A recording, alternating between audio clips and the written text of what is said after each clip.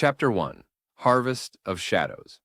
The Wallace family truck bounced along the dirt access road, each jolt sending ripples through the endless sea of barley.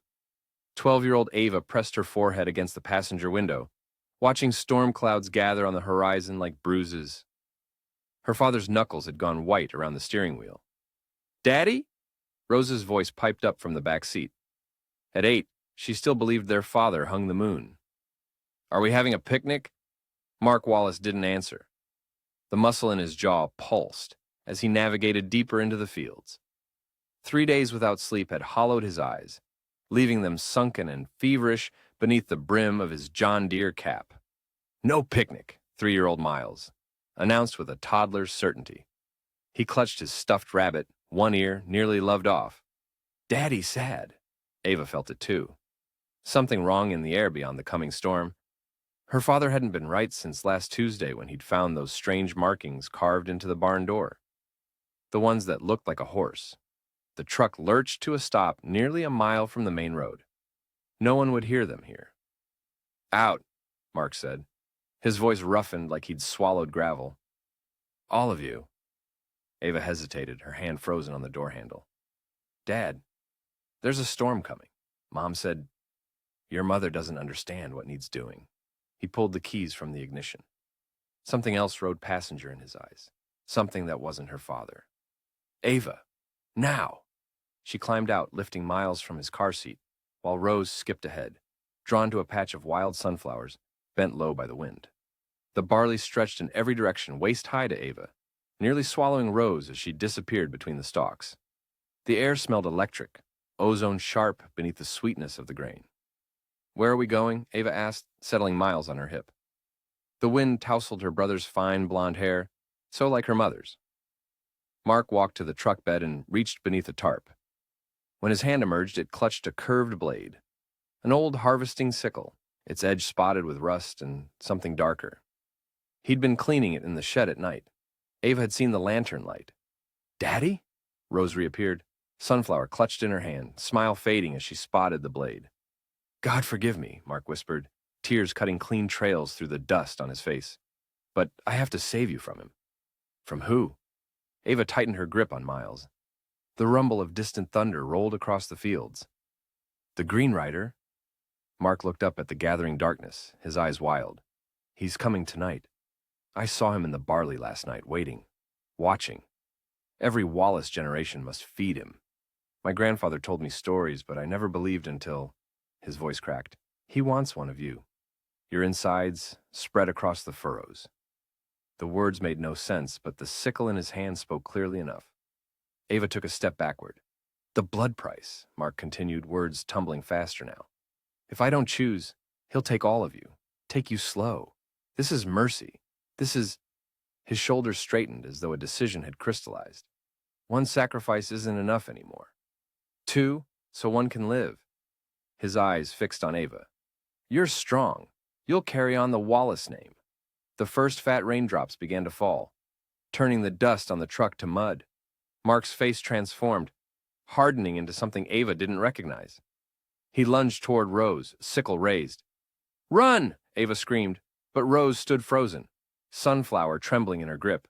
The blade came down in a whistling arc. Rose didn't scream, just made a small, surprised sound as the sickle opened her from sternum to navel. She looked down at herself, curious, as though the red gushing between her fingers belonged to someone else. The sunflower dropped, golden petals instantly soaked crimson. "I'm sorry," Mark sobbed, catching his daughter as she crumpled. "I'm sorry." He lowered her to the ground with terrible tenderness, hands steady now as he slid the blade deeper. Ava couldn't move, couldn't breathe. Miles whimpered against her neck. Too young to understand, but sensing the wrongness as his sister's blood seeped into the soil. Rain fell harder now, sluicing through Rose's splayed fingers. Mark worked with mechanic precision, the madness in his eyes giving way to grim purpose. When he finally turned toward Ava and Miles, his arms were slicked to the elbows, shirt plastered to his chest with rain and worse. "Give him to me, Ava." His voice had changed, gentler now, almost normal. "It will be quick. He won't feel it." Miles squirmed in her arms. Daddy read, he observed. Something snapped inside Ava. She backed away, heart hammering against her ribs. You're not my father, she whispered.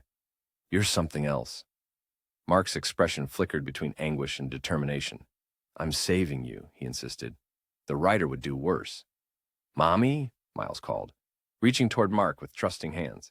She can't help us now, Mark said, advancing with the dripping sickle. No one can. Thunder crashed directly overhead, momentarily blanking the world white. Ava turned and ran, clutching Miles to her chest. Barley whipped her face and arms as she plunged into the field, stalks parting and closing behind her like water. Ava! Her father's voice cut through the storm. Don't make this harder! She ran blind, rain pelting her face. Miles was heavy, growing heavier with each step. The field seemed endless, a maze with no exit. Behind her, she heard Mark crashing through the barley in pursuit.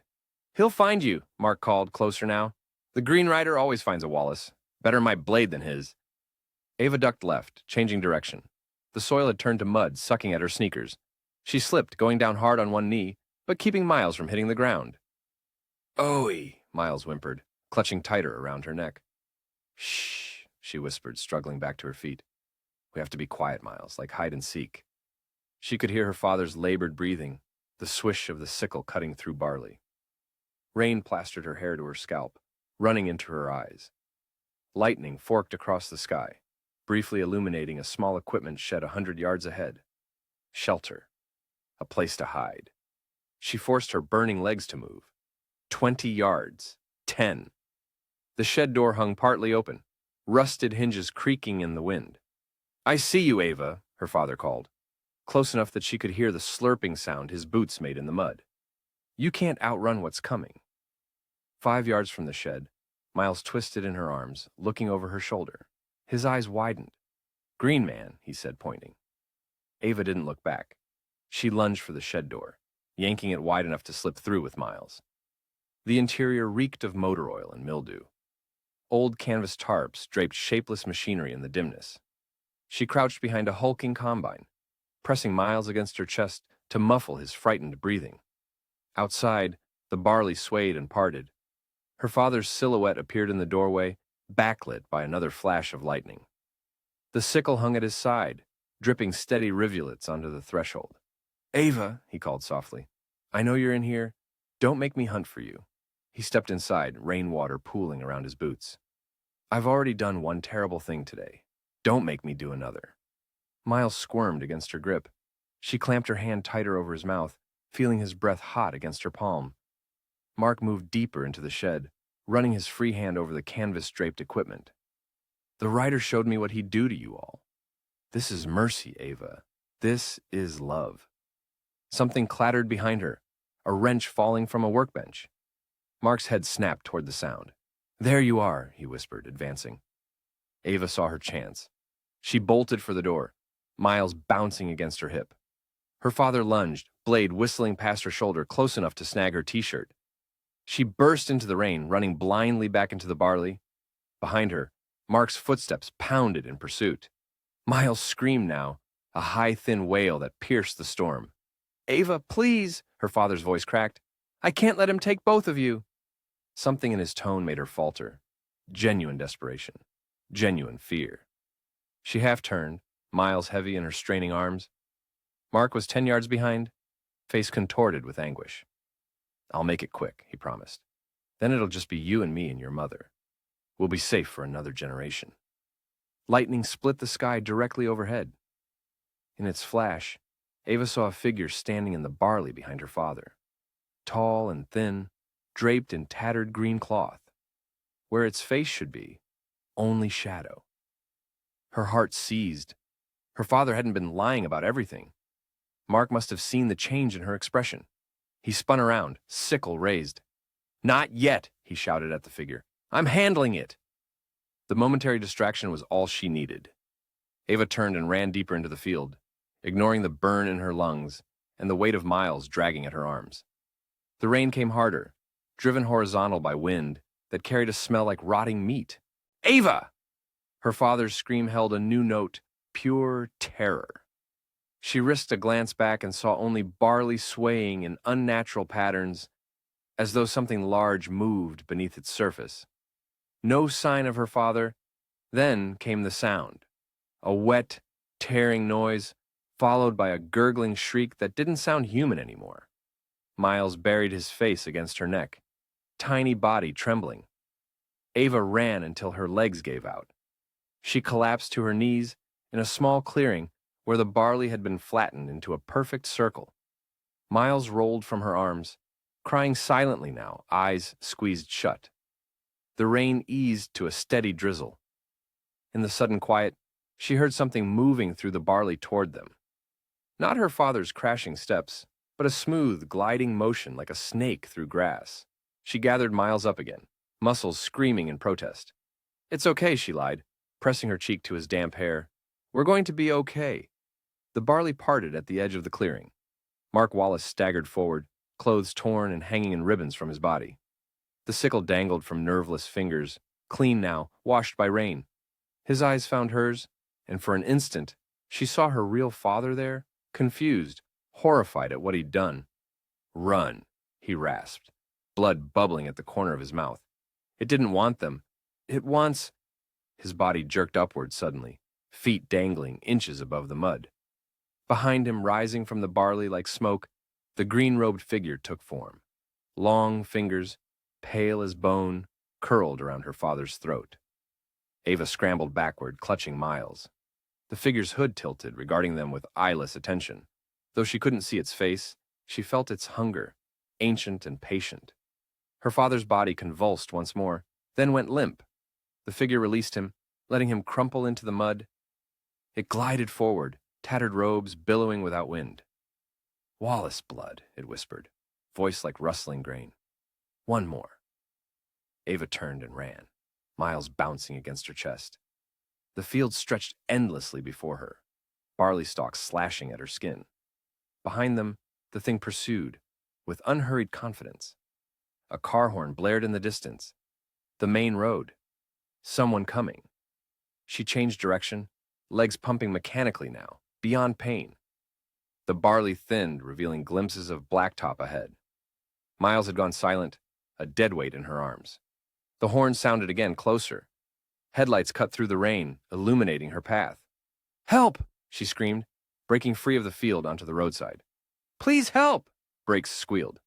A pickup truck skidded to a halt on the wet asphalt. The driver's door flew open and a man in a sheriff's uniform leapt out, hand on his holstered pistol. "Jesus Christ," he muttered, taking in her blood-spattered clothes and the unmoving child in her arms. "What happened to you?" Ava turned back toward the barley field, arm raised to point, but the green figure was gone. Only the grain remained, swaying innocently in the dying storm. "My father," she managed, knees finally buckling. "My sister. He... The sheriff caught her before she hit the ground, easing Miles from her failing grip. His weathered face swam in her vision as consciousness began to slip away. "I'm Sheriff Carter," he said, voice steady, as he guided her to the truck. "You're safe now." But even as darkness claimed her, Ava knew it wasn't true. No one was safe. The Green Rider had found the Wallaces again. And it was still hungry. Chapter 2. Fragments in the Furrows. Sheriff Ray Carter stood in ankle-deep mud, rain beating on his department-issued slicker. The storm had passed, leaving behind a sky the color of a day-old bruise. He surveyed the trampled barley flattened by feed and weather and worse things. "Jesus Christ," Deputy Michael Torres whispered, crouching beside the small body. The young officer's complexion had gone ashen beneath his olive skin. "Sheriff, I've never seen anything like this." Carter hadn't either, not in 26 years wearing the badge in Alder County. Rose Wallace lay splayed in the mud, chest cavity excavated with surgical precision. No blood pooled beneath her, as though the rain had washed it away or the earth had drunk its fill. "Bag her hands," Carter said, voice professionally flat despite the stone in his gut. "And get Winters out here with the coroner's wagon." Torres nodded, grateful for instructions that carried him away from the dead child. Carter watched him radio in, then turned back to the scene. County Search and Rescue had found Mark Wallace 200 yards east, unconscious but alive, throat bruised with finger-shaped contusions that matched no human hand Carter had ever seen. The rain had destroyed most evidence. Footprints dissolved to shapeless depressions, blood diluted and absorbed by hungry soil. But something about the scene bothered him. Carter knelt beside Rose's body, careful not to disturb the surrounding area. "Where are your insides, sweetheart?" he murmured. The chest and abdominal cavities were empty. No heart, no lungs, no intestines. Just a hollowed shell like a gutted deer. "Sheriff!" The call came from near the equipment shed. Deputy Hathaway waved him over, face grim beneath her ponytail. "What have you got?" Carter asked, ducking under the yellow crime scene tape. "Drag marks." She pointed to a compressed trail through the barley, ending at a battered livestock trailer hitched to a rusted tractor. "And this." The trailer door hung open, revealing a darkness that smelled of old hay and fresh rot. Carter flicked on his maglite and stepped up into the metal box. The beam caught something nestled in the corner, half buried in moldering straw. His breath caught in his throat. "Get Torres back to the car," he ordered, not taking his eyes off the discovery. "He doesn't need to see this." "What is it?" Hathaway asked, peering over his shoulder. Carter stepped aside, letting her see. Rose Wallace's head sat upright on the trailer floor, eyes open and unblinking. But it wasn't the severed head of a fresh kill. The skin had tightened over the skull, darkened to the texture of tanned leather. Lips had pulled back from small teeth in a rictus smile. The hair remained blonde and silky, incongruously alive against the mummified flesh. "That's not possible," Hathaway whispered. "She was killed yesterday." "Yeah." Carter stared at the impossible preservation. The skin that looked years dead on a child, killed hours ago. "Mark Wallace has some explaining to do." The Alder County Sheriff's Department occupied the first floor of the town's modest civic building. Its interview room doubled as a break room, when not needed for suspects, a fact evident from the coffee stains on the industrial carpet, and the vending machine humming in the corner. Mark Wallace sat hunched at the metal table, arms wrapped around himself, as if cold despite the room's stuffiness. His muddy overalls had been exchanged for county orange scrubs, the standard issue for prisoners awaiting formal charges. The fluorescent lights deepened the hollows beneath his eyes. "Mr. Wallace," Carter began, sliding into the chair opposite, "I'm required to remind you that you have the right to counsel present during questioning." Mark's eyes flickered up, then away. "No lawyer can help me now." Carter thumbed the record button on his digital device. "Interview with Mark Wallace, June 8th, 2:30 p.m. Present are myself, Sheriff Ray Carter, and Deputy Michael Torres." He cleared his throat. "Mr. Wallace, can you tell us what happened yesterday in your barley field?" Mark's hands trembled as he pressed them flat against the table. "I killed my little girl," he said, voice hollow. "I tried to kill my boy. Would have killed Ava, too, if she hadn't run." Torres flinched visibly, but Carter maintained his composure. "Why did you do that, Mark?" "To save them." Mark looked up, eyes fever-bright. "From him. From what he would have done to them." "From who?" "The Green Rider." Mark leaned forward, lowering his voice as though sharing a secret. "He comes every generation. Grandfather told me stories when I was a boy. Said it was just old country tales from the old place in Czechia. But he's real, Sheriff. I saw him 3 nights ago, standing in my barley. Green robes, smell like rot. No face under that hood, just darkness where eyes should be." Carter exchanged glances with Torres. "And this Ryder wanted you to kill your children?" "Not all of them." Mark's fingers curled into fists. "Just one. One child's insides spread across the furrows. The blood price for a good harvest. For protection." His voice broke. "But I couldn't choose. How does a father choose? So I thought, if I did 2, quick and merciful, he might spare the 3rd. You're saying you eviscerated your daughter as a sacrifice?" Carter kept his tone neutral. "No." Mark slammed his palm against the table. "I killed her clean. One stroke. I wouldn't—" His face contorted. "It wasn't me who took her insides, or her head." Carter stiffened. They hadn't released that detail. "Who did?" "The rider." Mark's eyes darted to the corners of the room, as if expecting to find the figure watching. "He said I broke the covenant. Said one child wasn't enough anymore." A sob escaped him. "He's still hungry. He'll come for Ava." Torres shifted uncomfortably. "Sir, if I could—" Carter silenced him with a look. "Mark, We found Rose's head in your livestock trailer. Can you explain that? He takes trophies, Mark whispered, scratching at his forearms where inflamed welts had appeared. He took her insides for the soil, took her head to remind me of my failure. What about Miles? Carter pressed. Your son. A look of confusion crossed Mark's face. Miles? Miles is at home with Sarah. Miles is fine. Carter shut his eyes briefly. Mark, Miles is in intensive care at Missoula Regional. He's alive, but doctors aren't sure if he'll wake up. Mark stared blankly. No, Miles is fine. The rider didn't take Miles. Carter leaned forward. You attacked Miles with the same sickle you used on Rose. If Ava hadn't gotten him to the road, he'd be dead too. No, Mark shook his head violently. No. I wouldn't hurt my boy. Not my Miles, not my... Comprehension dawned in his eyes, along with horror so naked that Carter almost believed him.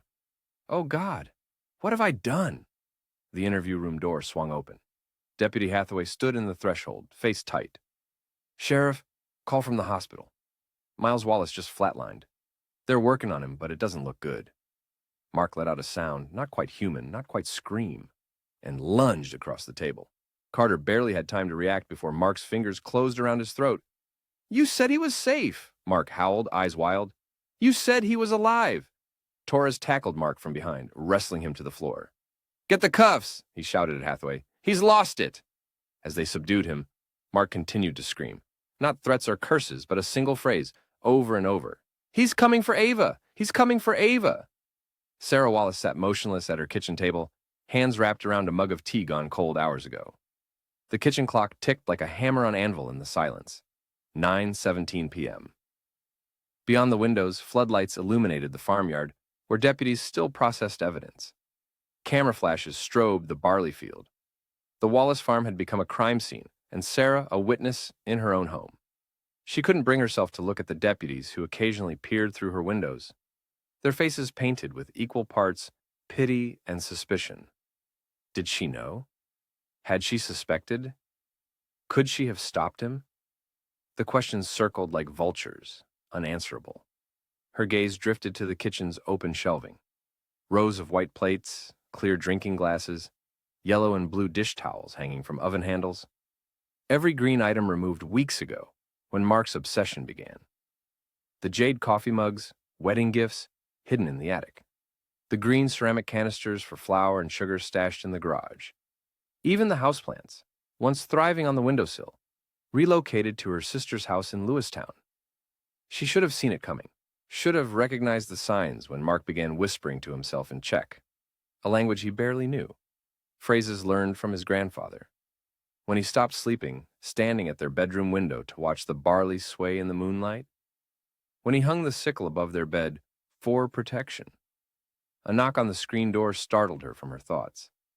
A woman in a sheriff's department uniform stood on the porch, short blonde hair framing a lean face. Mrs. Wallace? I'm Deputy Hathaway.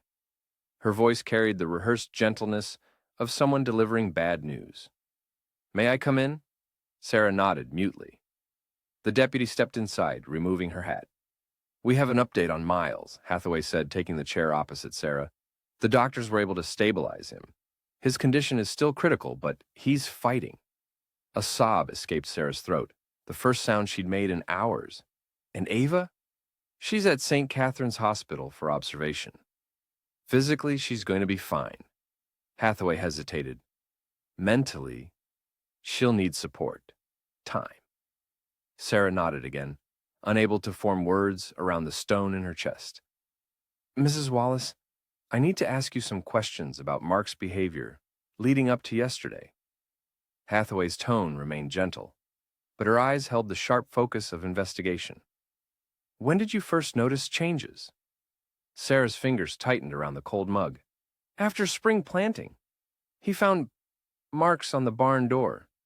Said they looked like a horse. She swallowed hard. He became obsessed with old stories his grandfather told him. Something about a rider in green who demanded tribute. Did he ever threaten to harm the children? No! The denial burst from her with surprising force. Mark adored those children. He would never... Her voice trailed off, the contradiction between her words and her reality too vast to bridge. Hathaway nodded. And the green things?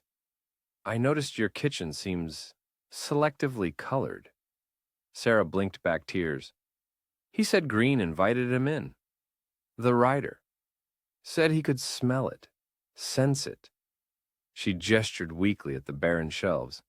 I thought it was harmless, a superstition, something to humor him through whatever breakdown he was having. But you didn't seek help for him. The accusation lay between them, unspoken but present.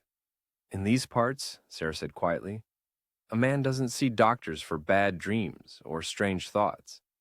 He prays harder, works longer hours, drinks a little more maybe. We don't, she faltered. We didn't have words for what was happening to him. Hathaway's radio crackled. She excused herself to the porch, speaking in low tones that Sarah couldn't make out. When she returned, her expression had hardened. Mrs. Wallace, I need you to come with me to the station. Sarah felt cold spread through her limbs. Am I under arrest? No, ma'am. But we've had to place your husband in isolation. He's become violent. Keeps talking about the Wallace blood and something coming for Ava. Hathaway hesitated. And there's been a development with the evidence we recovered. What development? The mummified head we found in your trailer? The lab results just came back. Despite appearances, the tissue is fresh, less than 24 hours old. They're calling it rapid desiccation of unknown origin. Hathaway met her eyes directly. Do you know anything about Czech burial practices, Mrs. Wallace? Anything Mark might have mentioned about preserving remains? Sarah's stomach clenched. Something scratched at the kitchen window. Branches from the old apple tree, stirred by evening wind. But when she looked, the tree stood motionless in the heavy air. The scratching continued. On the window pane, frost patterns spread in the June heat, forming the crude outline of a rider on horseback. We need to leave, Sarah whispered, rising from her chair. Now! As if in answer, every light in the farmhouse flickered and died, plunging them into darkness, broken only by the deputy's flashlight and the distant strobes from the barley field. Sheriff, Hathaway shouted into her radio, we need backup at the main house. Now! But in her heart, Sarah knew no backup would arrive in time. The Green Rider had found the homestead, and like her husband, she'd failed to protect her family from his appetite. Chapter 3. Genesis of Titan. The Montana Bioresearch Institute stood incongruously amid rolling pasture land, a pre-war dairy barn retrofitted with gleaming modern additions. Solar panels crowned its gambrel roof, and reinforced glass wings extended from its weathered red flanks like crystalline tumors. Marcus Hale parked his Subaru beside a row of company Priuses, eyeing the facility with professional skepticism. Doesn't look much like a cutting-edge laboratory, he remarked, killing the engine. Beside him, 13-year-old Leo slouched deeper into his hoodie. Do I have to come in? I could just wait in the car. Part of the deal, buddy. Marcus reached across to ruffle his son's hair, a gesture Leo had once welcomed, but now endured with teenage stoicism. They granted exclusive access only if I brought the next generation of science communicators. Dr. Vargas was very specific. Leo sighed with the bottomless martyrdom of adolescence. Fine, but if they make me wear a hairnet, I'm leaving. The Institute's lobby preserved the barn's original beams, while housing security stations and sleek visitor kiosks. A receptionist behind bulletproof glass checked their credentials with practiced efficiency. Dr. Vargas is waiting for you in the observation suite. She handed them visitor badges. Please keep these visible at all times.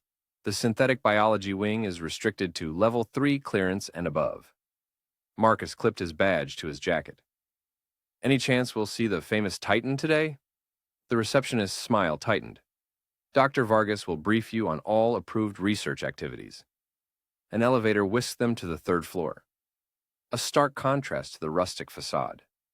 Sterile corridors with keypad-secured doors stretched in both directions. The air smelled of antiseptic and something else.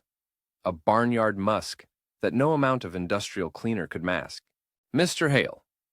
Dr. Elena Vargas strode toward them, lab coat billowing behind her like a cape. Tall and angular, with silver-streaked black hair pulled into a severe bun, she moved with the decisive energy of someone perpetually running late. "And this must be Leo.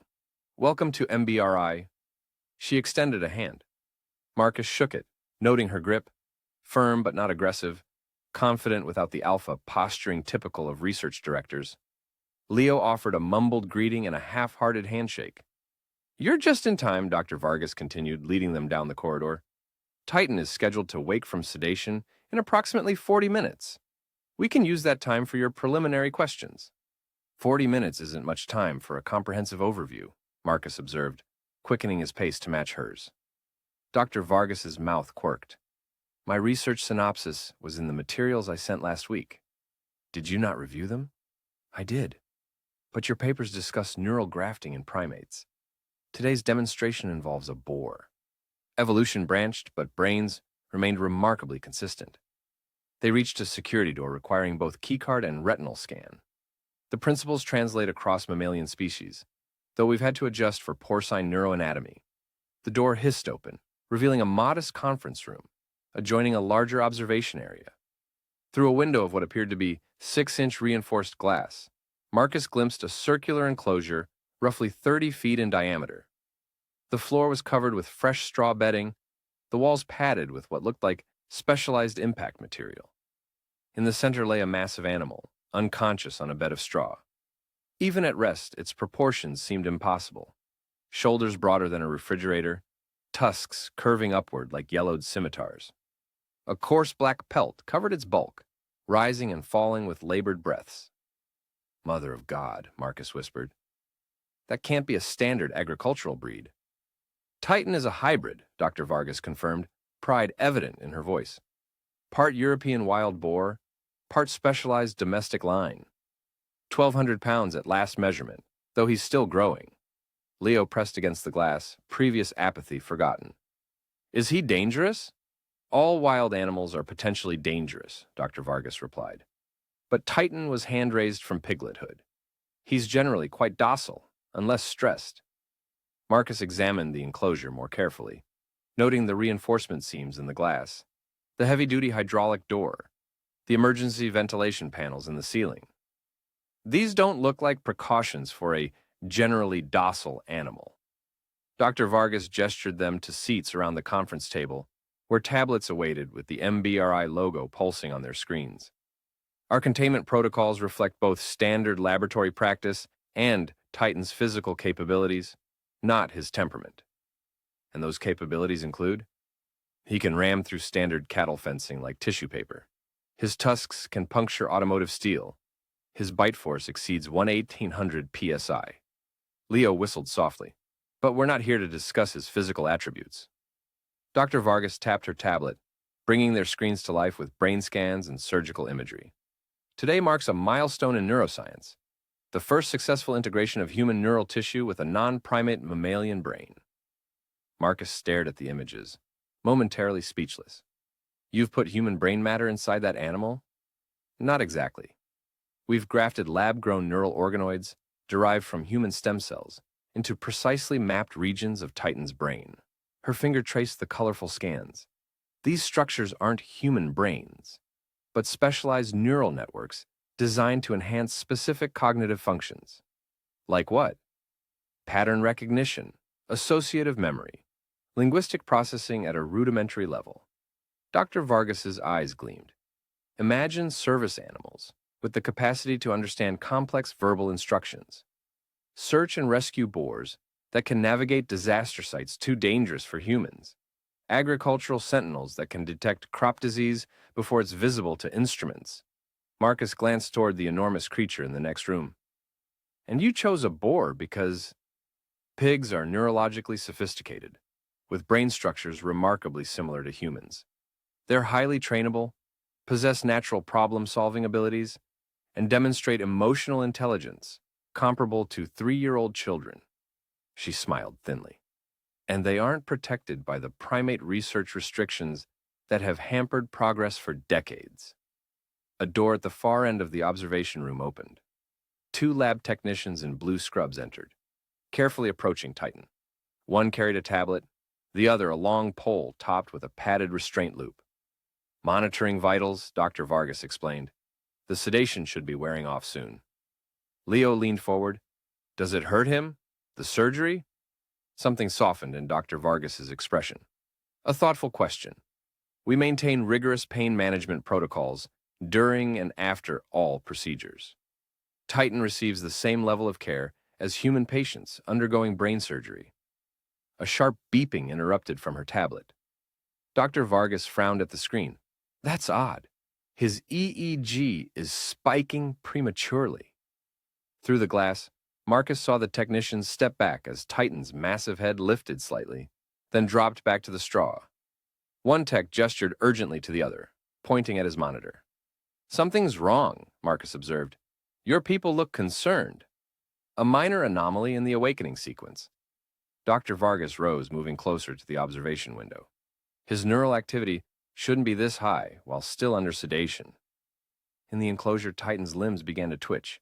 First the foreleg, then the massive haunches. His breathing accelerated, foam flecking the corners of his mouth. The technicians backed toward the exit, pole forgotten on the straw. Should we be watching this? Leo asked, voice small. Dr. Vargas pressed a button on the wall. Hernandez, what's his status? EEG is off the charts, a static-laden voice replied. Heart rate 140 and climbing. Cortisol levels suggest extreme distress. Administer the backup sedative, Dr. Vargas ordered. Already did. 3 minutes ago. No effect. Marcus watched uneasily as the boar's twitching intensified. Dr. Vargas, perhaps we should continue this another day. She ignored him, eyes fixed on her creation. Neural integration must have proceeded faster than projected. The graph sites are fully innervated already. In the straw bed, Titan's enormous body convulsed once, violently. His eyes snapped open. Not the dull awareness of a livestock animal, but something penetratingly alert. The boar rolled onto his stomach, rising slowly onto trembling legs, like a newborn fawn finding balance. Beautiful, Dr. Vargas whispered. The technicians had reached the exit door, punching frantically at the keypad. Titan swung his massive head toward them, nostrils flaring. He inhaled deeply, tasting their scent. Then he screamed. The sound drove needles into Marcus's ears. Not a pig's squeal, but something horribly hybrid. A shriek that began as animal distress and modulated into something almost human. It rose in pitch until the observation window vibrated in sympathy. Jesus Christ, Marcus gasped, pulling Leo away from the glass. What is that? Dr. Vargas stood transfixed, face illuminated with what Marcus recognized as scientific ecstasy. Neural integration, she breathed. Complete. In the enclosure, Titan charged. He crossed the 30-foot space in seconds, 1,200 pounds of muscle and rage slamming into the reinforced glass with a boom that shook the conference room. The window held, but a web of hairline fractures spread from the impact point. The technicians finally got their door open, tumbling through and sealing it behind them, just as Titan wheeled for a second charge. Again, the massive skull crashed against the barrier, this time striking higher. This wasn't in your research summary, Marcus said, backing toward the exit, with Leo clutched against him. This isn't a milestone, it's a catastrophe. Dr. Vargas finally seemed to register their presence again. Unexpected aggression is common during post-operative recovery, she said dismissively. He'll calm once the sedatives fully clear his system. As if in response, Titan stopped his assault on the glass. He backed up several paces, massive sides heaving. His eyes, intelligent, focused, swept the observation room, cataloging each human face. When his gaze reached Leo, he stilled completely. He's looking at me, Leo whispered. Animals can't make sustained eye contact with humans without specialized training, Dr. Vargas said automatically, but her voice lacked conviction. Titan approached the glass again, movements measured now. He stopped inches from the barrier, directly in front of Leo. His breath fogged the surface between them.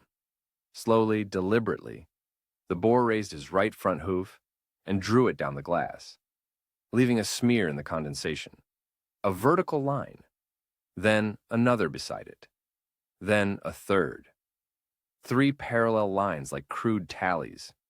That's impossible, Marcus breathed. Dr. Vargas stepped closer, transfixed.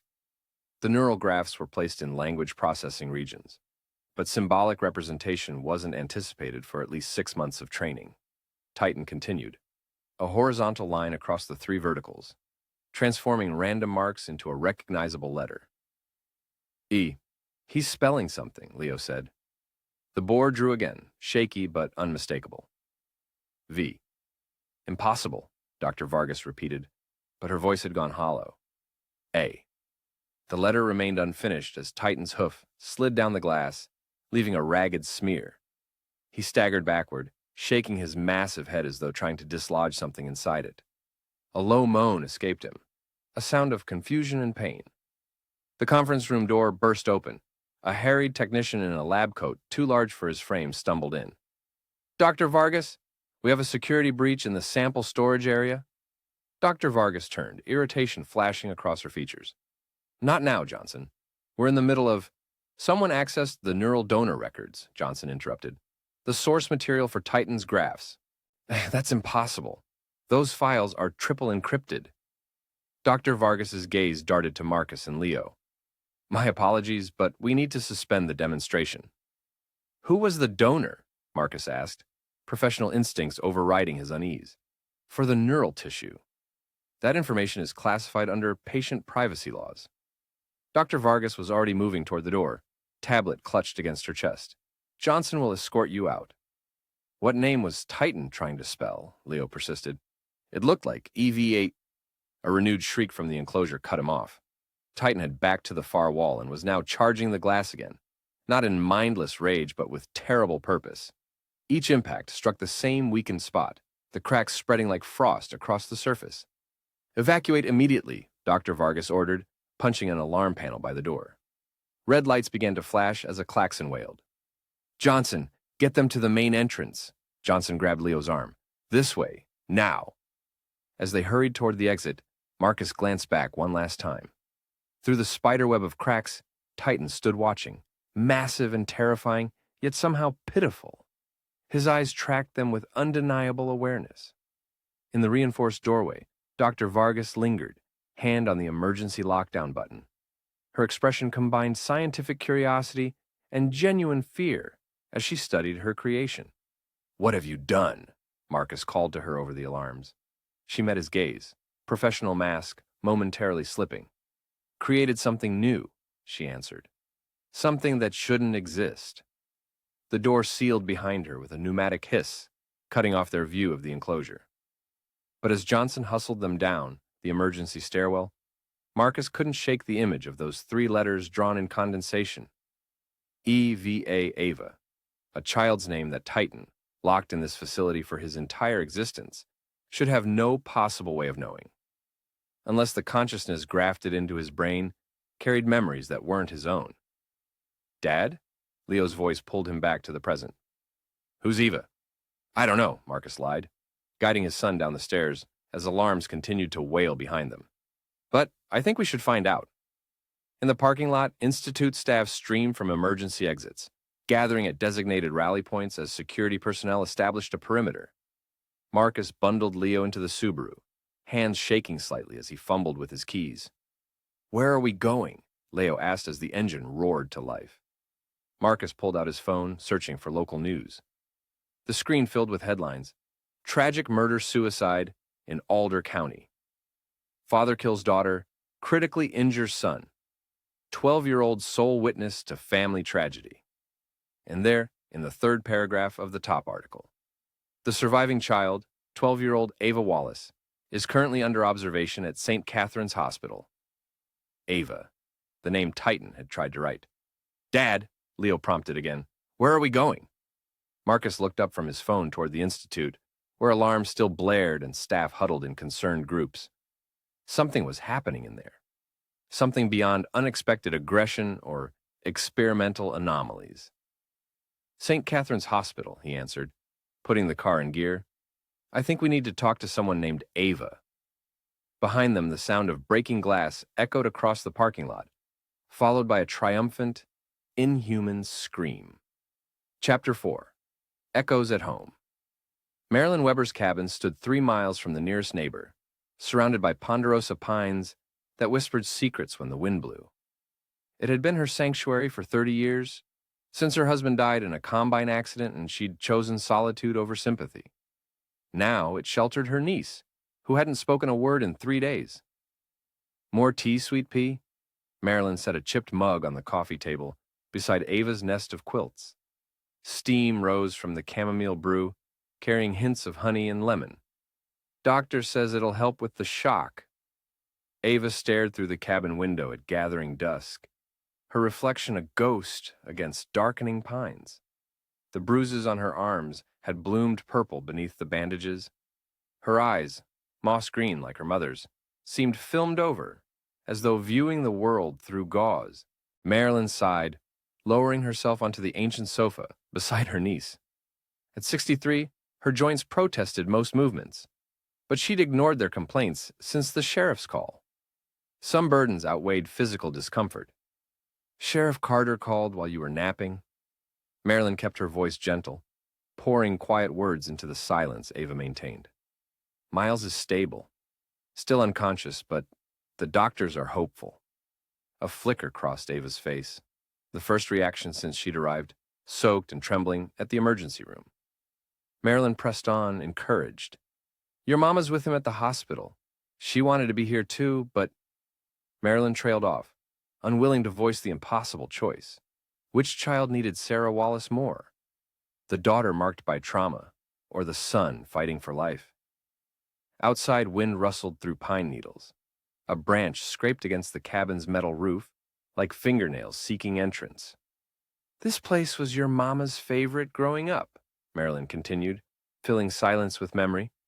Every summer, she'd spend weeks out here, swimming in the creek, hunting for arrowheads in the meadow. Ava's fingers twitched against the quilt. Tiny movements, but movement nonetheless. You're safe here, Ava. Marilyn squeezed her niece's cold hand. Whatever happened in that field, it's over now. Ava turned from the window, meeting her aunt's gaze directly for the first time. Her lips parted, cracked from dehydration and silence. He's still hungry, she whispered. The words hung between them, simple yet weighted with terror. Then Ava's eyes slid back to the window, back to watching darkness gather between tree trunks. Marilyn suppressed a shiver, forcing brightness into her voice. Well, I'm fixing venison stew that'll stick to your ribs.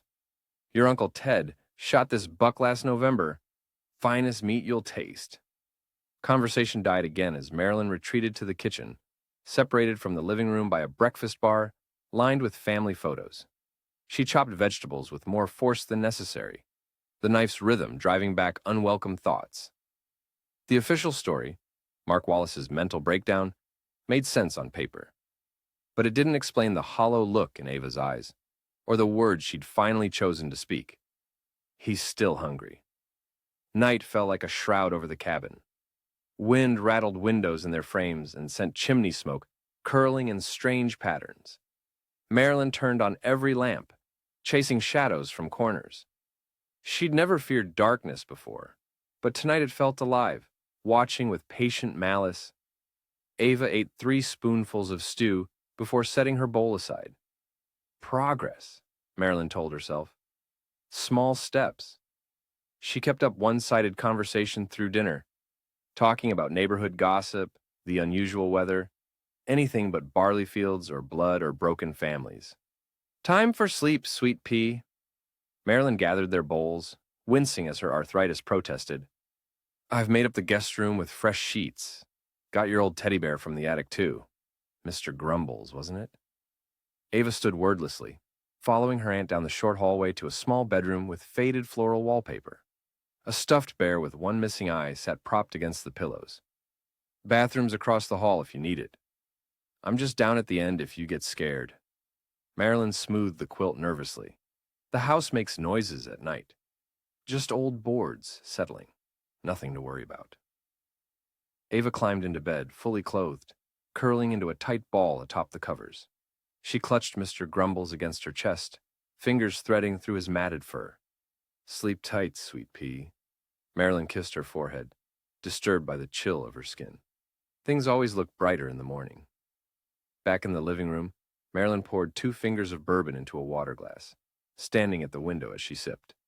Through bare branches, a waxing moon cast silver light across the clearing. The wind had died, leaving unnatural stillness in its wake. Her gaze drifted to the edge of the property, where forest crowded close. Something moved between trunks, perhaps a deer, perhaps shadow playing tricks. She squinted, tracking movement until it resolved into a figure, standing motionless at the tree line. Human-shaped, but wrong somehow. Too tall, too still. Marilyn set down her glass, fumbling for the rifle Ted had insisted she keep loaded beside the door. But when she looked back, the figure had vanished. Nothing remained but moonlight on empty space. Just nerves, she thought, heart hammering against her ribs. Just an old woman seeing things. Still, she checked the locks twice before retiring to her bedroom.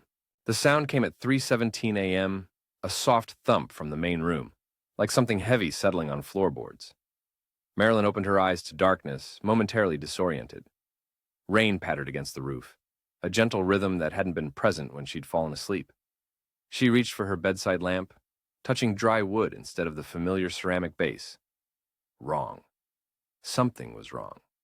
Her bedroom smelled different, earth and decay, beneath the familiar scent of lavender sachets. Cold air brushed her face despite closed windows. "Who's there?" Marilyn whispered, voice thin in the darkness. Silence answered, broken only by rainfall and her own pulse thudding in her ears. She fumbled for her phone on the nightstand, fingers closing around cool metal. The screen illuminated, throwing harsh white light across rumpled sheets. 3:18 a.m. Another thump, louder this time. Marilyn swung her legs over the edge of the bed, arthritis forgotten in the surge of adrenaline.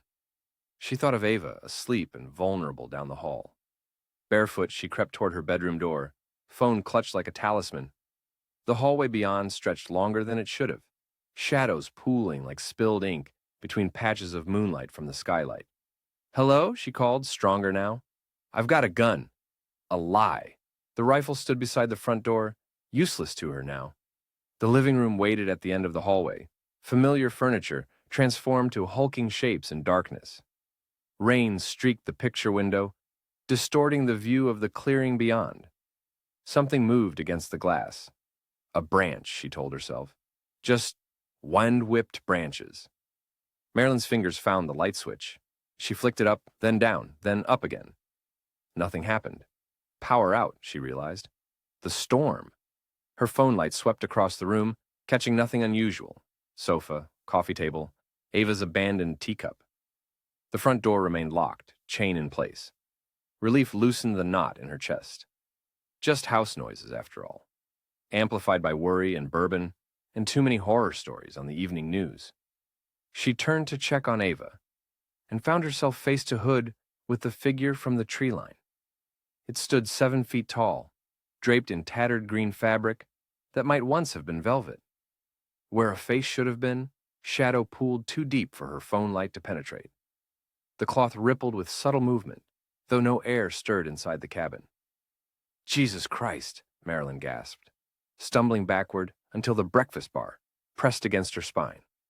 The figure glided forward, not walking but flowing like fog across the floorboards. Beneath its robes, something clicked against wood with each advance. Not feet, something harder. "What do you want?" Her voice emerged as a whimper, phone light trembling across the apparition. The hood tilted, curious. From its depths came a sound like rustling grain. "Wallace blood," it whispered. "The covenant remains." Marilyn's thoughts raced to Ava, asleep down the hall. Her niece, her blood. "There's no one here by that name," she lied, edging sideways toward the kitchen. If she could reach the butcher block, the knives... "I can smell her," the figure replied. Pale hands emerged from green sleeves, long-fingered, bloodless, nails curved into yellowed talons. Fresh fear, tender organs, young blood to feed the fields. It reached for her, moving with sudden speed that belied its languid approach. Marilyn screamed, ducking beneath its grasp and scrambling toward the kitchen. Her hip connected with the counter edge, pain shooting down her leg. The knife block stood 3 feet away. She lunged for it, fingers closing around the chef's knife handle as the green-robed figure flowed around the breakfast bar in pursuit. "Stay back!" Marilyn brandished the knife, blade catching moonlight through the window. I won't let you touch her. The hooded figure paused, regarding the knife with what felt like amusement. Steel cannot harm me, woman. I am older than metal. It raised those terrible hands. But I will have what I came for. Over my dead body, Marilyn hissed, channeling every ounce of protective fury into her voice. As you wish. It moved like striking lightning. There, then impossibly there. Talons caught Marilyn's wrist, crushing with unnatural strength. The knife clattered to the floor as pain exploded up her arm. She opened her mouth to scream again, but cold fingers clamped over her lips. Hush now, it whispered, pulling her close, until her face pressed against moldering robes. The child will have her turn. Beneath the fabric, Marilyn felt not flesh, but something hard and unyielding. A cage of bones where a torso should be. The smell overwhelmed her. Wet earth and rotting leaves and something coppery like old blood. She bit down hard on the fingers covering her mouth, teeth sinking into bloodless flesh. The figure hissed, not in pain, but apparent pleasure. Good, fight. Makes the organs sweeter. Its free hand pressed against her abdomen, talons dimpling her nightgown. She felt pressure, then a burning cold that penetrated skin and muscle. Her scream died as air rushed from punctured lungs. With terrible precision, the hand pushed deeper, fingers spreading to cradle her intestines like precious things. Marilyn's vision tunneled, darkness crowding the edges as pain beyond description radiated through her body. Thank you, the figure whispered, beginning to withdraw its hand with obscene slowness. Something wet and warm slithered out with it, her insides pulled into the open air. A gift freely given tastes sweetest. Marilyn tried to speak, to curse this thing harvesting her life, but blood filled her throat, choking words to gurgles.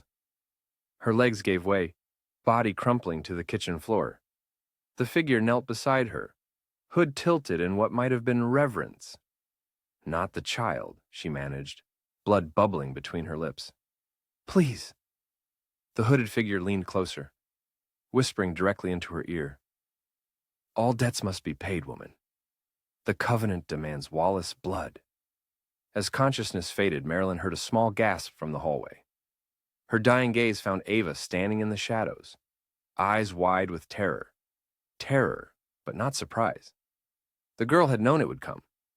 Under the guest room bed, Ava pressed herself against the dusty floorboards, trying to disappear into the wood grain.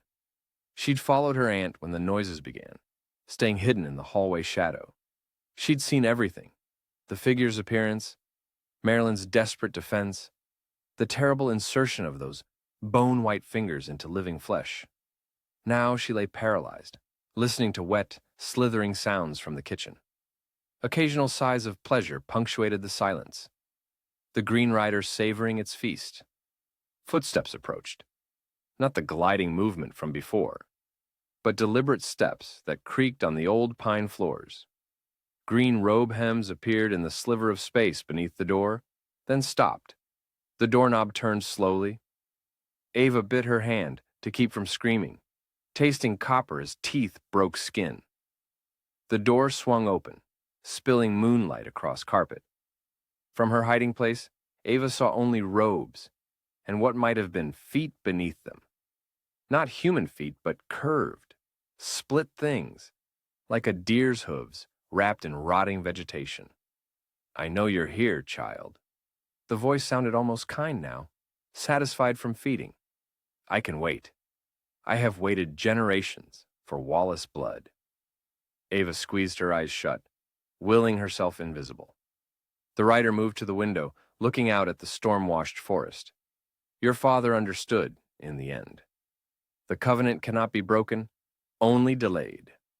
A sigh like wind through autumn leaves. But he tried to cheat me with mercy killings. Quick deaths. Bloodless. Useless. The hooves clicked across the floor, circling the bed. I need living fear, beating hearts, entrails warm from the body. The rider crouched, green robes pooling around those terrible split hooves, like your dear aunt provided. A hand extended beneath the bed. those same blood-stained talons that had torn through Marilyn's flesh. They stopped inches from Ava's face. "Not tonight," the rider whispered, "but soon. You cannot escape your birthright, Ava Wallace." The hand withdrew. The hooves clicked back to the doorway. "Your aunt says thank you," it added, voice distorting on the words, becoming briefly, horribly, Marilyn's own, "for giving her purpose in death." The door closed softly. Ava lay motionless beneath the bed until dawn broke, listening to rain on the roof and distant sirens approaching too late to help anyone but her. When Sheriff Carter's flashlight beam finally swept the room, he found her clutching Mr. Grumbles, the stuffed bear's remaining eye soaked with silent tears. "It's okay, Ava," Carter lied, holstering his weapon as he knelt beside her. "You're safe now." But in the hallway beyond, other deputies photographed what remained of Marilyn Weber, her body cavity hollowed like a gutted deer, organs arranged in careful patterns across the kitchen floor, and on the front door, 3 parallel lines drawn in blood. The Green Rider had marked its next destination. Chapter 5. Marble and Mirrors. Senator Diane Porter watched moonlight trace patterns on the ceiling of her Fairmont Hotel suite, listening to the soft breathing of the woman beside her. Washington sprawled beyond the floor-to-ceiling windows, a geometry of lights and shadows that never fully slept. 19 floors below, late-night traffic hummed like distant surf. "You're thinking too loudly," Miranda Chen murmured, rolling toward her. Dark hair spilled across white hotel linens, framing features that had graced countless protest banners and fundraising pamphlets. At 32, Miranda had already built EcoAction into the nation's most effective animal rights organization and made herself a persistent thorn in the side of industrial agriculture. "Committee testimony tomorrow?" Diane sighed, pushing herself up against the headboard. "Vargas's funding renewal. The usual bloodbath." Miranda's lips tightened. She sat up, sheet falling away to reveal a dragon tattoo coiling around her shoulder. "Tell me you're voting against her." "It's not that simple, and you know it." "It's exactly that simple." Miranda reached for the hotel robe draped across a nearby chair.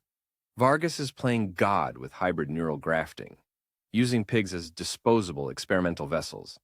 Everything your Clean Animal Act supposedly stands against." The accusation hung between them. Diane watched Miranda pace toward the wet bar, admiring the graceful economy of her movements, even in anger. They'd met 3 years ago at a charity gala, political adversaries who discovered more common ground in private than either would admit publicly. "MBRI's research has legitimate medical applications," Diane countered, sliding from bed to retrieve her own robe. Silk whispered against her skin, cool and impersonal after Miranda's warmth. "Neural regeneration for stroke victims. Potential treatments for Alzheimer's." "Bullshit." Miranda poured 2 fingers of bourbon into a crystal tumbler. "Vargas wants military contracts, experimental combat animals, surveillance pigs that can be remote-controlled through hostile territory. That speculation isn't supported by her published work, because she doesn't publish the classified research." Miranda took a sharp sip of bourbon. "My sources inside MBRI have confirmed DARPA funding channels through 3 shell corporations." Diane moved to the suite's 12-foot windows, gazing at the distant silhouette of the Capitol dome. Tomorrow she would sit beneath that dome, weighing the fate of research that could save lives, or create monsters. "Oversight exists for a reason," she said finally. "Better to shape the research than drive it underground." Miranda's reflection appeared beside hers in the window, smaller, fiercer, certainty blazing in her eyes where Diane harbored only questions. "You used to fight for principles, not political expediency." Miranda's voice softened, losing its activist edge. "That's why I fell for you." Diane turned, cupping Miranda's face in her hands.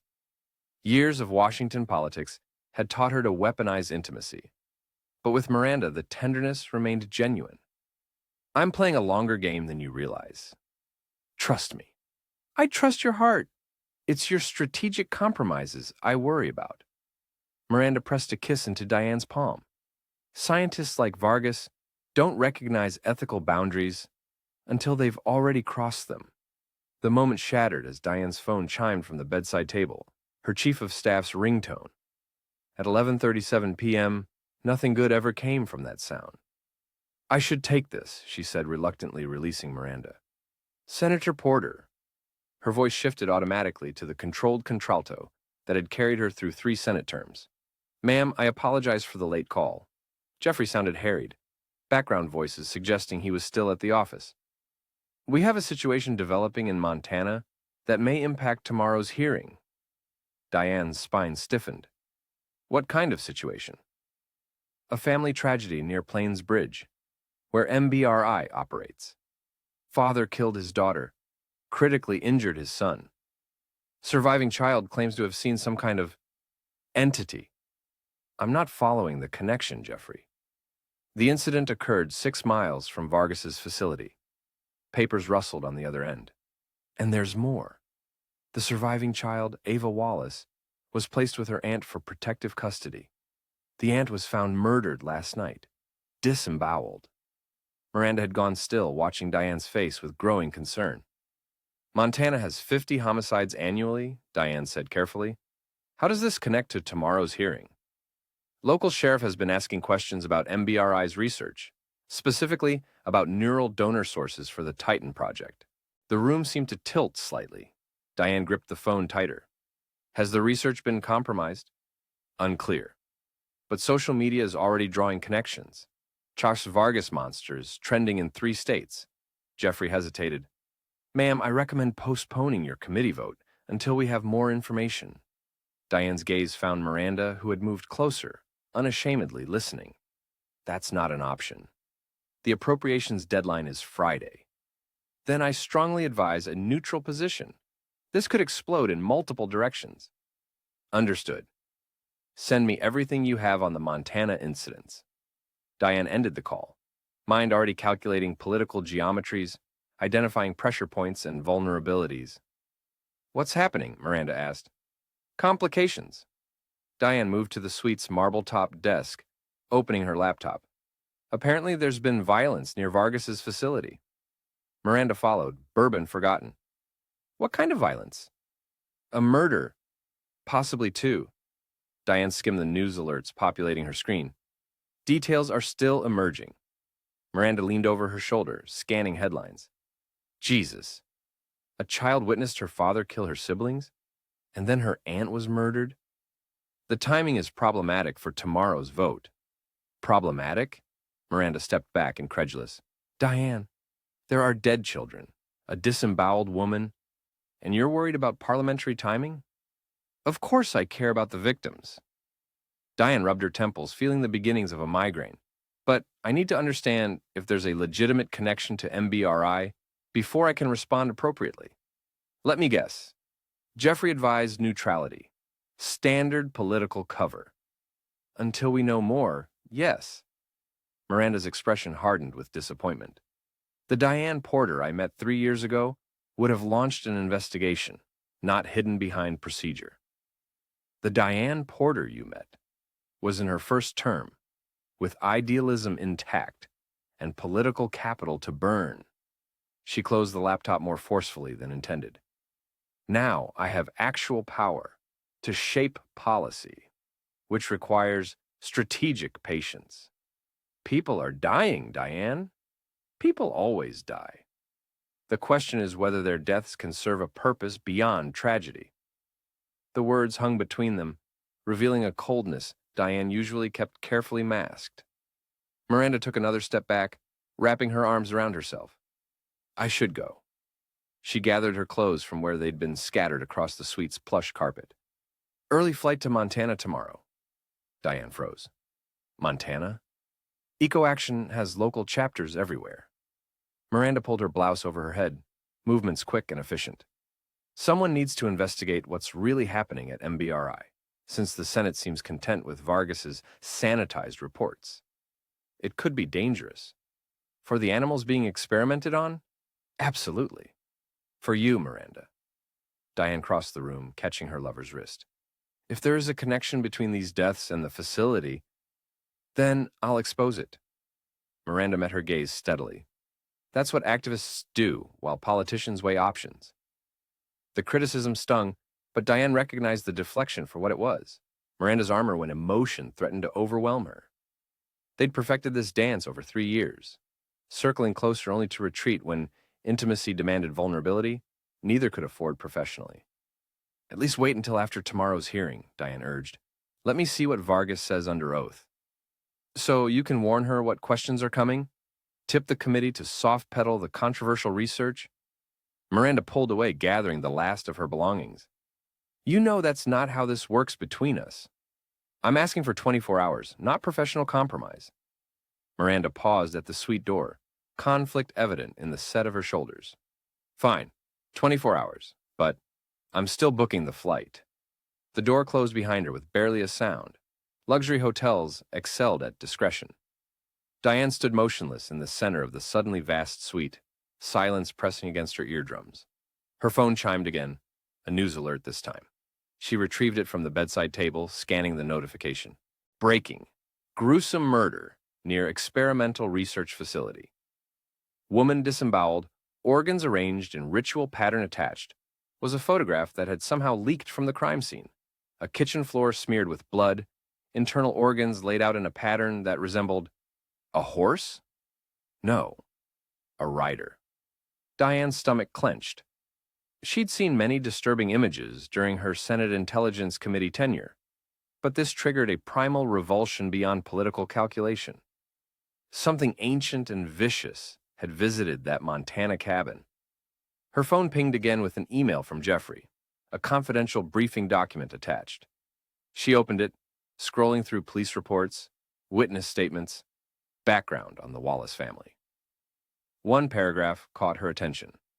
Subject Mark Wallace continues to reference a figure called the Green Rider, claiming it demanded child sacrifice for a blood covenant.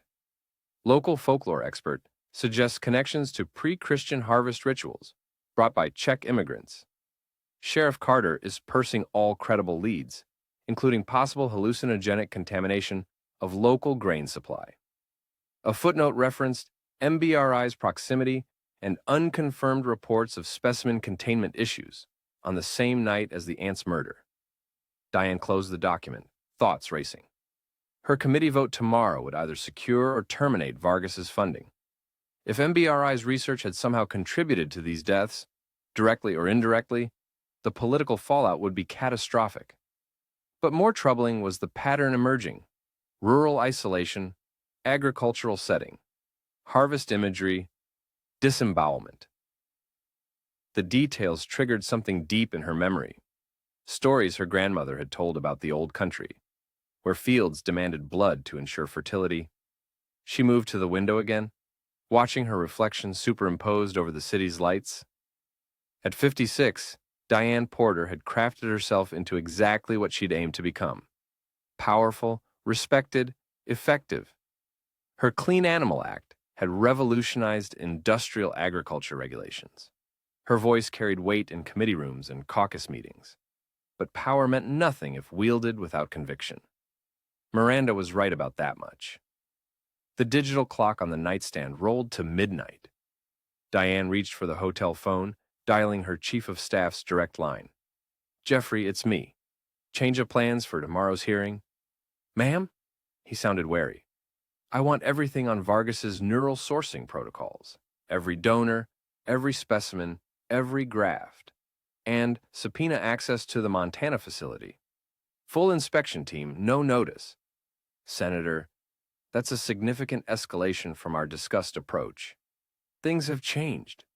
She watched her reflection harden into the fighter that had clawed her way from coal country to the Senate.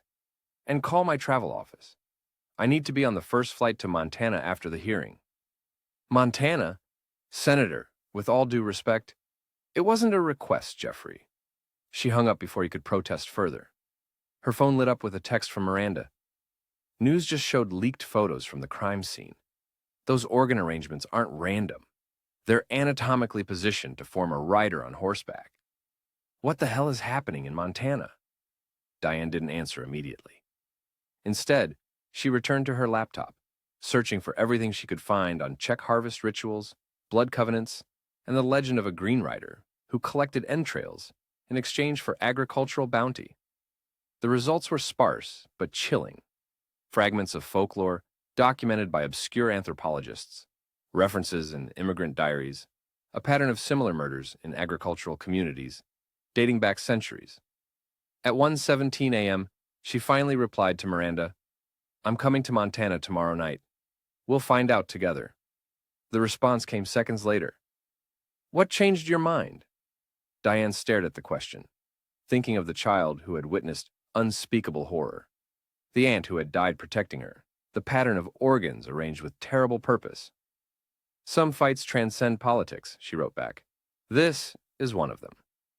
She closed the laptop and returned to bed, knowing sleep would prove elusive. Tomorrow she would confront Vargas publicly, demanding answers about neural grafting sources and containment protocols. By evening, she would be in Montana, trading marble corridors for blood-soaked farmland. As she lay in darkness, Diane couldn't shake the image from the crime scene photo. Organs arranged in the shape of a rider. The same pattern documented in centuries-old harvest rituals. The same figure a traumatized child claimed to have seen in a barley field. Something ancient had awakened in the Montana soil. Something that hungered for entrails and feared no human law. For the first time in decades, Senator Diane Porter found herself praying, not to the God of her childhood, but to whatever forces might stand between humanity and the nameless thing that rode the harvest fields. Outside her window, rain began to fall on Washington's empty streets, the rhythm oddly like hoofbeats against pavement. Chapter 6. A Name's Curse. Dr. Elena Vargas studied the neural activity readings with narrowed eyes. 3 days after Titan's violent awakening, the boar's brain still displayed patterns, unlike anything in scientific literature. Green and red lines spiked across her monitor, the visual representation of an impossible mind. "Abnormal theta wave synchronization," she murmured, tapping notes into her tablet. "Prefrontal cortex activity consistent with complex problem solving. But the emotional regulation centers are completely dysregulated." Dr. Kepler, her neurophysiology specialist, shifted uncomfortably beside her. "It's more than dysregulation, Elena. These patterns suggest two distinct consciousness signatures competing for dominance." Vargas shot him a sharp look. "That's not possible. Neural graphs don't create second consciousnesses." "Then explain this." Kepler pointed to a cluster of activity in the hippocampus region. "These memory access patterns couldn't have formed in a laboratory-raised boar. They're human memory structures, complex, interconnected, emotionally weighted." Through the reinforced observation window, Titan paced his containment unit. The walls now bore deep gouges, where tusks and hooves had tested every inch for weakness. After the escape attempt, they'd been forced to relocate him to the facility's highest security chamber, a converted slaughterhouse freezer with 18-inch concrete walls and aerospace-grade barriers. "What did the security breach reveal?" Vargas asked, voice carefully neutral. Kepler hesitated, glancing at the two-armed guards stationed by the observation room door. "Someone accessed donor files for batch N137, your neural organoid source material. That's classified under triple encryption. No one outside this room has clearance." "The access came from your terminal, Elena." Ice settled in Vargas's stomach. "That's impossible. I haven't accessed those records since initial grafting. System logs don't lie." Kepler lowered his voice further. "The donor was a male child, 8 years old, accident victim from Missoula Regional. Donors are anonymized." Vargas's voice took on a defensive edge. "Standard protocol for all neural tissue acquisition." "Yes, but..." Kepler swallowed visibly. "The timestamp shows someone ran a cross-reference against recent Montana news, specifically searching for the name Ava." Vargas's fingers tightened on her tablet. She'd built her career on ethical boundaries. Lines never crossed, protocols never compromised.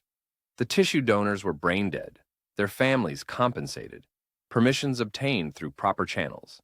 Everything documented, everything legal. Yet the name that had appeared on the observation room glass, drawn by an animal that should possess no language capacity, haunted her. "We need to run a controlled test," she decided, tapping commands into the room's audio system. "Stimulus response to auditory cues." Kepler's eyes widened. "You can't be serious." We're scientists, Matthew. We follow evidence wherever it leads. She pulled up a digital audio file.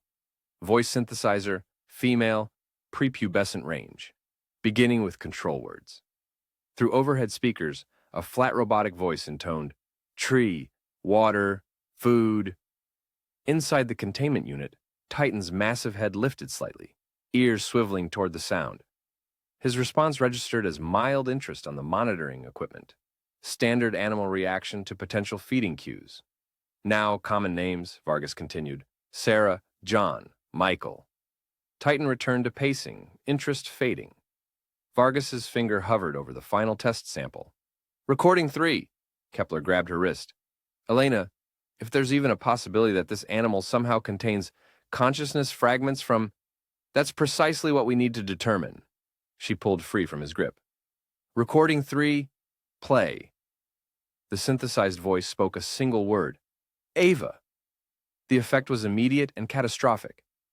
Titan froze mid-stride, muscles locking as though electrocuted. A shudder ran through his 1,200-pound frame, rippling from snout to tail. His head swung toward the observation window with terrible precision. On the monitors, neural activity exploded. Not the spikes of agitation, but something closer to seizure. A neural storm sweeping through brain tissue, never designed to house human consciousness. Holy shit, Kepler whispered. The boar's eyes, previously animal-dull despite their uncanny focus, seemed to change. Intelligence sharpened behind them, awareness gathering like a thunderhead. These were not a boar's eyes anymore. Play it again, Vargas ordered, scientific detachment warring with growing horror. Ava! Titan charged. His massive bulk hit the barrier at full speed, the impact reverberating through the observation room floor. Reinforced glass designed to withstand ballistic testing, spiderwebbed from floor to ceiling. He backed up and charged again, this time raking tusks across the fracture lines. Shut it down, Kepler shouted, backing toward the exit. Security Protocol 7! The guards raised tranquilizer rifles as gas hissed from ceiling vents inside the containment unit. Titan ignored it, continuing his assault on the barrier with methodical fury. Foam flecked his massive jaws, but his eyes remained terribly, impossibly human. He recognizes the name, Vargas whispered, unable to tear her gaze from the creature she'd created. He knows Ava Wallace. That's not possible. Kepler's voice cracked. The donor tissue came from a male subject, no connection to the Wallace family. Through the spreading cracks, Titan's gaze locked with Vargas's. His massive head lowered, tusks scraping glass with deliberate intent. This wasn't animal rage. This was communication. With horror, Vargas realized he was writing again. 3 vertical lines, then the crossbar to form an E. Who are you? She whispered. The gas finally took effect. Titan's legs buckled, his enormous body crashing to the floor. But not before his tusk completed a 5th mark, the clear shape of an REVAR. Evacuate the observation room, Vargas ordered, voice steadier than she felt. Full containment protocols. No one enters without my authorization. As staff hurried to comply, she remained frozen, staring at the message carved into bulletproof glass. Not Ava, as they'd assumed from the interrupted message days before. Avar, a name she didn't recognize. Yet it clearly meant something to the intelligence inhabiting Titan's augmented brain. What have we done? Kepler whispered beside her. Vargas had no answer, only the growing certainty that they had breached something beyond scientific understanding, and that the barrier between them and the consequences was rapidly fracturing. Sheriff Ray Carter watched the girl through the two-way mirror, unease prickling along his spine. Ava Wallace sat motionless at the interview table, hands folded in her lap, eyes fixed on the blank wall opposite. She hadn't spoken since they'd brought her in from the hospital. Not to the female deputy who'd offered her cocoa. Not to the child psychiatrist who'd attempted gentle questions. Just silent, watchful stillness that felt more assessing than traumatized. How long has she been like this? Deputy Torres asked, joining Carter at the observation window. Since we found her at Marilyn Weber's cabin. Carter rubbed his jaw, stubble rasping against calloused fingers. Hospital said physically she's fine. No injuries beyond the scratches from running through the barley field. And mentally? Carter had no answer for that. He'd seen trauma victims before. The 1,000-yard stares, the dissociative responses, the emotional withdrawal.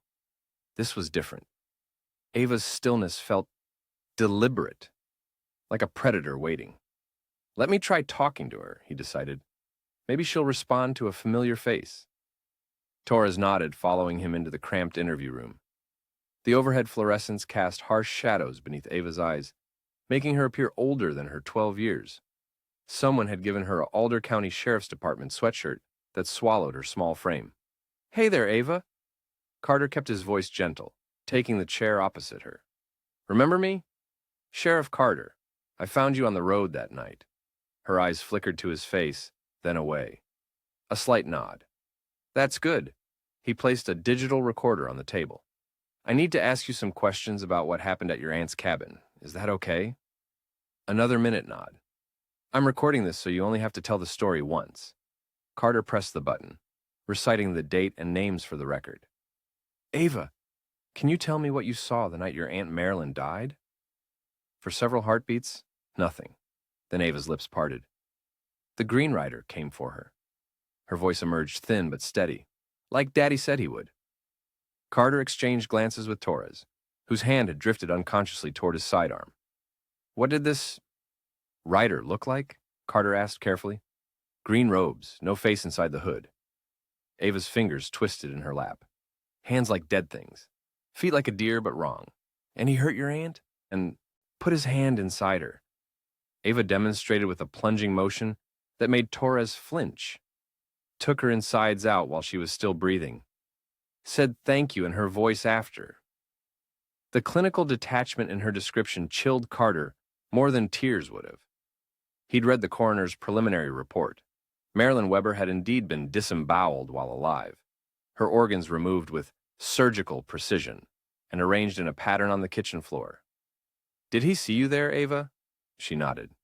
He knew I was under the bed. Said he'd come back for me. Said all Wallace blood must pay the covenant. What covenant is that? The blood price. Ava's gaze dropped to her hands. For good harvests, for protection. One child from each generation. The words echoed Mark Wallace's ranting, the same delusion that had driven him to attempt killing his own children. Except the matched details from father and daughter suggested something beyond shared psychosis. Has the writer spoken to you before? Carter pressed. Before your aunt's cabin? Something shifted in Ava's face. A subtle tightening around the eyes. A stillness that seemed to deepen. He whispers in the barley. Always has. What does he whisper? Names, the ones before. She looked up, meeting Carter's gaze directly for the first time. Rose and Miles weren't supposed to die. It was supposed to be me. A chill crawled up Carter's spine. Why you, Ava? Because I'm the one he marked. Her hand drifted to her chest, pressing against the sweatshirt. Since I was a baby. Marked how? Ava hesitated, then slowly pulled down the collar of the sweatshirt, revealing a birthmark just below her collarbone, a shape like 3 vertical lines crossed by a horizontal bar. The letter E. Carter frowned. That's just a birthmark, Ava. It doesn't mean... It's his mark. Her voice hardened, taking on an undertone that didn't belong to a 12-year-old girl. His claim. His hunger. The temperature in the room seemed to drop. Torres shifted uncomfortably, crossing himself with a quick, furtive gesture. Ava, Carter said carefully, I know you've been through something terrible, but there's no such thing as a green rider. Your father was sick, confused. Daddy knew. Ava's eyes had gone flat, like stones in a winter creek. Grandfather told him. Great-grandfather told him. All the way back to the old country, when we made the deal. What deal? Blood for bounty. One child's insides, each generation, spread across the furrows. A smile spread across Ava's face. Not a child's smile, but something ancient and knowing. But the covenant was broken. Mercy killings, quick deaths, no fear to flavor the organs. Carter felt sweat gather between his shoulder blades despite the room's chill. This wasn't trauma speaking. This was something else entirely. "Who am I talking to right now?" he asked, voice steady, despite the dread pooling in his gut. Ava's head tilted at an unnatural angle. "Smart lawman. Sees clearer than most." The smile widened until it seemed to split her face. "You may call me Harvester. I'm the one who collects what's owed." Torres had gone rigid beside Carter, hand now openly resting on his holstered weapon. "Sheriff," he whispered. "Something's wrong with her eyes." Carter saw it too. Ava's pupils had expanded until almost no iris remained. Black pools that reflected nothing. "Where is Ava?" Carter demanded, fighting to maintain professional calm. "The real Ava?" A laugh bubbled from the girl's throat. Not a child's giggle, but a cracked, ancient sound, like dried leaves crushed underfoot. "Still here, watching, learning what comes to those who run from their purpose." The laugh grew, deepening into something that shouldn't emerge from a 12-year-old's vocal cords, a raspy, wizened cackle that filled the small room. Torres backed against the wall, face drained of color. "Jesus Christ," he whispered. "Older than him," not Ava replied, voice dropping to a guttural growl. "Older than your stone buildings and metal toys. Old as hunger itself." Carter forced himself to remain seated, though every instinct screamed to retreat. "What do you want with Ava Wallace?" "What I've always wanted. What was promised." The thing wearing Ava's face leaned forward, skin stretched too tight across cheekbones, suddenly sharp as blades. "Blood covenant must be honored. Fields must be fed. Let her go," Carter said quietly. "Whatever you are, she's just a child. All children become sacrifice eventually."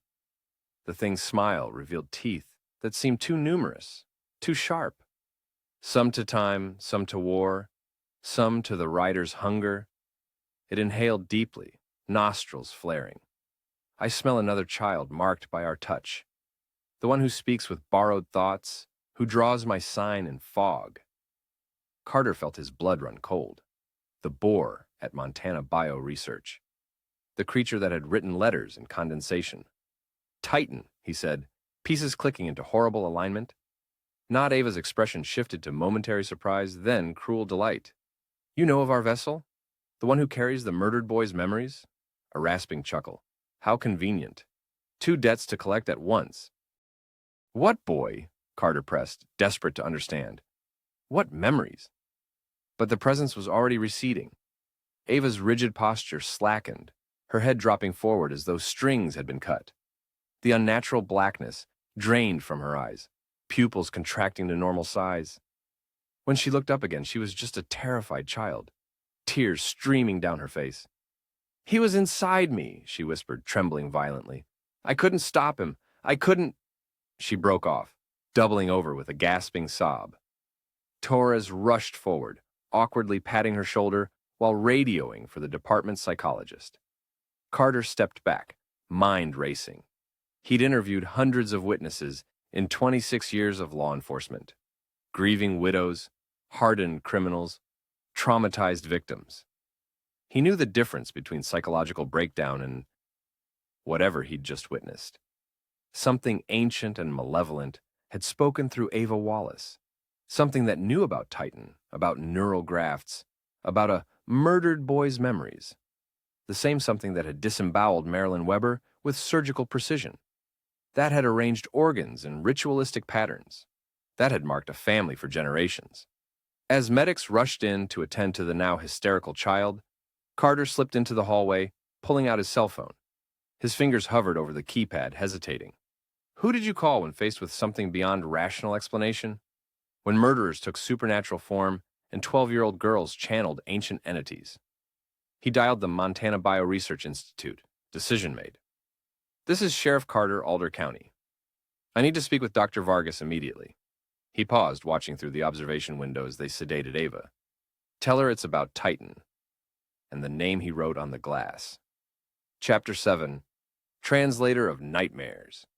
Missoula's South Hills clung to the last warmth of afternoon as Sheriff Ray Carter guided his county issue explorer up a winding road lined with maple trees gone blood-red with autumn.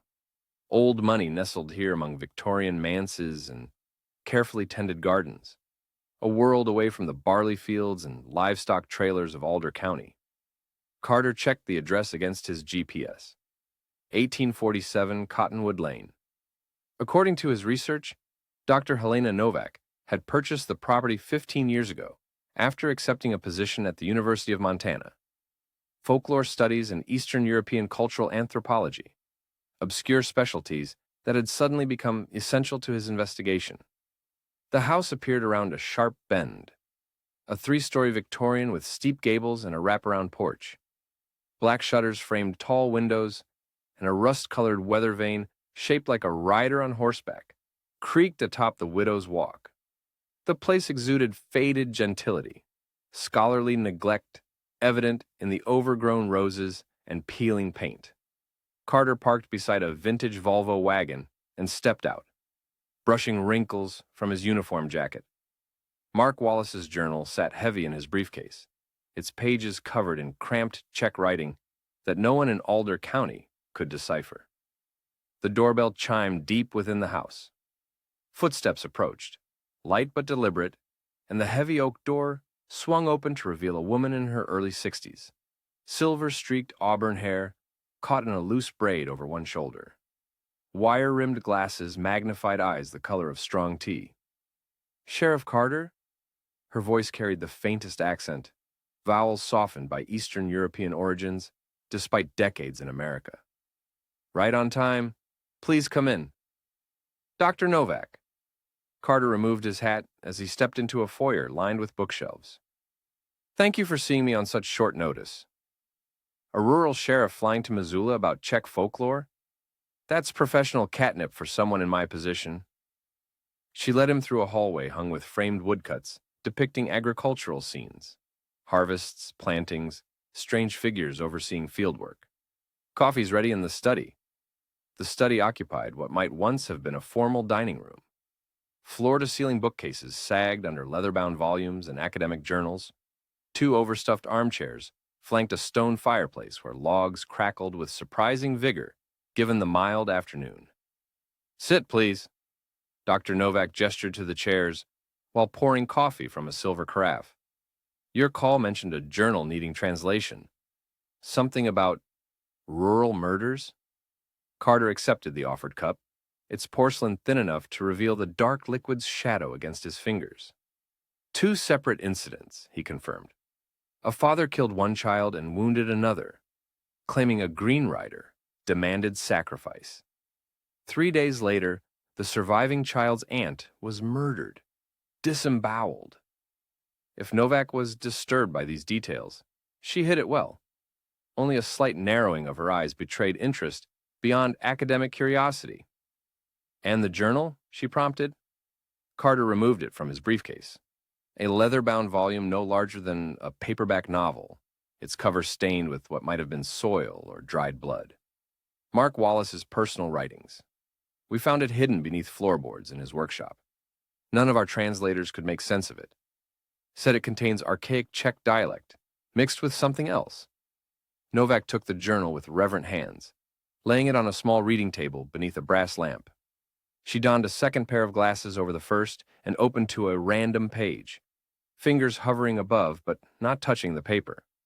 "Fascinating," she murmured. "This isn't just Czech. It's Moravian farm dialect from the eastern provinces pre-World War I. And yes, there's something else interwoven. Ritual language? Invocations." She glanced up at Carter. "Where did the Wallace family emigrate from?" According to county records, Joseph Waleczny, later Wallace, arrived from Bohemia in 1893, settled in Alder County during the homesteading period. "And they've farmed the same land since?" Carter nodded. 6 generations. Novak returned to the journal, turning pages with increasing absorption. Her lips moved silently, translating passages to herself. Occasionally, she reached for a notebook, jotting observations in cramped handwriting. Carter sipped his coffee, studying the room. Between bookcases hung strange objects. A curved sickle with Cyrillic engravings on its blade, a cornhusk doll with black seed eyes, a wreath woven from wheat and tied with red thread. Scholarly artifacts or something more personal? "Sheriff," Novak said finally, closing the journal, "this is remarkable. Mark Wallace wasn't delusional, at least not in the clinical sense. Meaning? He was continuing a ritual cycle documented by his ancestors for over a century. She removed her second pair of glasses, rubbing the bridge of her nose. The Waletsny, later Wallace, family entered into what folklorists call a blood covenant with a harvest entity shortly before emigrating. A harvest entity, Carter repeated flatly. In Western academic terms, a spiritual manifestation tied to agricultural cycles. In Moravian folklore, the Zeleny Jezdek, the Green Rider. Novak's expression remained professionally neutral, a pre-Christian entity that offers agricultural prosperity in exchange for sacrifice, human sacrifice, specifically one child per generation, entrails offered in the furrows after harvest. She gestured to one of the woodcuts on her wall, a robed figure on horseback overlooking peasants working a field. These traditions were documented across Eastern Europe well into the 19th century, though most academic sources treat them as metaphorical. Carter set down his coffee, struggling to maintain professional detachment. Dr. Novak, I deal in evidence and provable facts. Are you suggesting Mark Wallace actually believed he was fulfilling some ancestral pact with a harvest spirit? The journal is quite explicit. She flipped to a dog-eared page. This entry from last spring. Grandfather warned me the time would come. Saw the mark on the barn door today. 3 lines crossed. The writer has chosen. Must prepare the blade as Joseph taught. She turned to another section. He came to me in the barley last night. No face inside the hood, just darkness where eyes should be. Said one Wallace child must feed the fields. The covenant cannot be broken. Shared delusion, Carter suggested. Mark's father filled his head with these stories. Stress and isolation did the rest. A reasonable theory, except for one problem. Novak lifted a final page, written in different ink than the rest. This entry dated the day of the murders. Forgive me, I cannot choose which child to give him. I will send them mercifully to God instead. Better my hand than his hunger. Carter leaned forward. What are you saying? Mark Wallace believed he was saving his children from something worse than death. Novak closed the journal with a gentle finality. In his mind, quick deaths by his own hand were mercy compared to the writer's harvesting methods. The fire popped loudly, sending embers against the screen. Outside, wind rustled through maple leaves, a sound uncomfortably like whispers. Tell me about this Green Rider, Carter said finally. What exactly are we dealing with in these stories? Novak rose, moving to a bookshelf filled with oversized volumes. She selected one bound in faded green leather, returning to her chair before opening it. The Green Rider appears throughout Eastern European folklore, particularly in regions dependent on grain agriculture. She turned yellowed pages filled with woodcut illustrations. A spirit embodying the duality of harvest, both bounty and death. Fields must die for humans to live, after all. She paused at an illustration showing a hooded figure on horseback, surrounded by kneeling peasants, offering something in cupped hands. In the oldest stories, entire villages would select a child as tribute when harvests failed. Later, as Christianity spread, the practice became more secretive, individual families entering private covenants. And the Wallaces made such a covenant? According to this journal, yes. Novak flipped to another section. Joseph Waleczny was facing starvation after 3 failed harvests.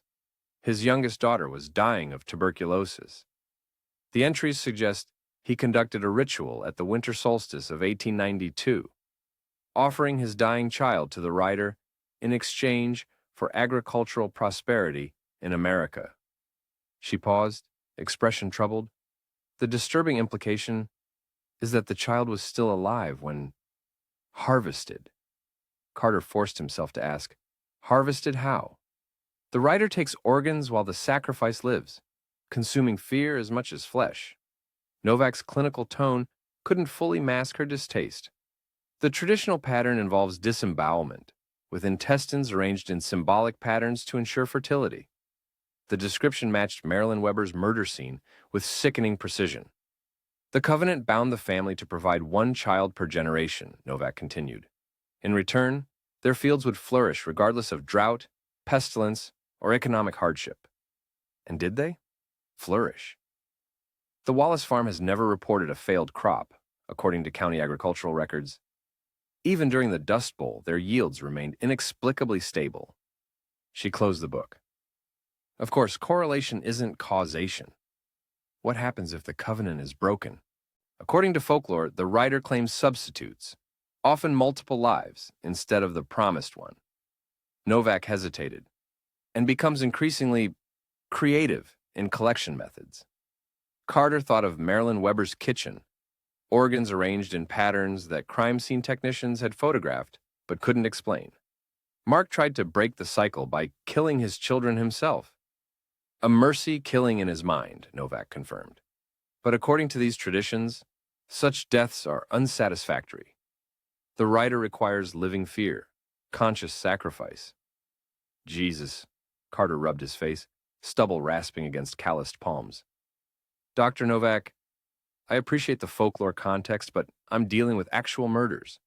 Solid leads, not supernatural explanations. I understand completely.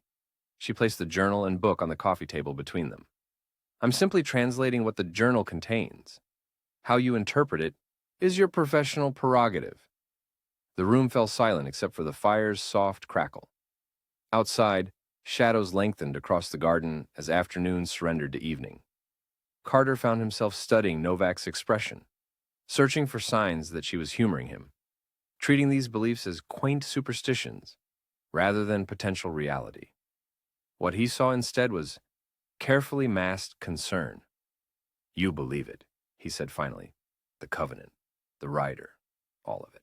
Novak removed her glasses, suddenly looking older and very tired. What I believe is irrelevant, Sheriff. I'm a scholar, not a mystic. Humor me, she sighed, rising to add another log to the fire. Sparks spiraled up the chimney like fleeing spirits. My grandmother came from a village in the Carpathian Mountains, she said eventually, back still turned.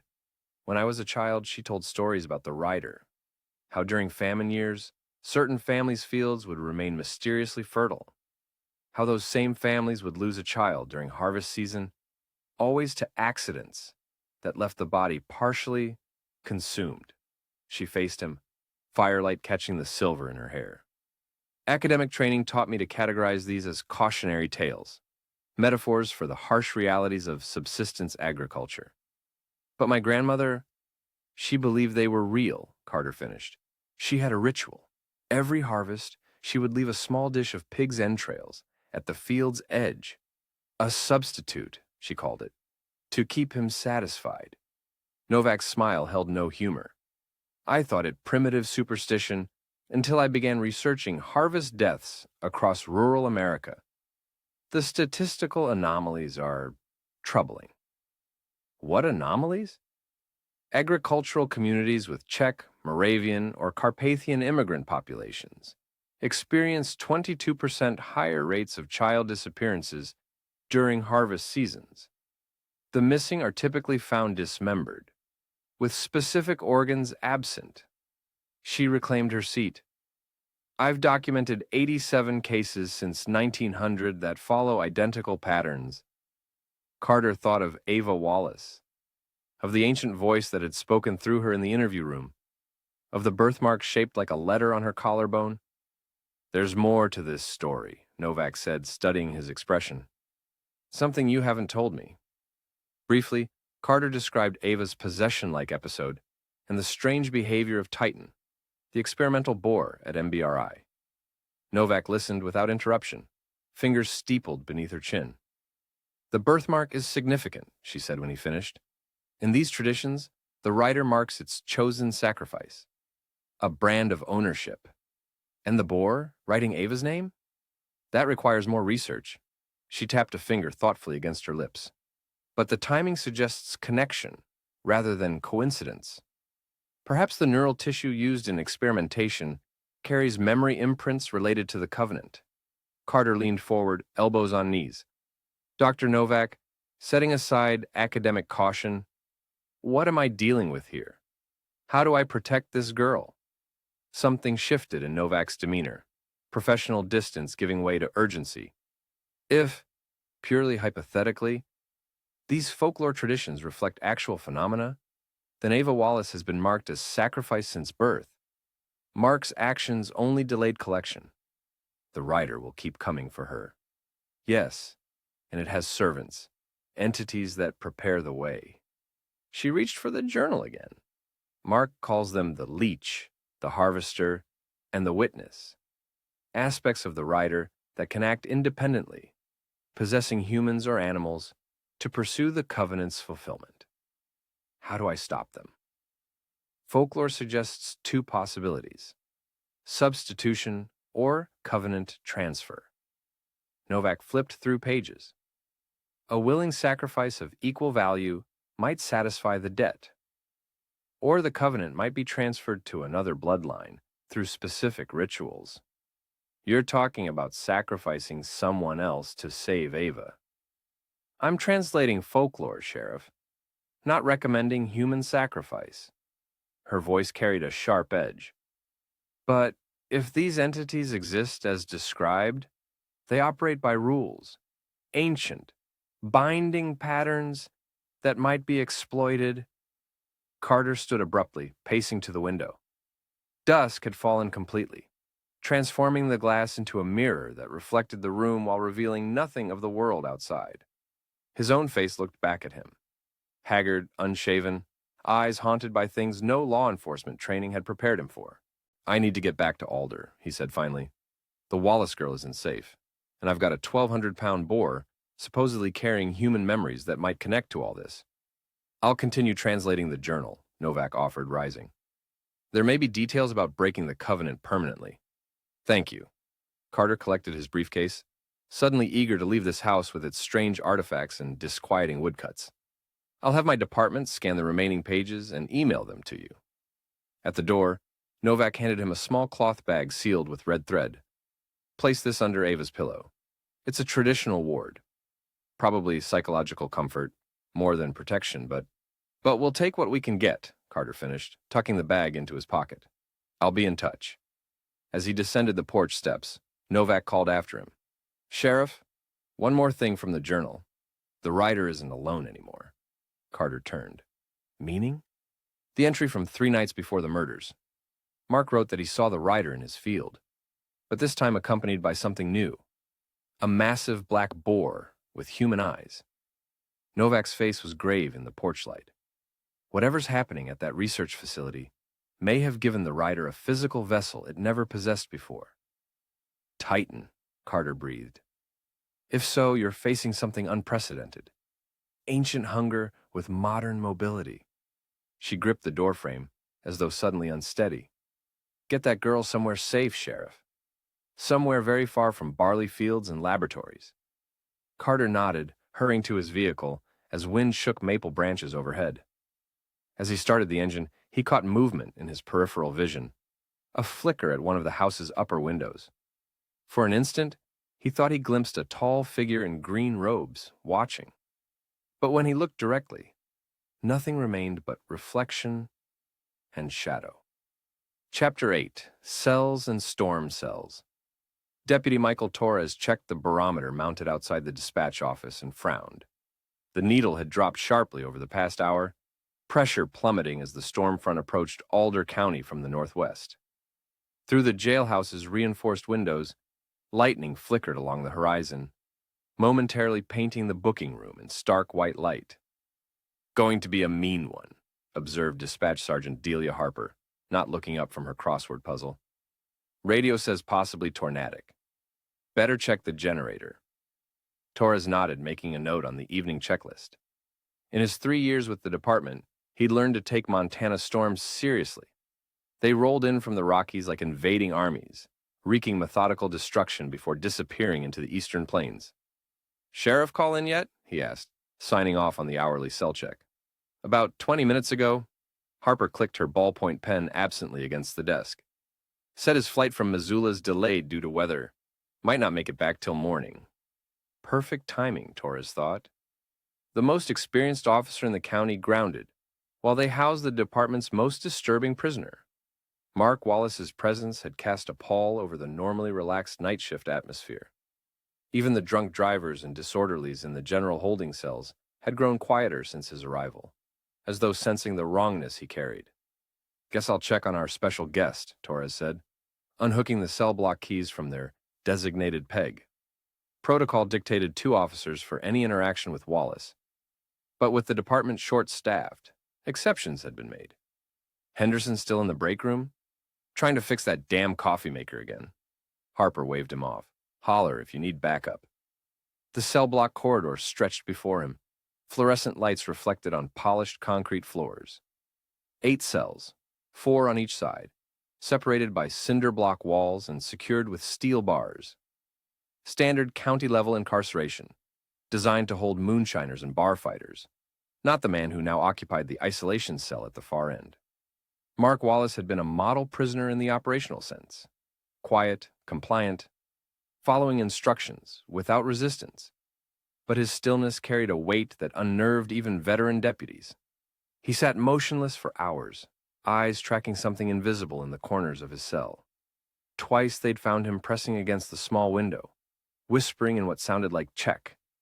Torres paused at the security gate, swiping his keycard and entering his PIN. The lock disengaged with a heavy metallic thunk. As he stepped through, the first fat raindrops struck the skylights overhead, percussion that rapidly intensified to a steady drumming. "A night check, Wallace," Torres announced, approaching the isolation cell. "Step back from the door, hands where I can see them." Through the bars, Mark Wallace sat on the edge of his cot, hands resting on his knees.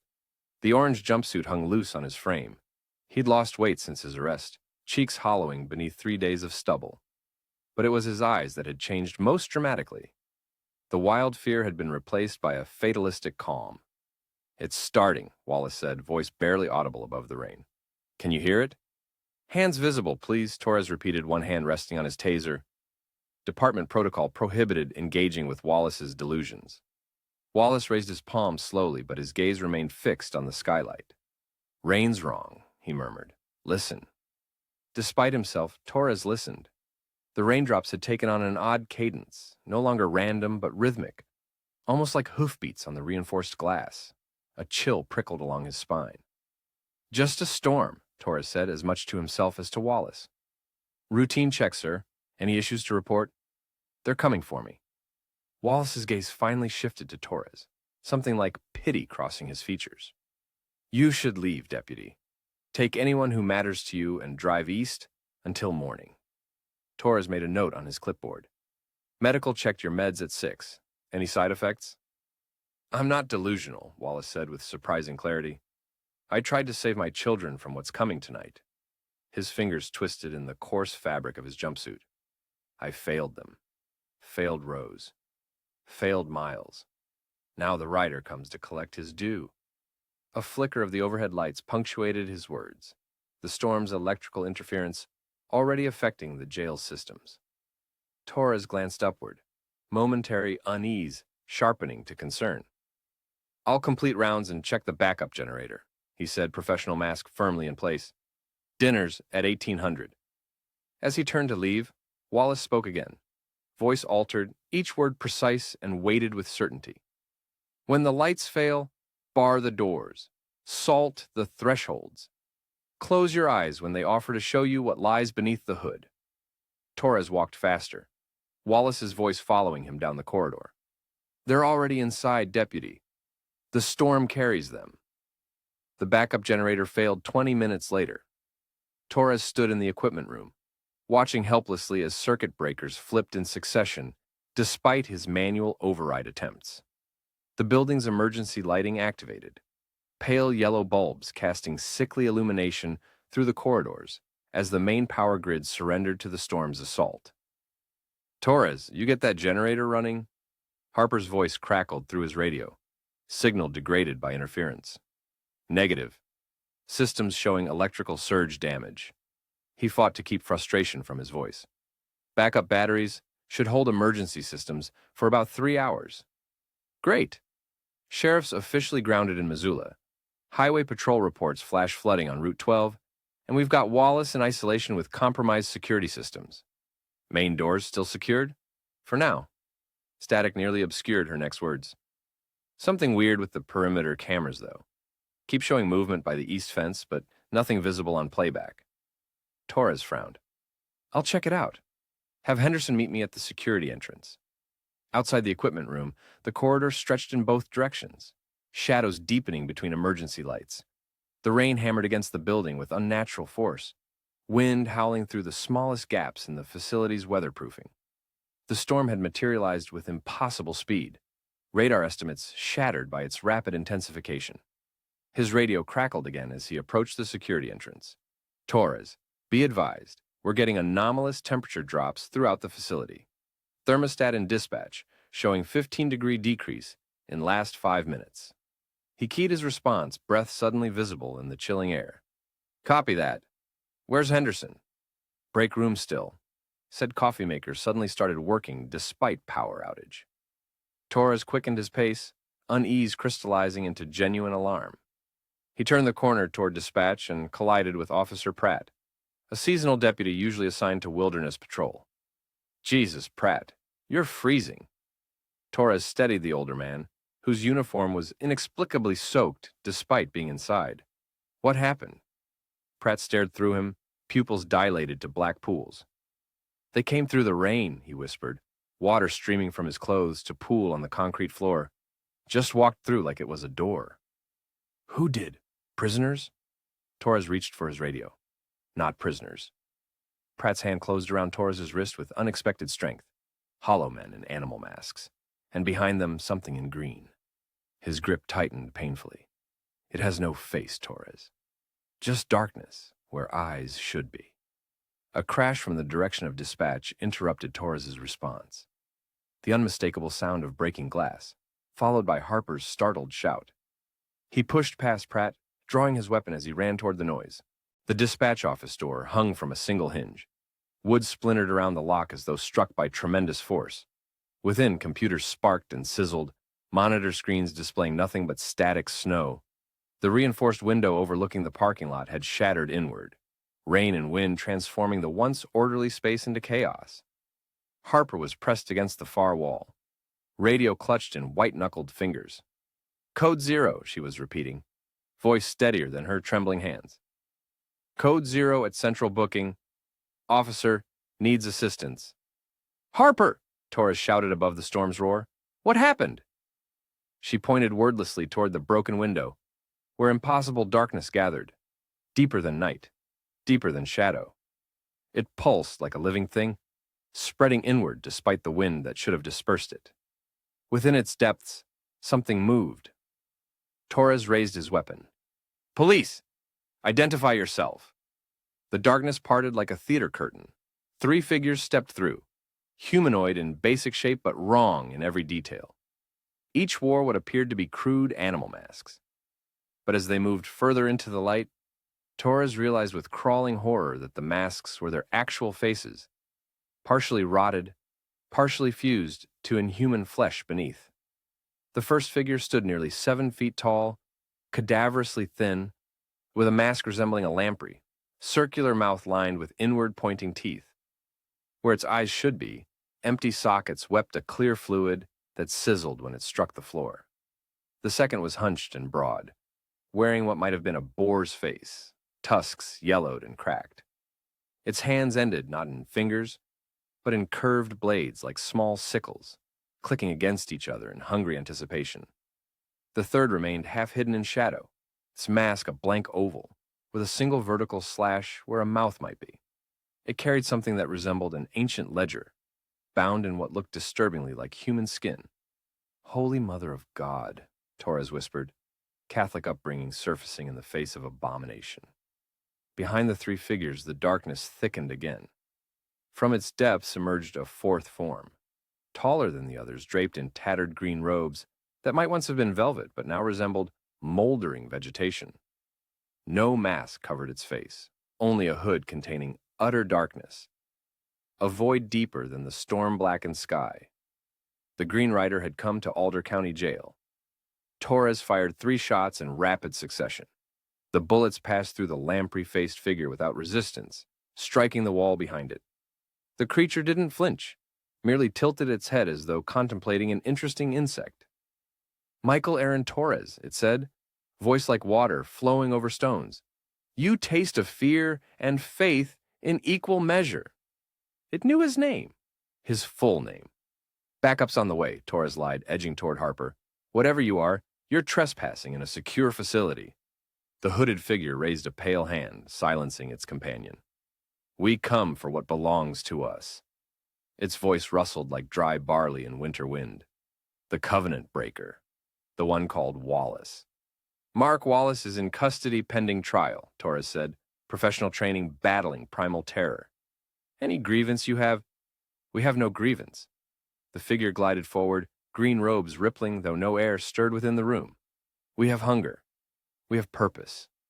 We have covenant. Behind him, Harper whispered a prayer. The masked figures spread out, moving with jerky, inhuman gaits. The one with bladed hands scraped them together, producing a sound like knives being sharpened. Get out now, Torres ordered, pushing Harper toward the door. Sound the evacuation. Too late for that, said the rider, and clapped its hands once. Throughout the building, every remaining light exploded simultaneously, plunging the jail into absolute darkness, broken only by emergency exit signs casting feeble red illumination. Screams echoed from the cell blocks, prisoners and deputies alike caught in supernatural darkness. Torres's flashlight sputtered to life, beam cutting through black air suddenly thick with swirling leaves that hadn't been there seconds before. The masked figures had vanished, but their absence brought no relief, only certainty that they now moved freely through the facility. We need to reach the armory, Torres said, pulling Harper toward the door. Then evacuate everyone we can find. They stumbled into the corridor, flashlight revealing walls suddenly slick with moisture, though no water source was visible. The concrete floor squelched beneath their boots, organic matter decomposing with impossible speed. The isolation cell, Harper gasped. If they're here for Wallace. A scream cut through the darkness. Officer Henderson's voice abruptly silenced mid-cry. From the direction of the break room came a wet tearing sound that raised the hair on Torres's neck. We can't help him, Torres said, hating himself for the words, even as he spoke them.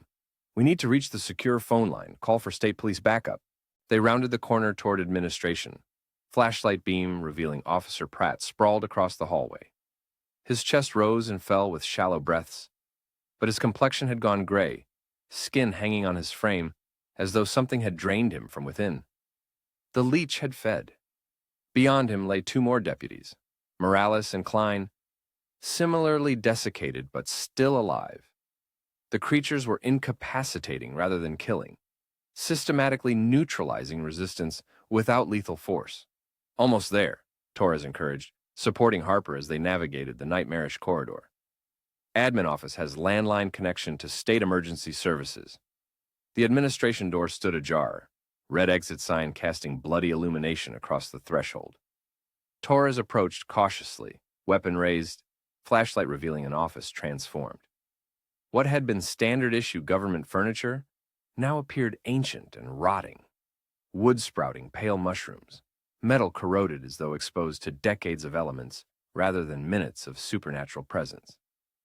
Seated behind the desk, illuminated by the exit sign's glow, waited the figure with the boar mask, the one Wallace had called the Harvester. Its blade hands rested atop the phone they had hoped to use, severing the cord with a deliberate snick as they watched.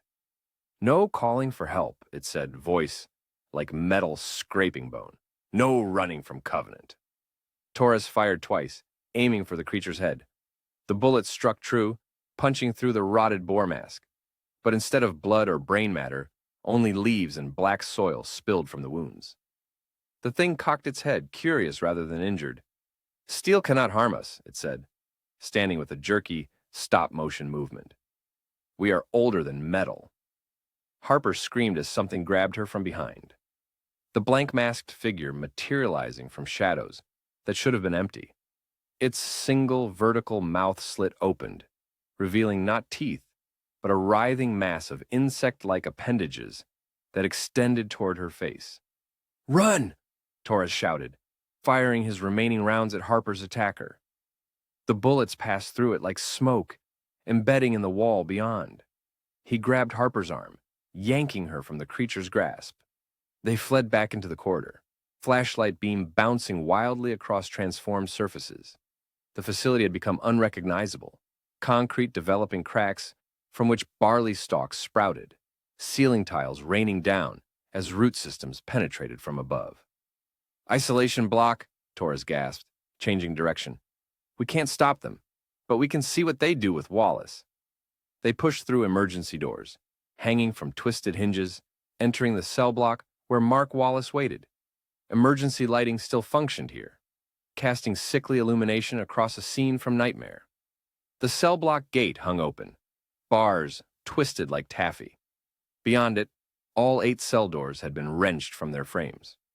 Prisoners huddled against far walls, faces masks of terror, as they pressed themselves away from the central corridor where the Green Rider glided toward the isolation cell.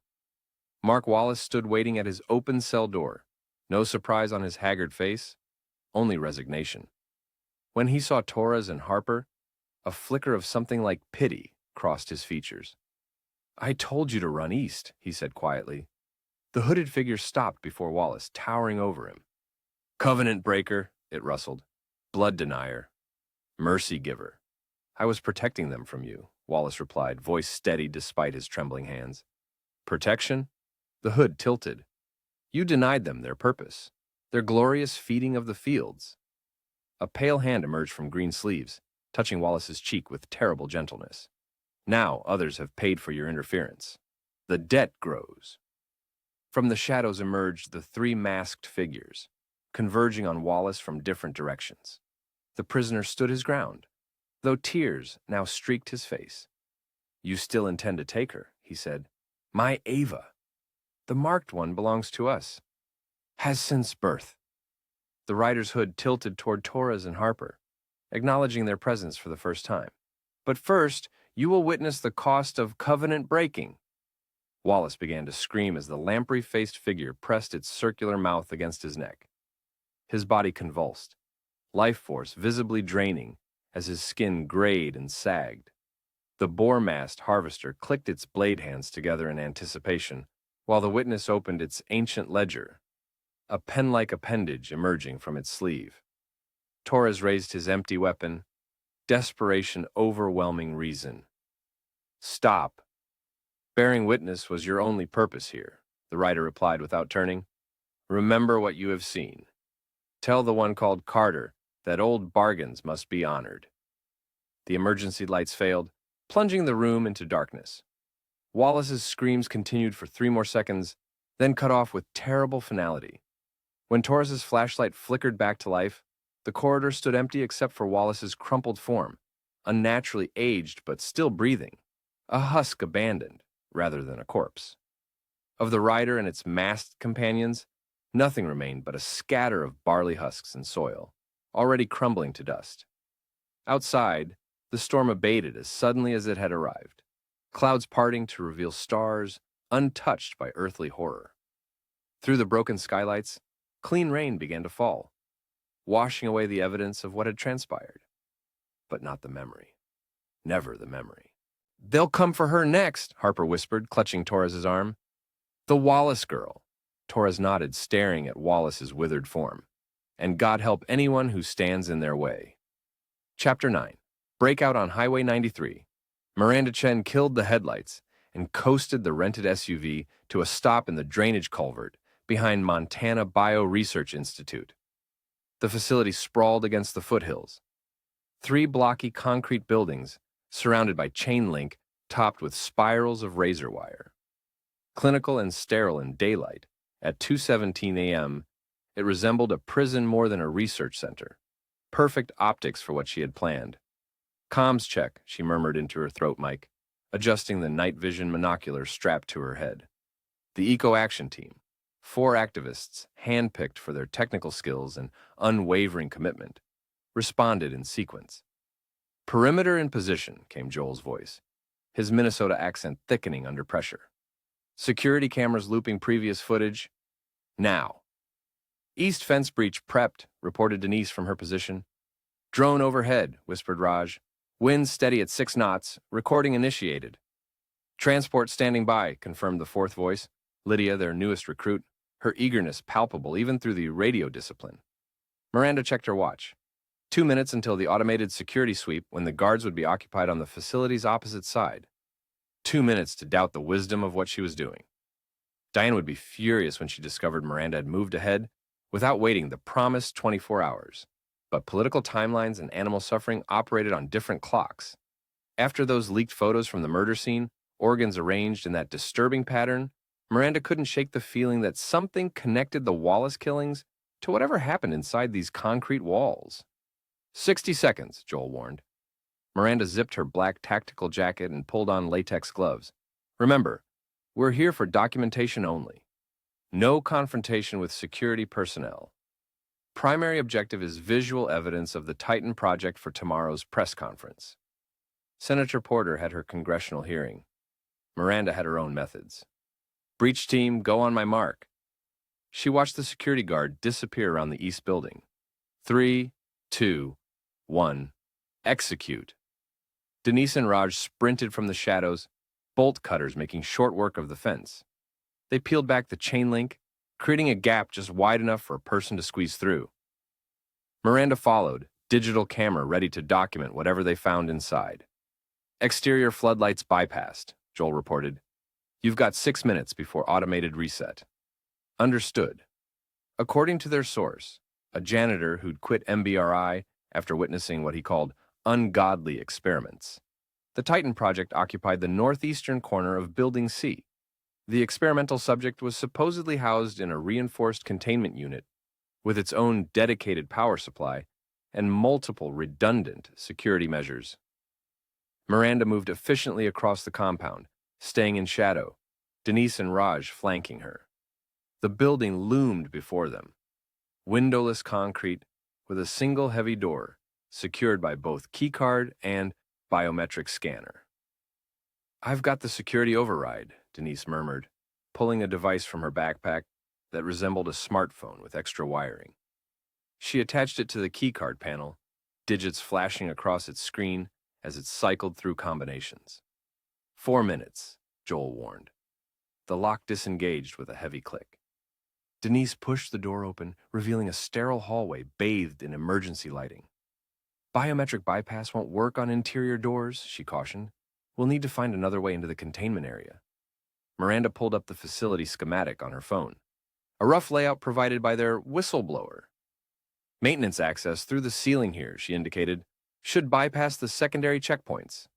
They moved silently down the corridor, footsteps muffled by rubber-soled tactical boots.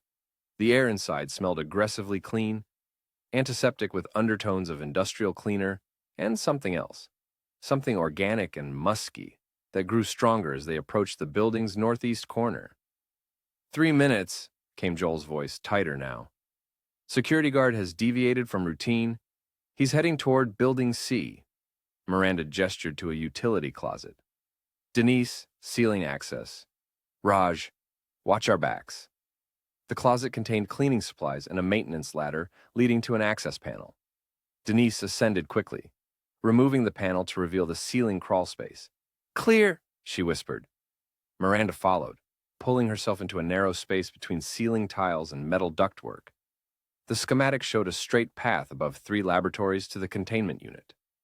They crawled forward in single file, the space growing warmer and laden with that strange, musky scent. 2 minutes, Joel hissed. Guard approaching east entrance. They reached another access panel. Through the slats, Miranda could see a laboratory beneath. Workstations with sophisticated monitoring equipment, multiple screens displaying data she couldn't interpret from this angle. The room was empty of personnel. Next one, she whispered. 50 feet further, they found what they sought. Peering through the ceiling vent, Miranda saw a large chamber dominated by a reinforced glass enclosure. Inside stood the largest boar she'd ever seen, at least twice the size of normal farm stock, its tusks unnaturally thick and curved. But it was the animal's eyes that froze her blood. Alert, calculating, unmistakably aware, in a way no pig's eyes should be. That's Titan, she breathed, unclipping her camera. Document everything. The boar's head snapped up at her whisper. ears swiveling with preternatural precision. It stared directly at the ceiling vent, nostrils flaring. "It knows we're here," Denise whispered. "Impossible. We're 20 feet up and speaking subsonic."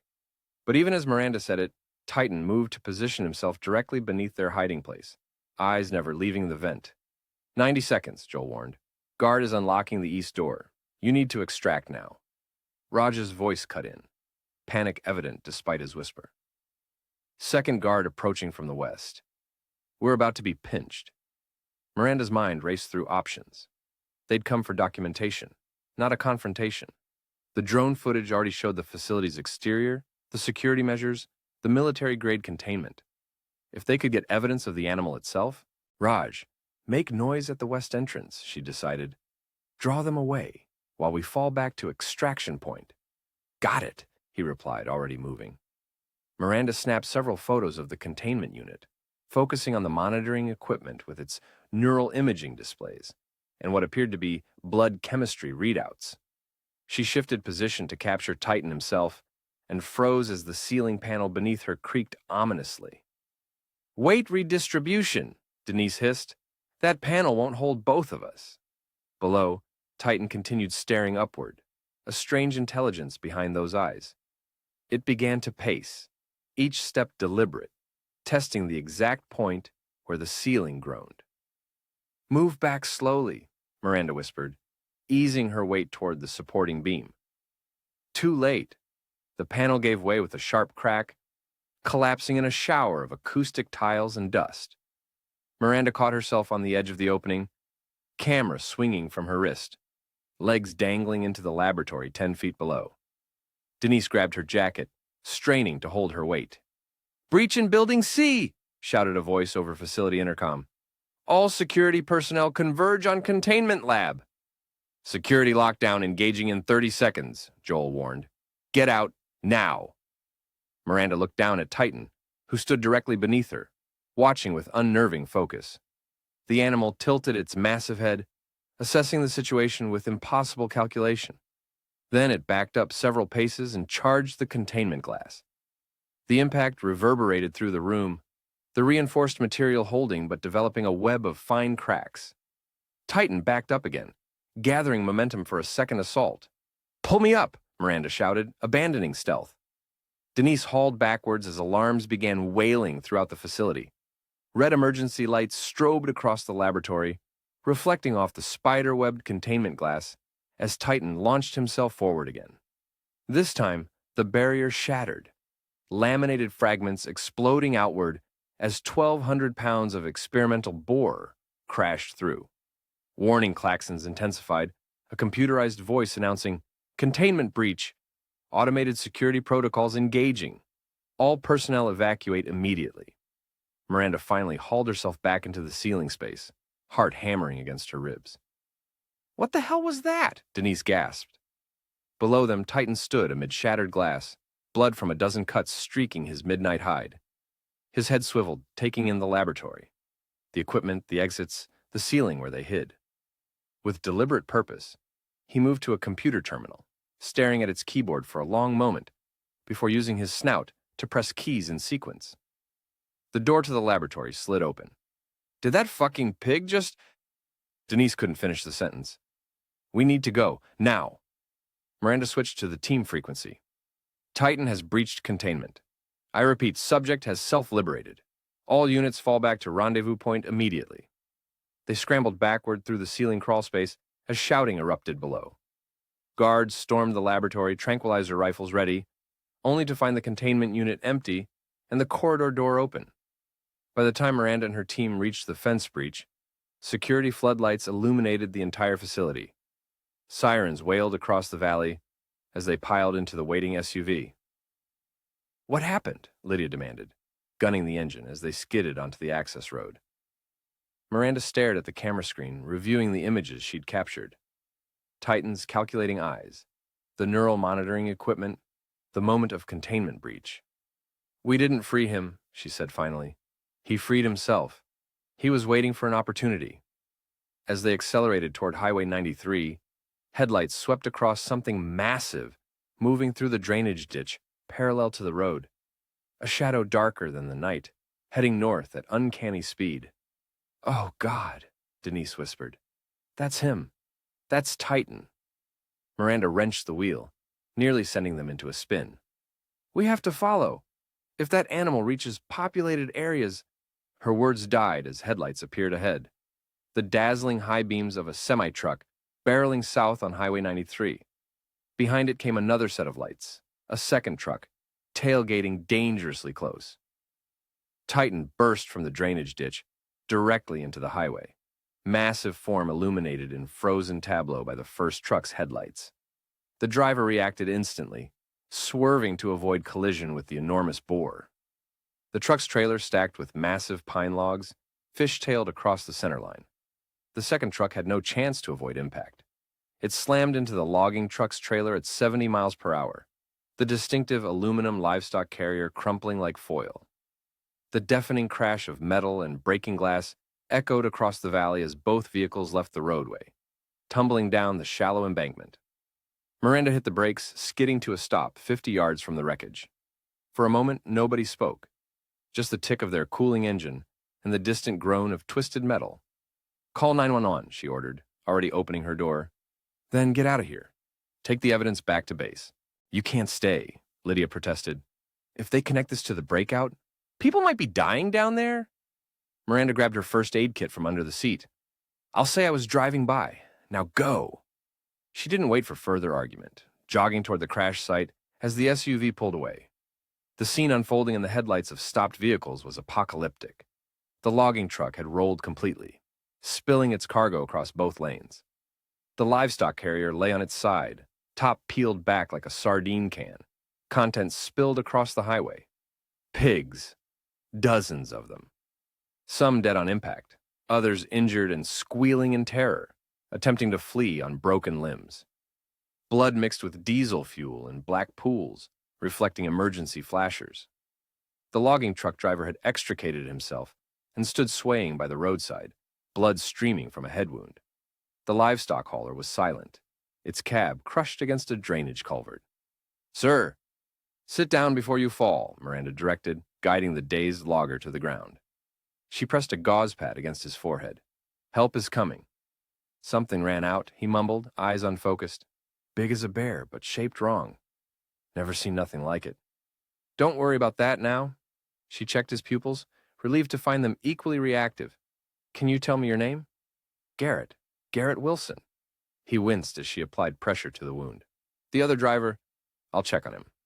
Miranda secured the gauze with medical tape. "Stay here." She picked her way through scattered logs and the grotesque obstacle course of injured livestock. Some of the pigs dragged themselves toward the forest edge, leaving crimson trails across asphalt. Others lay motionless, eyes reflecting the emergency flashers in death-dulled stillness. The livestock truck's cab had collapsed inward, the windshield a web of bloodied cracks. Miranda peered inside, stomach clenching at what she found. The driver hung suspended in his seatbelt, head at an impossible angle, eyes fixed and dilated. No pulse at his wrist. The sound of approaching sirens echoed down the highway. Miranda retreated from the cab, scanning the perimeter of the accident. There was no sign of Titan, no massive boar among the smaller commercial pigs fleeing into the surrounding woods. He had caused this carnage and disappeared. Sheriff Ray Carter arrived 30 minutes later to find 3 ambulances, State Highway Patrol, and a growing crowd of locals gathered at the crash site. Yellow emergency tape cordoned off the worst of the wreckage, while wildlife officers pursued escaped livestock into the woods with tranquilizer guns. "What do we know?" he asked Deputy Torres, who looked even more haggard than when Carter had left him in charge 24 hours earlier. "Logging truck versus livestock carrier. 1 fatality, Troy Mendez, the livestock driver. Logger has concussion but should recover." Torres gestured to a woman wrapped in an emergency blanket, giving a statement to a highway patrol officer. Witness says she was driving north when she saw an unusually large black animal run onto the highway, causing the accident. "Describe unusually large," Carter prompted, stomach already sinking. Quote, "Size of a refrigerator but faster than any bear. She's some environmental activist. arrived right after the crash. Carter studied the woman more carefully. Name: Miranda Chen. Says she was heading to Kalispell for a conference. The name clicked into place. Senator Porter's activist lover. The one who'd threatened to investigate MBRI. Carter's phone vibrated in his pocket, Dr. Vargas's number flashing on the screen. "Give me a minute," he told Torres, stepping away from the noise. "Sheriff." Vargas's voice sounded tightly controlled. "I understand there's been an accident on Highway 93. News travels fast. Was a large boar involved?" Carter surveyed the scene. The dead commercial pigs, the scorch marks where diesel had caught briefly alight, the logging truck's shattered windshield. "You want to tell me what's happening, Doctor?" "Because I've got one dead driver, 47 dead or injured livestock, and apparently a refrigerator-sized boar on the loose." Vargas exhaled slowly. "We experienced a security breach at our facility approximately 90 minutes ago. Activist infiltration coordinated with external sabotage. The subject of our neural grafting experiment escaped containment. Titan." "Yes." She didn't sound surprised that he knew the name. "Sheriff, this is a matter of national security. The animal contains proprietary technology and poses significant public safety risks. I'd say a dead truck driver counts as a significant risk already realized, wouldn't you?" Carter watched as the medical examiner's van arrived, parking alongside the mangled livestock carrier. "What aren't you telling me about this animal, Doctor?" Silence stretched for several seconds. Then, "The neural grafting was more successful than anticipated. The subject demonstrates problem-solving capabilities we didn't expect. And there have been anomalies in its behavior, such as targeted communication attempts, recognition of specific names, possible access to donor memory fragments." Vargas lowered her voice. "Sheriff, I understand you've been investigating the Wallace family incidents. There may be connections we don't fully comprehend." Carter thought of Ava Wallace's birthmark, the possession-like episode in his interview room, Dr. Novak's translations of ancient blood covenants. The pieces were aligning into a picture too terrible to fully contemplate. "I need everything you have on Titan's neural donor," he said finally. "Full medical history, identity, circumstances of tissue acquisition. That information is classified under federal—" "A man is dead, Doctor. This is now my jurisdiction." Carter watched as forensic technicians photographed the accident scene. "Either cooperate voluntarily, or I'll have a warrant on your desk by morning." Another pause. "I'll send what I can. But Sheriff, if you locate Titan, do not approach. He's not just an animal anymore." Carter ended the call, turning back to the crash site. Miranda Chen watched him intently from beside a patrol car, her expression revealing nothing of what she might know. "Torres," he called. "I want every available deputy and a wildlife management team. 5-mile search perimeter centering on the accident site." "Looking for a pig?" Torres asked, brow furrowed. "Looking for something that used to be a pig," Carter corrected. "Something that thinks, something that plans." State troopers worked methodically through the wreckage, tagging evidence and taking measurements. The dead livestock had been moved to the roadside, rows of commercial pigs awaiting disposal. But among them was no massive black boar with human eyes. Titan had escaped into wilderness, thick with autumn shadows, and the souls of dead children. And somehow, Carter knew, the boar was heading exactly where it intended. Toward Alder County, toward the Wallace farm, toward Ava. Chapter 10. Lines of Allegiance. Senator Diane Porter's heels struck marble with metronomic precision as she strode through the Russell Senate Office Building's third-floor corridor. 4 staffers struggled to match her pace. Tablets and portfolios clutched against charcoal suits as they delivered updates in professional murmurs. "Media requests are at 37 and climbing," reported her communications director. AP, Reuters, all 3 cable networks. They're connecting last night's highway accident to MBRI's security breach. Montana Highway Patrol's initial statement mentioned an unidentified large animal causing the crash, added Jeffrey, scrolling through his phone. Social media's already calling it Montana Monster. Porter maintained her forward momentum, face composed in the neutral expression she'd perfected through 3 Senate terms. Inside, cold fury battled with genuine fear. Miranda had promised to wait 24 hours.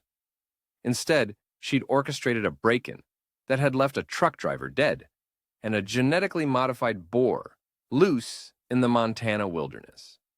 Worse, she'd done it the night before Porter's committee vote on Vargas's funding. The Agriculture Committee meeting starts in 20 minutes, reminded her legislative director. Senator Hawkins is still wavering on the Vargas appropriation. Your vote will be decisive. Hawkins can be managed, Porter replied, turning sharply into her private office.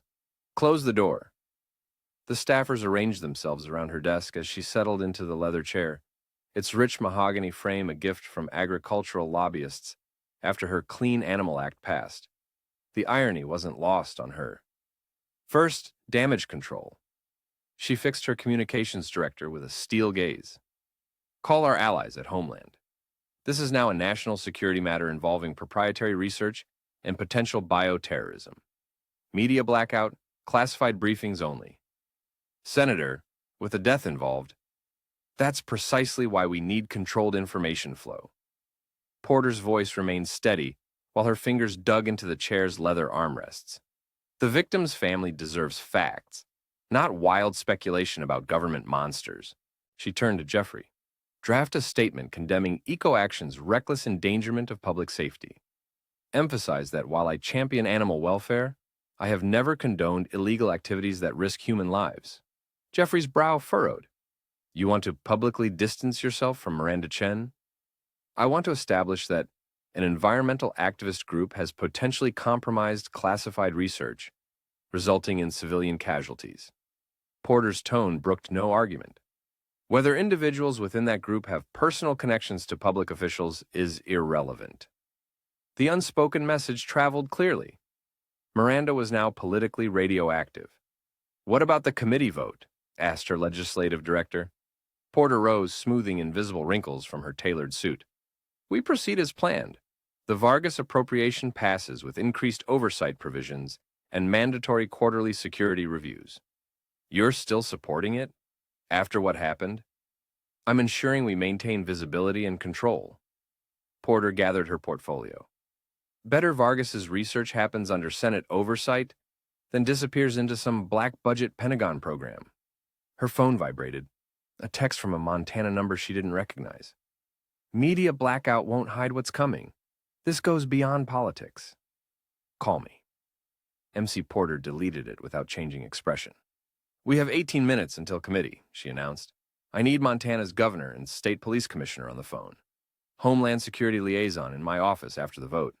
And someone find me everything we have on Czech harvest folklore. The staffers exchanged confused glances at the non-sequitur. Senator, Jeffrey ventured. Porter paused at the door, allowing herself one unguarded moment. There are aspects to this situation that transcend normal political calculations. Trust that I'm pursuing the most responsible course of action. She strode into the hallway, already rehearsing the careful balance she would strike in committee, supporting the research while demanding accountability, expressing condolences while projecting confidence in ongoing security measures. Politics was the art of control, of narrative, of perception, of outcome. For 20 years, Diane Porter had excelled at that art. But as she took her seat at the committee dais, she couldn't shake the image from those leaked crime scene photos. Organs arranged in the shape of a rider on horseback, an ancient symbol hunting modern prey. Some things existed beyond political control. Sheriff Ray Carter hunched over the topographical map spread across 3 folding tables in what had become the Plains Bridge Command Center.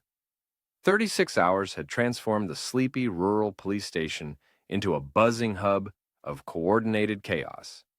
Deputies, wildlife officers, and MBRI security personnel moving with urgent purpose between workstations. Latest thermal imaging shows nothing larger than deer in these quadrants, reported Deputy Torres, marking sections with red X's. State Police helicopter completed 2 sweeps of the northern ridge without visual contact. Carter nodded, focusing on the map's contours. If Titan were merely an escaped animal, he would have followed predictable patterns, seeking water, shelter, isolation from human activity. But Titan wasn't merely an animal. What about trail cameras? Carter asked. 28 deployed at key intersections and water sources. Torres gestured to a laptop displaying a grid of wilderness footage. Nothing yet, but coverage is limited. Dr. Vargas stood across the table, dark circles beneath her eyes, suggesting she hadn't slept since the breakout. Titan's brain structure suggests he may avoid obvious routes. The human neural material grafted into his prefrontal cortex enables strategic thinking. Yet, you still won't tell us whose neural material you used, Carter noted. Vargas's expression tightened. That information remains classified despite your requests. I can tell you it was ethically sourced from a brain-dead donor with family consent. A male child from Missoula Regional, Carter countered, watching her reaction. Approximately 8 years old. Shock flashed briefly across her face before professional composure reasserted itself. How did you— Doesn't matter. Carter turned back to the map. What matters is understanding what we're hunting. This isn't just a boar with enhanced intelligence. Something else is happening. Something connected to the Wallace family, the Green Rider, and the murders. Sheriff, with all due respect, interjected the wildlife management officer, we're tracking an escaped research animal. Let's stick to scientific parameters. Carter exchanged glances with Torres, who had witnessed the supernatural terror at the jail firsthand. No point trying to convince skeptics who hadn't seen what they had seen. Fine. Scientific parameters. Carter pointed to the Wallace property, circled in blue marker. Behavioral prediction. Where would Titan go? Vargas hesitated. Based on observed problem-solving patterns, somewhere with significance to his neural donor. Meaning what? Before she could answer, the station door swung open, admitting Marcus Hale and his son Leo. The architect looked incongruous in work boots and hunting gear, designer glasses the only reminder of his urban profession. Sheriff Carter, Marcus extended a calloused hand. Heard on the emergency band, you're coordinating the search effort. Mr. Hale, Carter accepted the handshake. This is a closed operation. I tracked wild boar in Texas for 6 years before becoming an architect, Marcus replied evenly. Leo and I have equipment that might help. The boy, 14 and solemn-faced, held up a canvas bag. Electronic boar calls. Different frequencies for different behaviors. We used them hunting on my grandfather's ranch. Carter considered the unexpected offering. Resources were stretched thin, and conventional methods had yielded nothing so far. Let's hear what you've got, he decided. As Leo unpacked his equipment, Carter's satellite phone buzzed. The screen displayed Dr. Helena Novak's number. Excuse me. He stepped away, answering quietly. Dr. Novak. Any progress with the journal translations? The folklorist's face appeared on the small screen, her Victorian study visible in the background. Sheriff, I've discovered something disturbing. The Wallace Journal mentions 3 harbingers that precede the Green Rider's manifestation. The leech, the harvester, and the witness. We've encountered them, Carter confirmed grimly. At the jail during the storm. Novak's eyes widened. Then, we have less time than I thought. According to the journal, these entities prepare the ground for sacrifice by marking boundaries and weakening barriers. What kind of barriers? Between worlds. Between the physical and the other. Novak cleared her throat. Forgive my lack of scientific terminology. We're dealing with concepts that predate modern classification systems. Carter glanced back at the busy command center, where Vargas was examining Leo's boar calls with professional skepticism, while Torres continued marking search grids. What can we do? He asked bluntly. I'm sending protective measures via email, ritual boundaries using salt, iron filings, and certain botanical elements. She held up a worn leather pouch. I've also prepared traditional wards that can be placed at strategic locations. You're suggesting magic against a genetically modified boar, Carter said, voice low to avoid being overheard. I'm suggesting we acknowledge this creature represents more than biological engineering. Her expression grew solemn. The timing isn't coincidental, Sheriff. The Green Rider's manifestation alongside this experimental animal suggests convergence of ancient and modern forces. Carter thought of the jail attack, of officers drained by the leech, of Mark Wallace aged decades in minutes, by entities that moved through walls and vanished like mist. I'll send a deputy to collect your wards, he decided. Meanwhile, keep translating. We need to understand what we're facing. He rejoined the group as Leo demonstrated different boar vocalizations, challenges, mating calls, distress signals, each emanating from a handheld speaker with surprising fidelity. This one might be most effective, the boy explained, adjusting settings. It mimics juvenile distress. Mature boars respond instinctively, especially those with protective instincts. Carter studied the serious young face. You seem to know a lot about this, Leo. My grandfather raised me hunting summers in Texas, he replied with a shrug. Before all this, I thought I might become a wildlife biologist. Before all what? Leo's eyes flicked toward Vargas, then back to Carter. Before I saw Titan write my name on the glass. The room fell silent. Vargas took an involuntary step backward, face draining of color. Your name? Carter asked carefully. Not exactly. He wrote Leo dead. Then other words I couldn't read before they cleaned the glass. The boy's voice remained steady despite the horrific implication. That's when I knew something was wrong with him. Something more than just the grafts. Leo, perhaps this isn't the appropriate forum, Marcus began. No, it's exactly the right forum. Leo turned to Vargas. You know what's happening. You know why he recognized my name. Vargas looked physically ill now, professional composure cracking under the weight of unavoidable truth. The neural donor, she whispered. His name was Leonard Mitchell. Leo Mitchell, Carter realized. Same age as Leo Hale. A drowning victim at Flathead Lake, Vargas confirmed, sinking into a chair. Brain death, but intact neural tissue. Perfect for organoid cultivation. The family consented to scientific use, believing it would advance medical research. You put a dead child's brain tissue into an animal? Marcus's voice shook with controlled fury.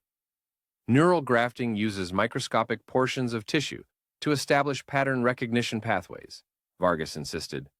There should have been no memory transfer, no personality continuity, just enhanced cognitive structure. Yet Titan wrote names on glass, Carter pressed. Recognized Leo. Demonstrated problem-solving beyond what those microscopic portions should enable. That's the medical anomaly we've been studying, Vargas admitted. Something about the integration process accelerated beyond models. The tissue began, regenerating inside the host brain, creating new connections. The implications hung in the air, monstrous in their simplicity. A dead child's consciousness partially reborn in the body of an experimental animal. Torres broke the tense silence. Sheriff, thermal imaging just picked up something large moving through Miller's Creek ravine, heading toward the old Wallace silo. Carter turned sharply. Show me. The satellite image displayed on the main screen showed a heat signature, moving with purpose through dense underbrush. Larger than deer, smaller than bear, its gait unmistakably porcine. That's 2 miles from the Wallace property, Carter noted, mind racing. Why that direction specifically? The silo, Marcus said suddenly. It's where Mark Wallace stored his barley, where he claimed to hear voices in the grain. Carter felt pieces clicking into place. The Covenant, the barn where Mark had seen markings, the fields where the Green Rider had appeared. That's our intercept point. He made the decision instantly. Torres, assemble 2 tactical teams with tranquilizer rifles. Dr. Vargas, what dosage will incapacitate Titan without killing him? 4 times standard wild boar sedative, she answered promptly. But Sheriff, he's demonstrated remarkable physiological adaptability. Conventional methods may not. We'll use unconventional methods, too. Carter gestured to Leo. Bring your boar calls. Mr. Hale, you're familiar with the terrain? Marcus nodded grimly. My firm renovated that property 3 years ago. The silo stands alone now. They demolished the surrounding outbuildings. Perfect containment scenario, Carter muttered, returning to the map. Torres, set perimeter here and here. Wildlife management takes the creek approach. We'll deploy Novak's wards at these boundary points. Wards? Vargas questioned. Insurance policy. Carter turned to his radio operator. Contact Ava Wallace's protective custody detail. Triple security until this is resolved. You think Titan is heading for Ava? Torres asked, voicing what others dared not. I think something inside Titan is heading for Ava. Carter checked his sidearm. Standard procedure, though instinct, told him bullets would prove useless. And I think whatever awakened in that laboratory is connected to what's hunting the Wallace girl. He addressed the assembled group, authority settling around him like a familiar coat. We're dealing with two levels of threat here. The physical danger of a 1,200-pound experimental animal and something else none of us fully understand. Skeptical expressions greeted the latter statement, except from those who'd witnessed the jail attack or Ava's possession. Focus on what you can comprehend, Carter concluded pragmatically. Leave the rest to those of us who've seen the other side of this. He checked his watch. Teams deploy in 20 minutes. Communications on encrypted channel 3. As the room erupted into coordinated activity, Carter's satellite phone buzzed again. Senator Porter's office number flashed on the screen. He sent it to voicemail, turning instead to study the thermal image of Titan's heat signature, moving steadily, purposefully toward the old silo, toward the place where barley whispered ancient covenants and blood feuds, toward the crossroads of science and superstition. 3 floors below in the county jail, Mark Wallace sat motionless in his cell, withered body barely disturbing the thin mattress. His lips moved silently, repeating the same check phrase over and over, a warning no one could hear. The vessel approaches. The rider follows. The covenant must be paid. Chapter 11. Sacred Grounds. St. Mary's Orphanage huddled against the Montana twilight like a wounded creature seeking shelter. Originally built as a tuberculosis sanatorium in 1908, the 3-story brick building had served various purposes over its century-plus existence. Hospital, convent, and now home to 23 children awaiting families that might never come. Stained glass windows depicted saints in rigid poses, their faces frozen in perpetual suffering or ecstasy, watching over the gravel parking lot where Sheriff Ray Carter's patrol vehicle sat alongside 2 others. Inside, Ava Wallace stood at a 3rd-floor window, breath fogging the glass as she stared at gathering clouds. Sister Agnes had given her a room in the converted attic, away from other children for their protection or hers, Ava wasn't sure. Religious iconography crowded the small space. A crucifix above the narrow bed, a porcelain Virgin Mary on the dresser, laminated prayer cards taped beside the light switch. None of it made her feel safe. "He's coming," she whispered, fingertips tracing patterns in the condensation her breath left on the glass. "Riding the storm." Outside, wind tugged at bare branches, stripping away the last autumn leaves.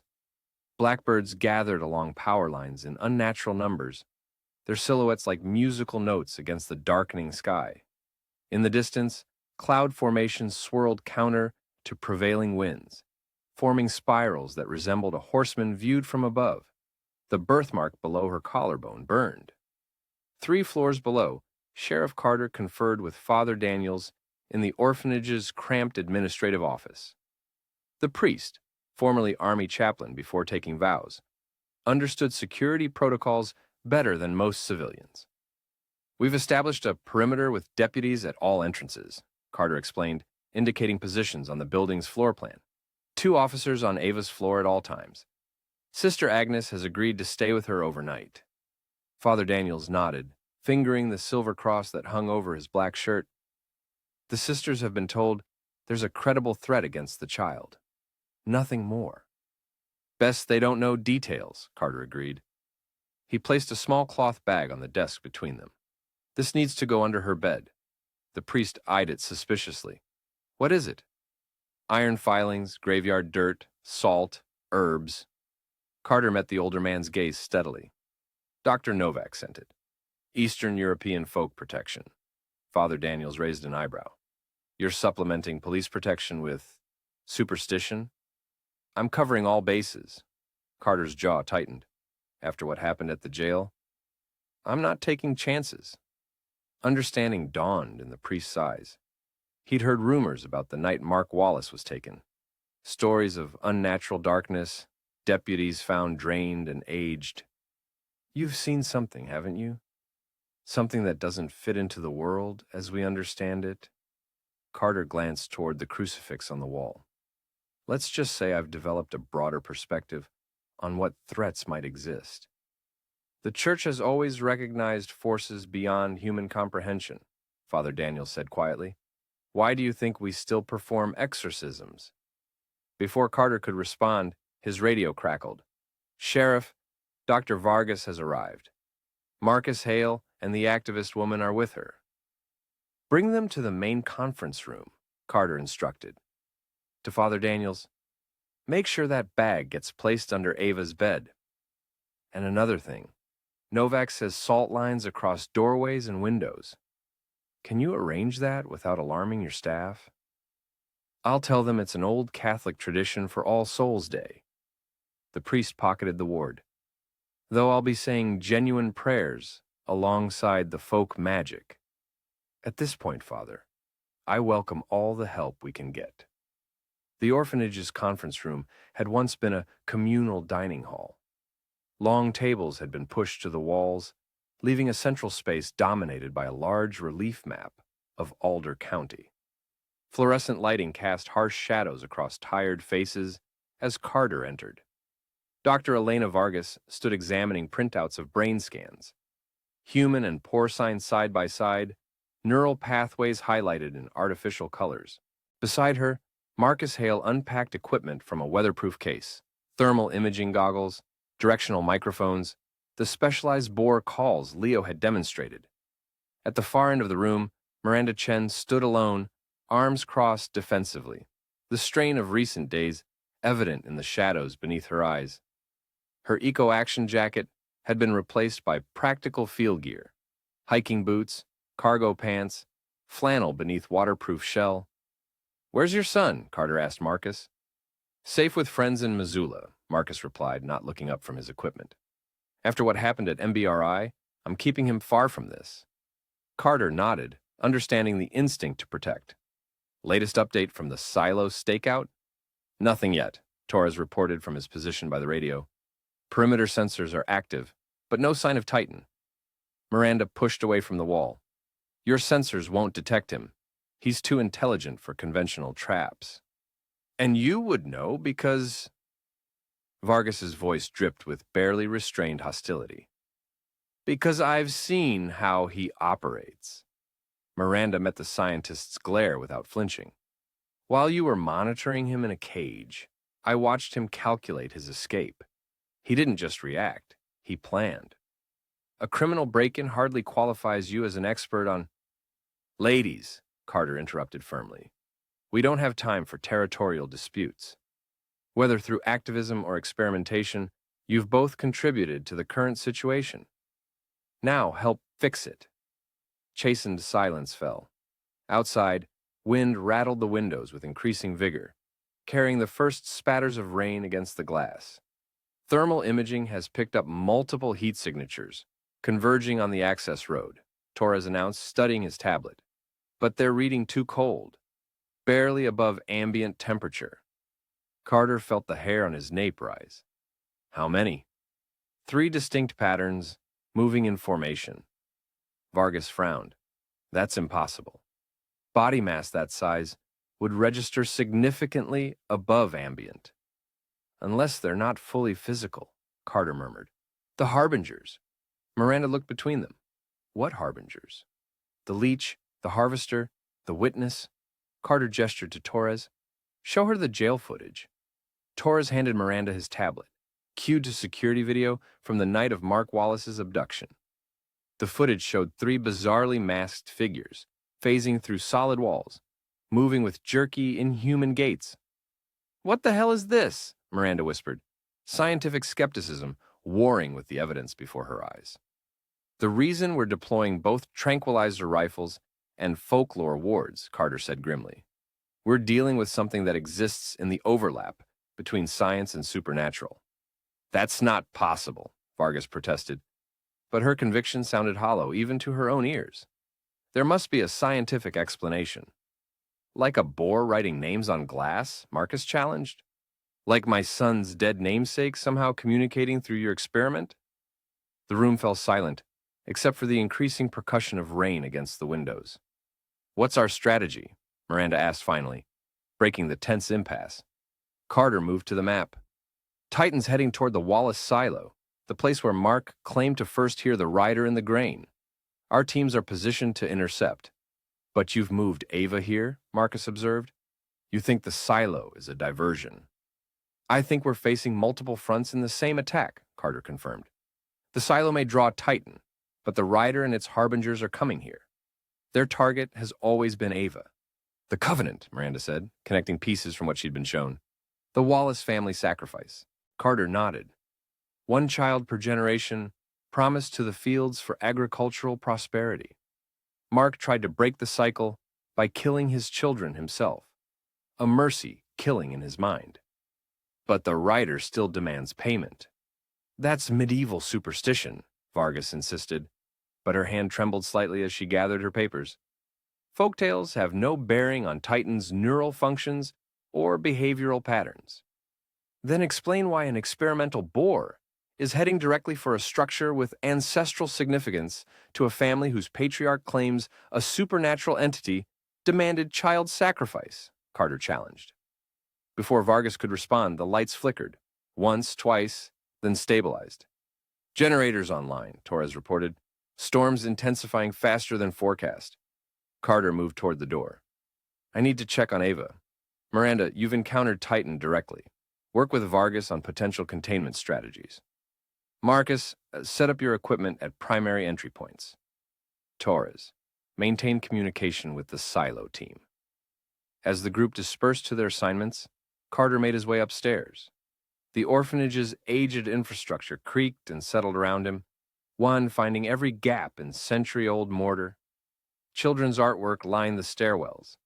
Construction paper crosses, crayon renderings of saints, collages depicting Noah's Ark and Daniel in the lion's den. Innocents attempting to process biblical horror through safe, primary-colored interpretations. On the third floor, Deputies Alvarez and Morales maintained their positions outside Ava's room. "Any issues?" Carter asked. "No, sir," Alvarez replied. "Sister Agnes is with her. Said the girl's been quiet, just staring out the window most of the afternoon." Carter nodded. "Keep radio silence except for emergencies. We have reason to believe the facility may lose power again." Inside the small room, Sister Agnes sat in a wooden chair beside Ava's bed, rosary beads clicking softly between arthritis-swollen fingers. Ava remained at the window, silhouette small against the gathering storm. "Sheriff," Sister Agnes acknowledged, making the sign of the cross before tucking her rosary away. "Ava's been very cooperative, though she hasn't eaten much." "Could I have a moment with her?" Carter asked gently. The elderly nun patted Ava's bed as she stood. "I'll bring some hot chocolate when I return, dear." When the door closed, Carter approached the window carefully, maintaining non-threatening distance from the traumatized child. "Quite a storm brewing," he observed. Ava nodded without turning. "The sky's open for him. Always have." "The Green Rider?" "He rides between raindrops," she said, voice distant and dreamy. "Slips through the spaces where water parts air." Carter studied her profile, searching for signs of the possession he'd witnessed in the interview room. Her features remained childlike, but her eyes, reflecting the storm-darkened landscape, held knowledge no 12-year-old should possess. "Ava, I need to know what you're sensing right now," he said carefully. "We have people protecting you, but they need to understand what's coming." She turned then, gaze fixing on him with unsettling directness. There are three before him. Always three. The hunger that drinks, the blade that harvests, the eye that remembers. Her fingers drifted to her collarbone, pressing against the birthmark beneath her shirt. "They're almost here." "And Titan? The boar from the laboratory?" Something flickered in Ava's expression. Recognition, confusion, fear. "He carries the dead boy inside him. The boy who should have been Covenant, but escaped through water." "Leonard Mitchell," Carter said. "The drowning victim." Ava nodded. "The writer found another way to claim him. Through the woman who plays with dead tissue." The clinical description of Vargas's work from a child's mouth chilled Carter more than supernatural entities. "Is the writer controlling Titan?" "Not controlling, partnering." Ava returned to the window. "The dead boy fights him. But the pig's body hungers for blood covenant. The rider offers freedom from laboratories. The boy offers revenge against those who harvested his mind. Lightning flashed across the valley, momentarily painting the room in stark monochrome. In that instant, Carter saw what appeared to be a horseman, silhouetted against the distant hills. There and gone as darkness returned. "Did you see it too?" Ava whispered. "They're all converging now. The rider, the harbingers, the vessel." "We won't let them take you," Carter promised, hand instinctively moving to his sidearm, though he knew conventional weapons would prove useless. "You can't stop Covenant," Ava replied with sad certainty. "Only transfer it."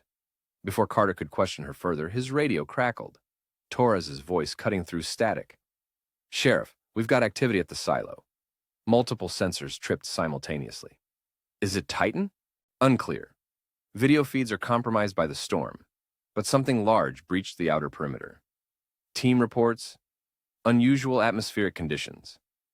Carter moved toward the door. "Keep Ava secured. I'm heading to command." In the hallway, he found Father Daniels approaching with Sister Agnes. "The wards are placed as requested," the priest reported quietly. "Salt lines at every threshold." "Good. Stay with her," Carter instructed. "No one enters, except those you've personally verified." As Carter descended the stairs, the building's ancient pipes groaned, a low, plaintive sound almost like distant screaming.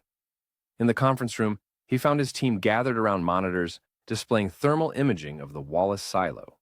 The feed flickered with interference, but the massive heat signature moving toward the structure was unmistakable. "Titan," Vargas confirmed. "Mass and temperature profile match." "But these don't," Torres indicated smaller, colder signatures surrounding the boar. "They're reading at 30 degrees below ambient. That's physically impossible." Miranda leaned forward, studying the patterns. "They're moving in formation, almost like an honor guard." "Or prison escort," Marcus suggested grimly. Carter felt pieces clicking into terrible alignment. Titan isn't just heading for the silo. He's being guided there? "By what?" Vargas demanded. "By the same entity that took Mark Wallace from a locked jail cell," Carter replied. "The same entity that's been demanding Wallace children for generations." The building's lights flickered again as thunder shook the foundations. On the monitors, Titan's heat signature reached the silo and vanished completely. Static consumed the feeds, plunging remote viewers into electronic darkness. "We've lost all cameras at the silo," Torres reported, frantically attempting to restore connections. "Radios are down too." Through the windows, they watched as unnatural darkness rolled across Plains Bridge. Not just storm clouds, but something deeper, a blackness that consumed streetlights and swallowed stars. The advancing front moved with purpose, headed directly for St. Mary's. "It's not just Titan coming for Ava," Carter realized with growing horror. "They're all coming, and the silo is never the target."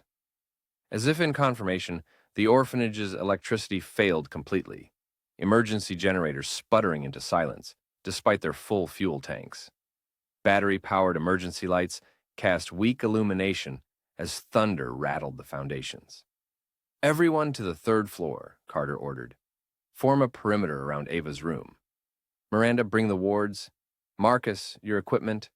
Vargas, anything that might help us understand what we're facing." As they gathered supplies, the building's ancient intercom system crackled to life, despite the power outage. Through static and distortion came a child's voice.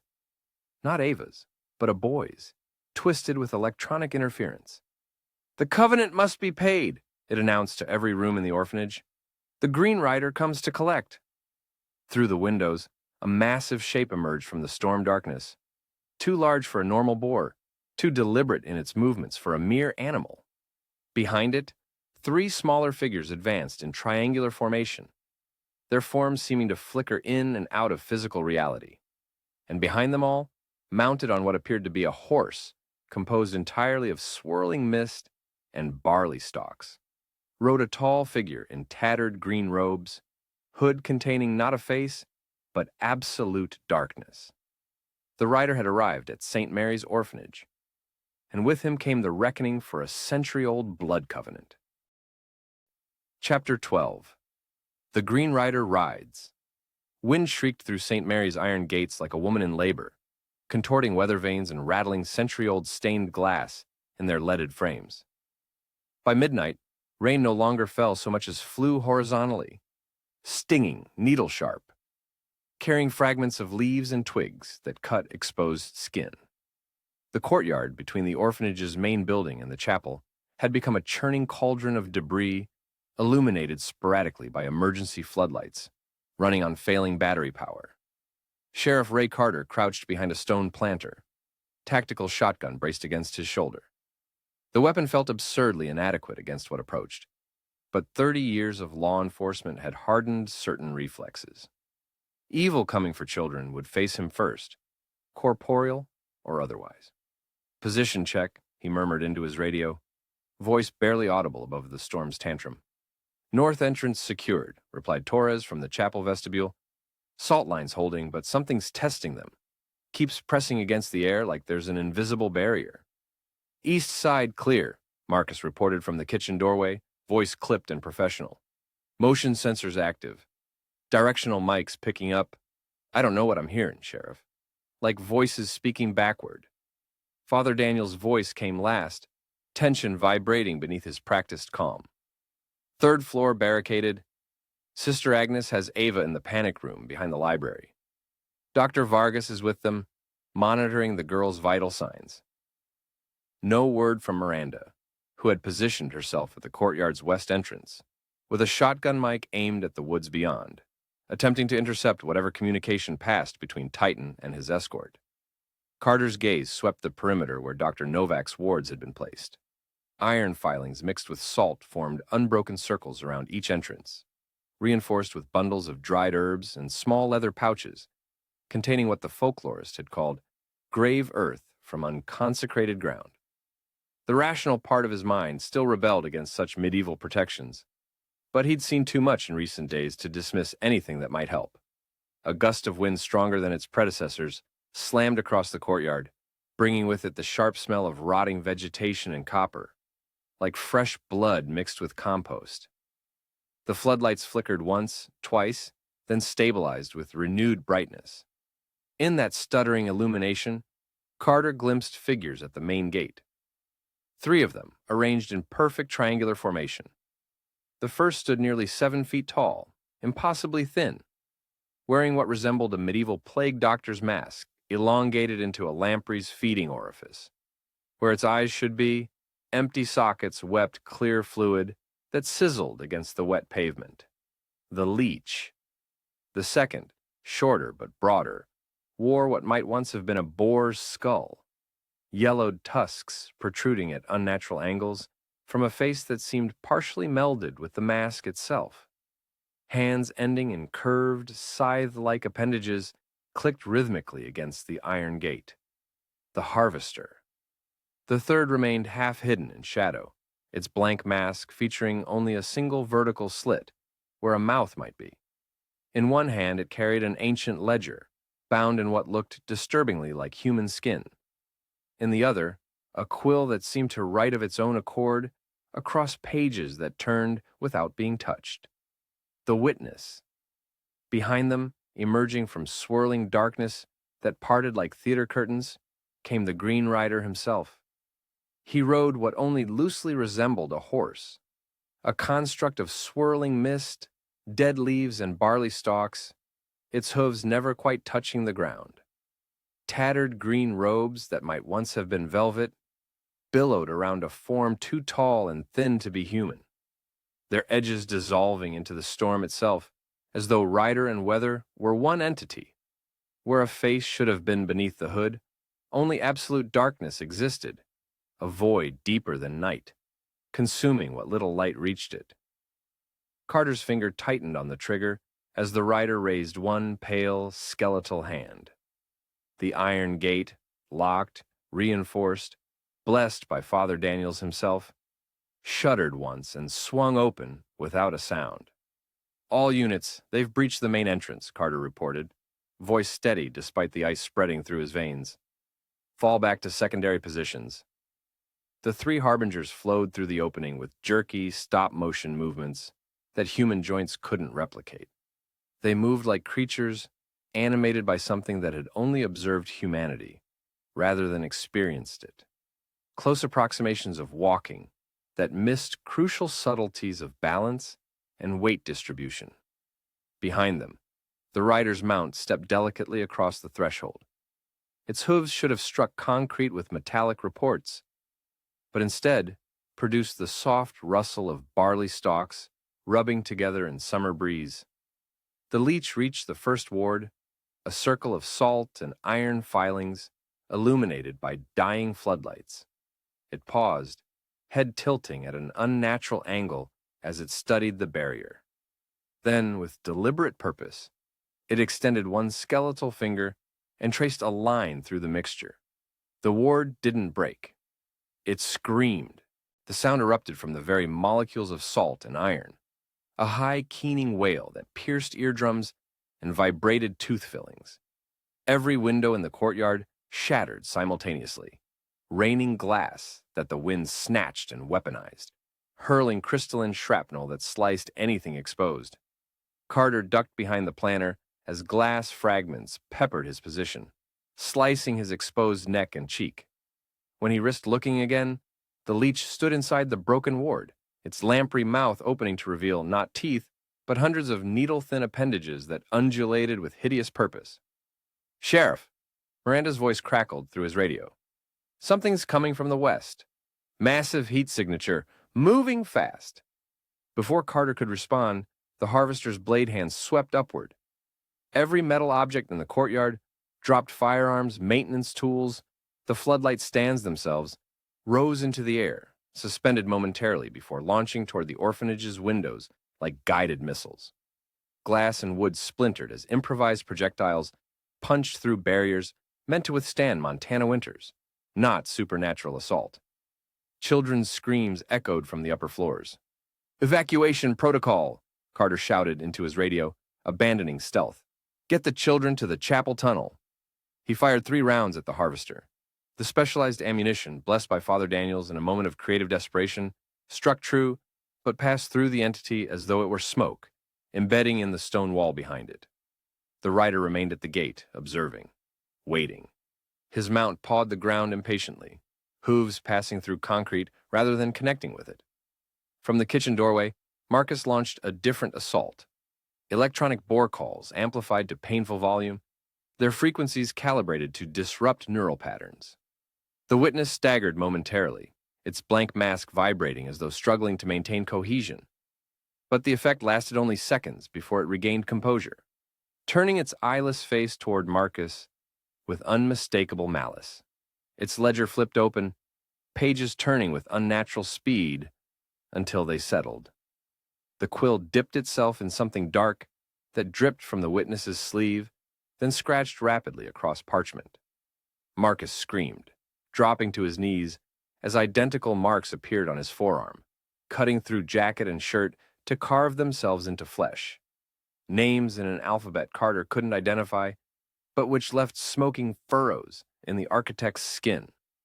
"The dead record your interference," the witness said, voice like dried pages turning. "The covenant keepers mark you for collection." Carter abandoned his position, sprinting toward Marcus as the harvester closed in from the opposite direction.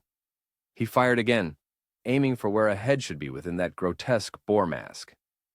The shot connected with physical mass this time, not flesh, but a spray of barley husks and soil erupting from the wound before instantly reforming. "Steel cannot harvest what grows from earth," the creature said, blade hands clicking with anticipation. "We are older than metal." It lunged for Marcus with unnatural speed. Carter threw himself between them, shotgun raised as a desperate shield. The blades connected with hardened steel, producing a sound like wheat being scythed rather than metal striking metal. The shotgun's barrel separated cleanly, falling to the courtyard in 2 perfectly bisected halves. The harvester reared back for a killing blow when a new sound cut through the storm's cacophony, a high, frightened squeal that mimicked a juvenile boar in mortal distress. Miranda stood at the west entrance, directional speaker aimed into the darkness beyond the fence.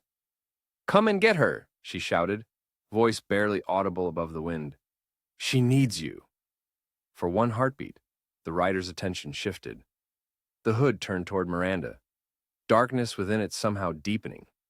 That momentary distraction saved Carter's life. The harvester hesitated, blade hand suspended inches from the sheriff's throat. In that fractional pause, Torres emerged from the chapel vestibule, fire axe gripped in both hands. He swung with desperate strength, catching the harvester at what would be waist level on a human. The axe head, forged in the old way with iron that had never been machine processed, another of Novak's recommendations, passed through the creature's midsection with resistance like cutting dense vegetation. Barley husks and black soil erupted from the wound, but this time the injury remained. The harvester staggered, blade hands clutching at the gap where its torso separated. Iron that never knew fire, Torres gasped, understanding blooming in his expression. That's what hurts them. The leech turned at its companion's distress, lamprey mouth contracting with what might have been concern. It flowed toward Torres with liquid grace, feeding orifice extending like a proboscis. Iron from cold earth, the rider spoke for the first time, voice like wind through dead stalks. The old weakness indeed. He gestured once.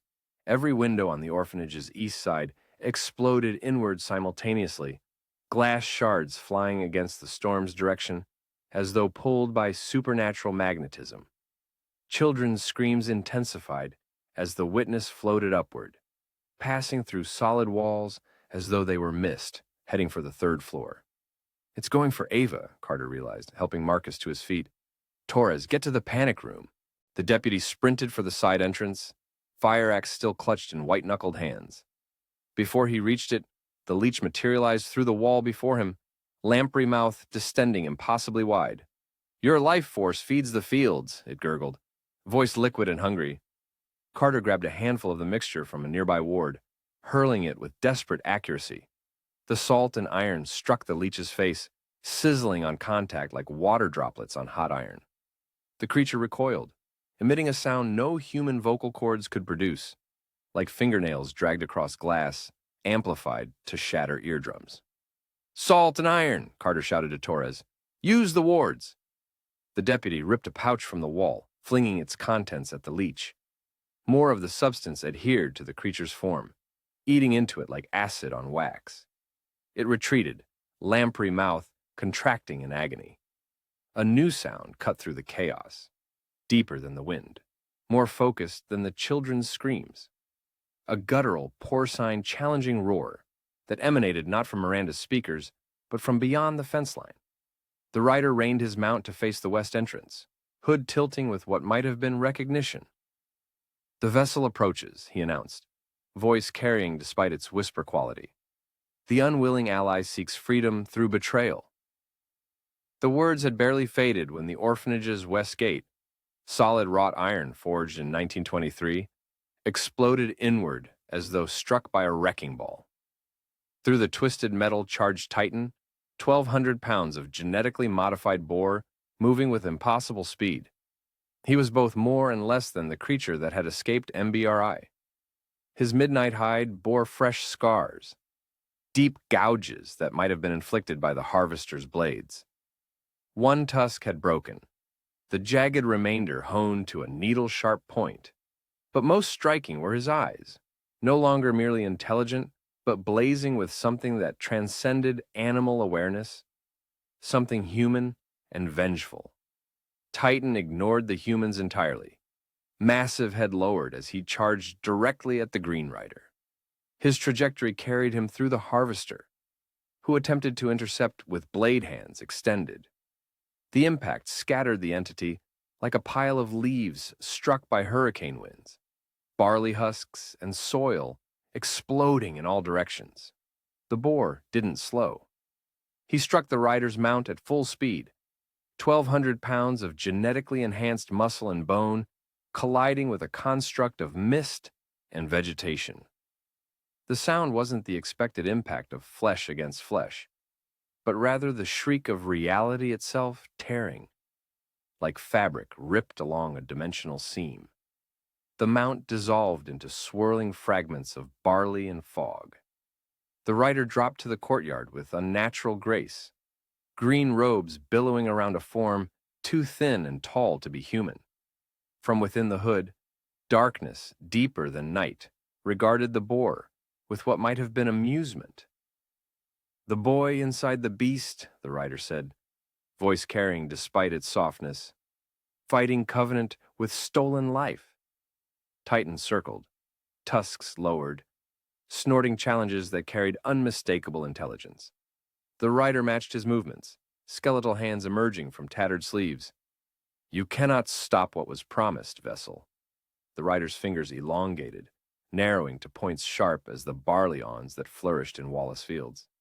"The marked one belongs to us." "Has since birth." Titan charged again. This time the rider didn't retreat but stepped into the attack, hands sweeping downward with unnatural speed. They connected with Titan's flank as he passed, opening parallel furrows that wept, not blood but a strange luminescent fluid, as though the boar's very essence were leaking from the wounds. Titan screamed. Not an animal's squeal, but a sound horribly, unmistakably human. He staggered, massive frame shuddering as supernatural toxins spread through his system. "The boy dies first," the rider announced. "Then the vessel returns to its proper alliance." Miranda reached their position, shotgun mic abandoned for a more conventional weapon. A length of rebar wrapped in copper wire, another of Novak's suggested implements. "What's happening to him?" she gasped, watching Titan convulse. "The rider's separating them," Carter realized, forcing Leonard's consciousness out of Titan's body. "We have to help him!" She started forward, but Carter grabbed her arm. "Wait, look!" Despite his wounds, Titan was rising again. His movements had changed, become more deliberate, more porcine, yet still carrying underlying purpose. The intelligence behind those eyes had shifted from human to something older, more primal. The rider recognized it too. The hood tilted, darkness within it somehow deepening. "The other awakens," he said, something like wariness entering his whisper voice. "The ancient one who slept in porcine blood." Titan's posture changed completely. He lowered his massive head, tusks scraping concrete with a sound like steel across slate. When he looked up again, his eyes had transformed, no longer human or animal, but something that predated both categories. Something that recognized the rider as kin rather than enemy. "Field father," Titan spoke, the words emerging as modulated grunts that nonetheless carried meaning. "Blood taker." "Hunter brother," the rider acknowledged, skeletal hands lowering slightly. "You wake within new flesh. The covenant ends." Titan's words emerged in rhythmic grunts, translator functions in his modified brain, converting primal thought to approximated speech. "No more child harvest." "The covenant is eternal," the rider countered, voice hardening. "Sealed in Wallace blood a century past." "Fields flourish without sacrifice," Titan insisted. "Old ways die. New growth comes." The rider straightened to his full height, towering over even the massive boar. "You forget yourself, Hunter brother. You slept while I maintained the old ways. While I fed the fields their due." "You fed yourself," Titan accused, each grunt word precise and damning. "Grew fat on fear while fields withered. Covenant was balance once. Now only gluttony." Lightning split the sky directly overhead, momentarily painting the courtyard in stark monochrome. In that flash, Carter glimpsed the rider's true form beneath the hood. Not darkness, but a face composed of barley stalks and black soil, arranged in a crude approximation of human features that shifted and decayed even as they formed. "You challenge ancient right?" the rider demanded, voice rising above whisper for the first time, a sound like entire fields being scythed simultaneously. "You who slumbered while I maintained order?" "I challenge perversion of purpose," Titan replied, circling slowly. "Child flesh does not feed soil. Only your hunger." The leech and the witness had regrouped, flowing to positions flanking their master. The harvester was reforming more slowly, barley husks and soil gathering into vaguely humanoid shape. "The marked one comes with us," the rider declared. "The covenant demands completion." From the orphanage's third floor, a window shattered outward. Framed in jagged glass, stood Ava Wallace, eyes wide and unfocused, birthmark below her collarbone, glowing with sickly green luminescence, visible even from the courtyard. "I'm here," she called, voice carrying unnaturally through the storm. "I'm the one you marked." "Ava, no!" Carter shouted, but the wind snatched his words away. The rider's hood tilted upward, darkness within it somehow smiling, though it possessed no mouth. "The promised one offers herself," he said, satisfaction evident despite his whisper voice. "The covenant nears completion." But Titan wasn't looking at Ava or the rider. His altered gaze had fixed on something beyond the courtyard, a massive shape emerging from the storm darkness at the east entrance. Another boar, even larger than Titan himself, composed not of flesh but of swirling leaves and barley stalks, given temporary cohesion by supernatural will. "Hunter brother," Titan acknowledged, strange eyes reflecting recognition. The construct boar pawed the ground, releasing not dust but pollen that glowed faintly green in the dying floodlights. It lowered tusks formed of twisted saplings, challenging the rider with a roar that shook remaining windows in their frames. The entity beneath the hood showed the first sign of uncertainty, skeletal hand rising in what might have been wariness. "You cannot interfere," he told the newcomer. "The covenant is broken," said the construct boar, voice like roots cracking stone. "New growth comes." Without warning, both Titan and the construct boar charged simultaneously from opposite directions. The rider, caught between them, raised skeletal hands wreathed in sickly green light, but too late. They struck him from both sides, physical mass and supernatural construct meeting where the green rider stood. The impact produced not sound, but its absence. A sudden vacuum of noise into which reality itself seemed to collapse. For one heartbeat, the courtyard froze in perfect tableau. Titan and the construct boar, connected by the impaled form of the rider, whose robes billowed around a body, rapidly dissolving into barley husks and black soil. The hood fell back, revealing not a face, but an absence, a void that had fed on fear and entrails for centuries. "The covenant transfers," the rider managed, voice fading like wind through dying stalks, "cannot end, only change." His form collapsed entirely, green robes settling empty on the courtyard stones. Where they touched ground, barley sprouted instantaneously, pushing through concrete with supernatural vigor. The leech, harvester, and witness froze in their positions, forms growing indistinct as their master dissolved. One by one, they too collapsed, not into death, but into component parts, barley husks and soil scattering in the storm winds. Titan stood in the courtyard center, massive sides heaving with exertion, luminescent fluid still seeping from the wounds the rider had inflicted. The construct boar approached him slowly, tusks lowering in what seemed like reverence rather than aggression. "Old guardian," Titan acknowledged in his grunt speech. "Field protector." "New guardian," the construct replied, voice like autumn leaves rustling. "Covenant bearer." Before Carter could process the exchange, Titan convulsed violently. He dropped to his knees, massive frame shuddering as though something fought to escape from within. His eyes flickered rapidly, shifting between the ancient awareness that had confronted the rider and something more recently human. "What's happening to him?" Miranda asked, taking an instinctive step forward. "The minds are separating," came Dr. Vargas's voice from the doorway, where she stood supporting a weakened Father Daniels. "The neural graft is breaking down." Titan's convulsions intensified. His mouth opened in a scream that contained multitudes, animal pain, human confusion, and something older than either, grieving a transition it had not chosen. Light began to emit from between his bristles, as though illumination fought to escape from within his very cells. The construct boar watched impassively, form growing more solid as Titan's became less so. A transfer was occurring. Power, consciousness, covenant obligation shifting from one vessel to another. "Leonard," Vargas whispered, recognition in her voice. "He's letting go." With a final human cry of release, Titan's form erupted in blinding green light. When vision returned seconds later, Only a circle of scorched concrete remained where he had stood.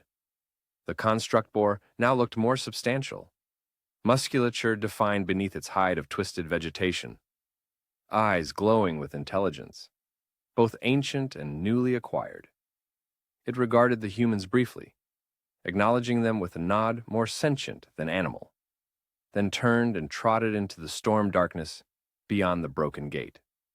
The wind died as suddenly as it had risen. Rain gentled to normal Montana patterns, no longer carrying leaves weaponized by supernatural malice. In the courtyard, Carter helped Marcus to his feet, both men staring at the empty green robes lying on barley sprouting through shattered concrete.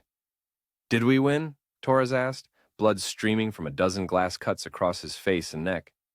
Carter looked up at the third-floor window where Ava Wallace still stood, her birthmark no longer glowing. Her expression held the simple confusion of a traumatized child, not the ancient knowledge that had possessed her. "I think," he said slowly, "the Covenant changed hands." Above them, stars emerged as storm clouds dissipated with unnatural speed. The orphanage's emergency generators hummed back to life, restoring light to windows shattered by supernatural assault.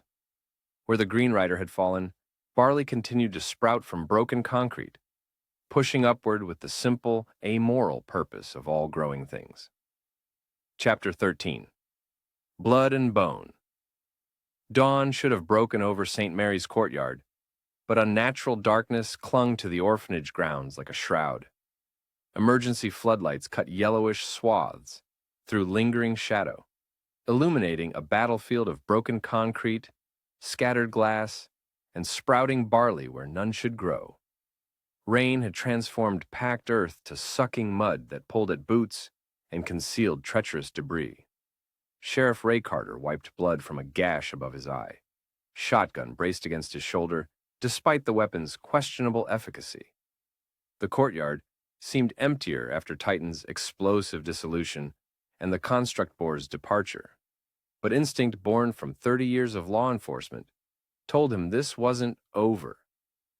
"Something's wrong," he muttered to Torres, who stood beside him clutching the fire axe with white-knuckled determination. "It was too easy." As if summoned by his doubt, the empty green robes lying on freshly sprouted barley began to stir, not with wind, there was none now, but with internal movement, as though someone invisible were climbing back into abandoned clothing. Barley stalks twisted upward through fabric, weaving themselves into approximation of skeletal limbs.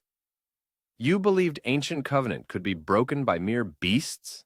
came the rider's voice, no longer a whisper but a dry, rattling sound like corn husks shuffling against each other.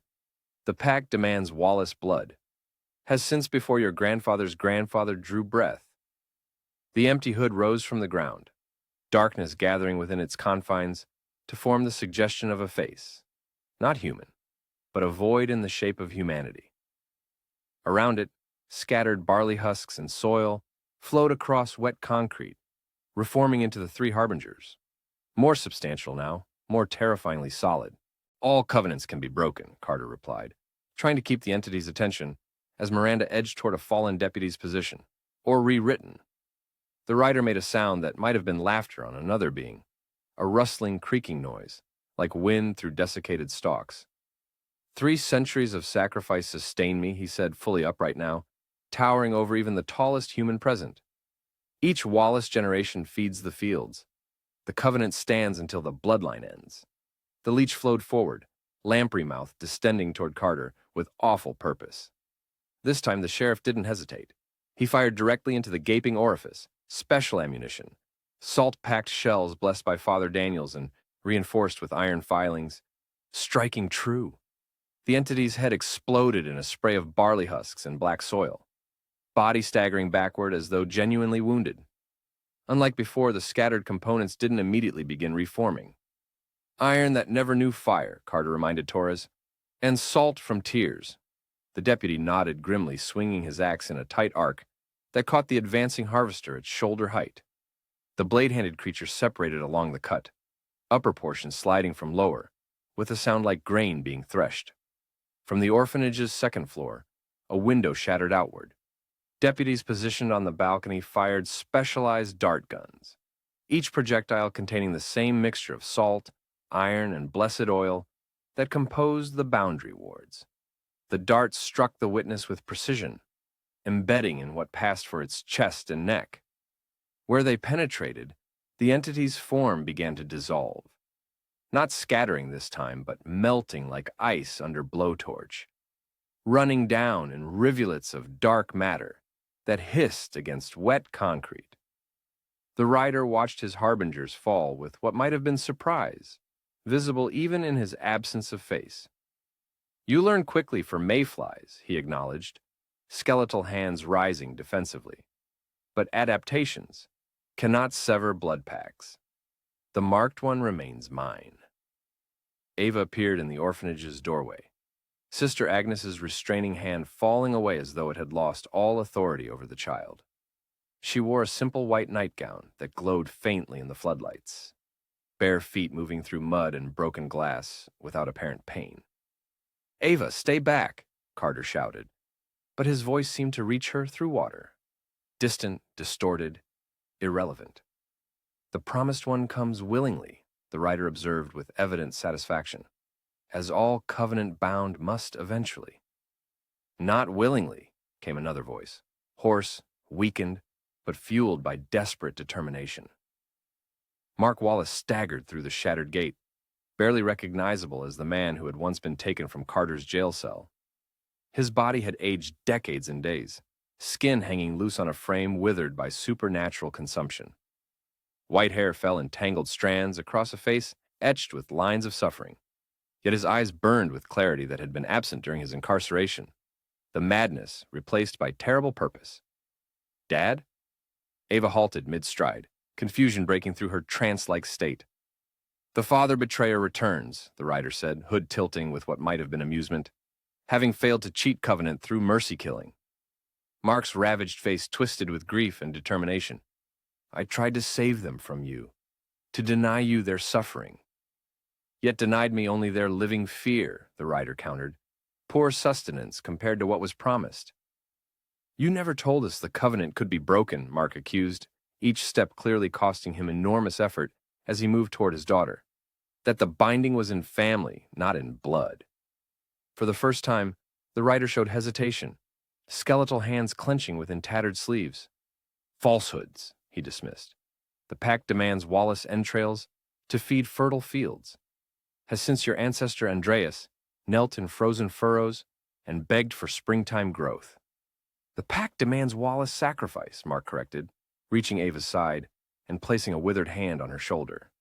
"But nowhere specifies the sacrifice must be entrails. Or children." The writer's form seemed to flicker, green robes rippling though no wind disturbed them. "The agreement is as it has always been." "The agreement," Mark countered, voice strengthening as he faced his family's ancient tormentor, "is that Wallace blood nourishes the fields in exchange for bountiful harvests. But blood takes many forms. Love is blood. Choice is blood. Willingness is richest blood of all." Carter watched this philosophical standoff with wary confusion, shotgun still trained on the rider, though instinct told him the true battle had moved beyond physical weapons. This was covenant against covenant, old understanding against new interpretation. "I offer myself," Mark declared, removing his hand from Ava's shoulder to press it against his own chest. "Willingly, last of the adult Wallace line. My life for my daughter's freedom. My body to fertilize the fields." The rider's hooded face turned toward Ava, then back to Mark. "The marked one was chosen at birth.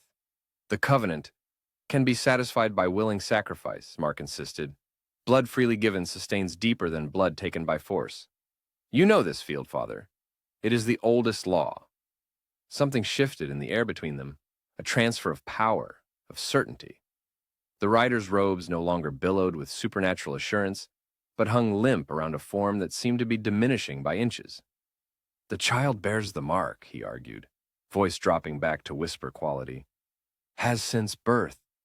And I bear her burden," Mark countered, removing his tattered shirt to reveal an identical birthmark below his collarbone, the same irregular oval that matched Ava's precisely.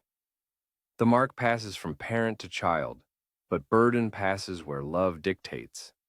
He knelt in the mud before his daughter, ravaged face lifted toward her with naked adoration and grief.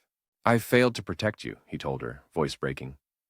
"Failed to shield you from knowledge no child should carry. But I won't fail in this, Ava. I won't let him take what remains of your childhood." Ava stared at her father, the man who had tried to kill her in the barley field, who had murdered her siblings in desperate, misguided mercy. Her small face worked through complex emotions no 12-year-old should navigate. Fear, confusion, grief, and beneath it all, the stubborn ember of familial love that refuses extinguishment even after worst betrayals. "Daddy," she whispered, one hand reaching toward his weathered cheek. "You're so old now." "He took years from me," Mark admitted, "but left enough for this moment, enough to make this choice." The writer's skeletal hands rose in what might have been alarm or denial. The covenant requires Wallace sacrifice, and Mark interrupted, not looking away from his daughter. "And I give it, freely." He pulled Ava into a fierce embrace, tears streaming down lined cheeks into her hair. She stiffened momentarily, body remembering terror, even as her heart reached for reconciliation. Then, with the simple forgiveness only children can offer, her arms wrapped around his neck. "I'm sorry about Rose and Michael," she murmured against his shoulder. "I'm sorry you thought you had to hurt us." "I thought I was saving you," Mark whispered brokenly, "sparing you what he would do." As father and daughter clung to each other, something remarkable happened to the writer. His robes began to smolder along their edges, not with fire, but with a strange green luminescence that consumed fabric from outside inward. The darkness within his hood thinned, revealing glimpses of the crude face Carter had seen during the lightning flash. Barley and soil attempting to mimic human features. "This is not acceptable sacrifice," the writer insisted, voice becoming thinner, reedier. "The covenant demands innocence, child terror, entrail steam on cold mornings." "The covenant demands Wallace blood and bone to nourish fields," Mark corrected, still holding his daughter. "And I offer mine, freely given in love, rather than taken in terror." The writer's skeletal hands scrabbled at his disintegrating robes, as though trying to physically hold his form together.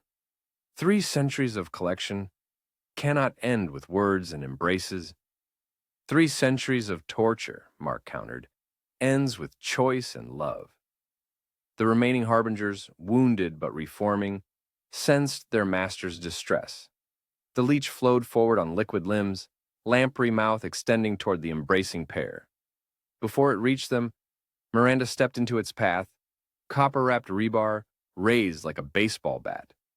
"Hunger on this," she snarled, swinging with practiced precision. The improvised weapon connected with the entity's head, copper conducting something more significant than electricity through its form.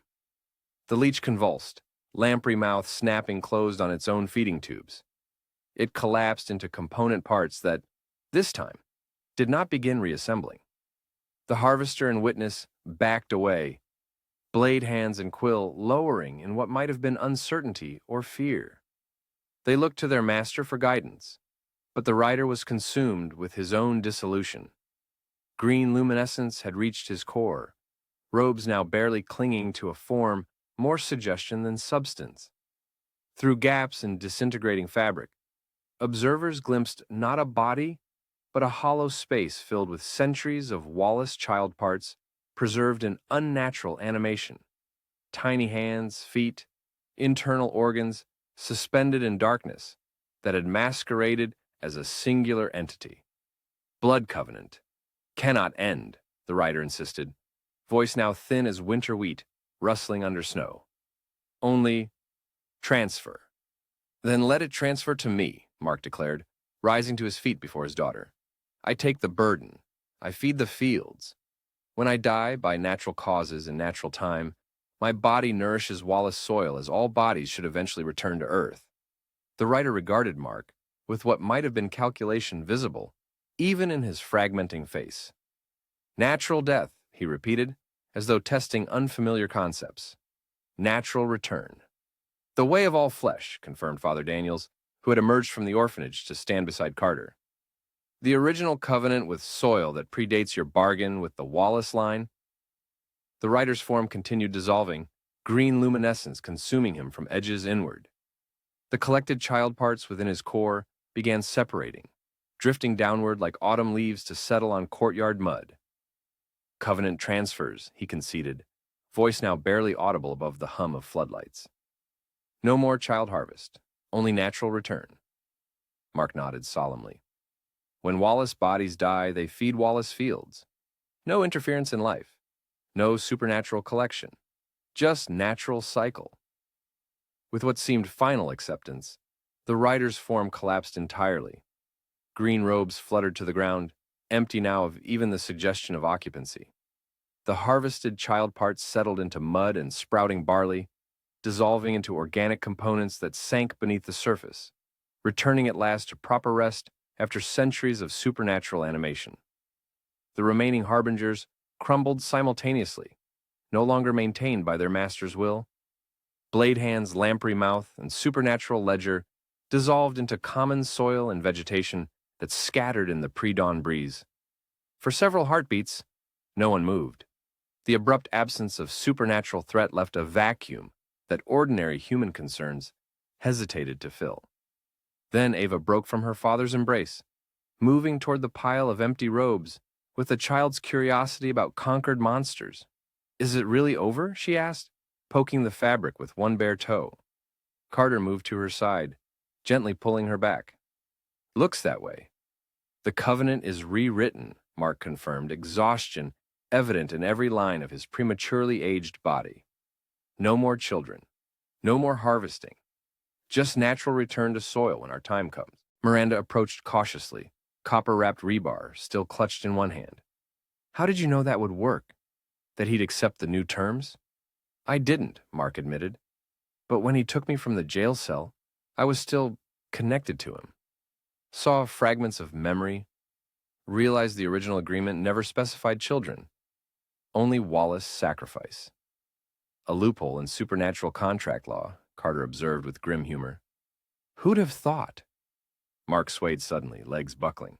Carter caught him before he struck mud, easing the withered man to sitting position against a concrete planter. "What's wrong with him?" Ava demanded, childish concern overriding complicated history. Dr. Vargas knelt beside them, fingers pressed to Mark's neck where pulse fluttered weakly. "The writer took too much from him. His systems are shutting down." "But he can't die," Ava protested with child's logic.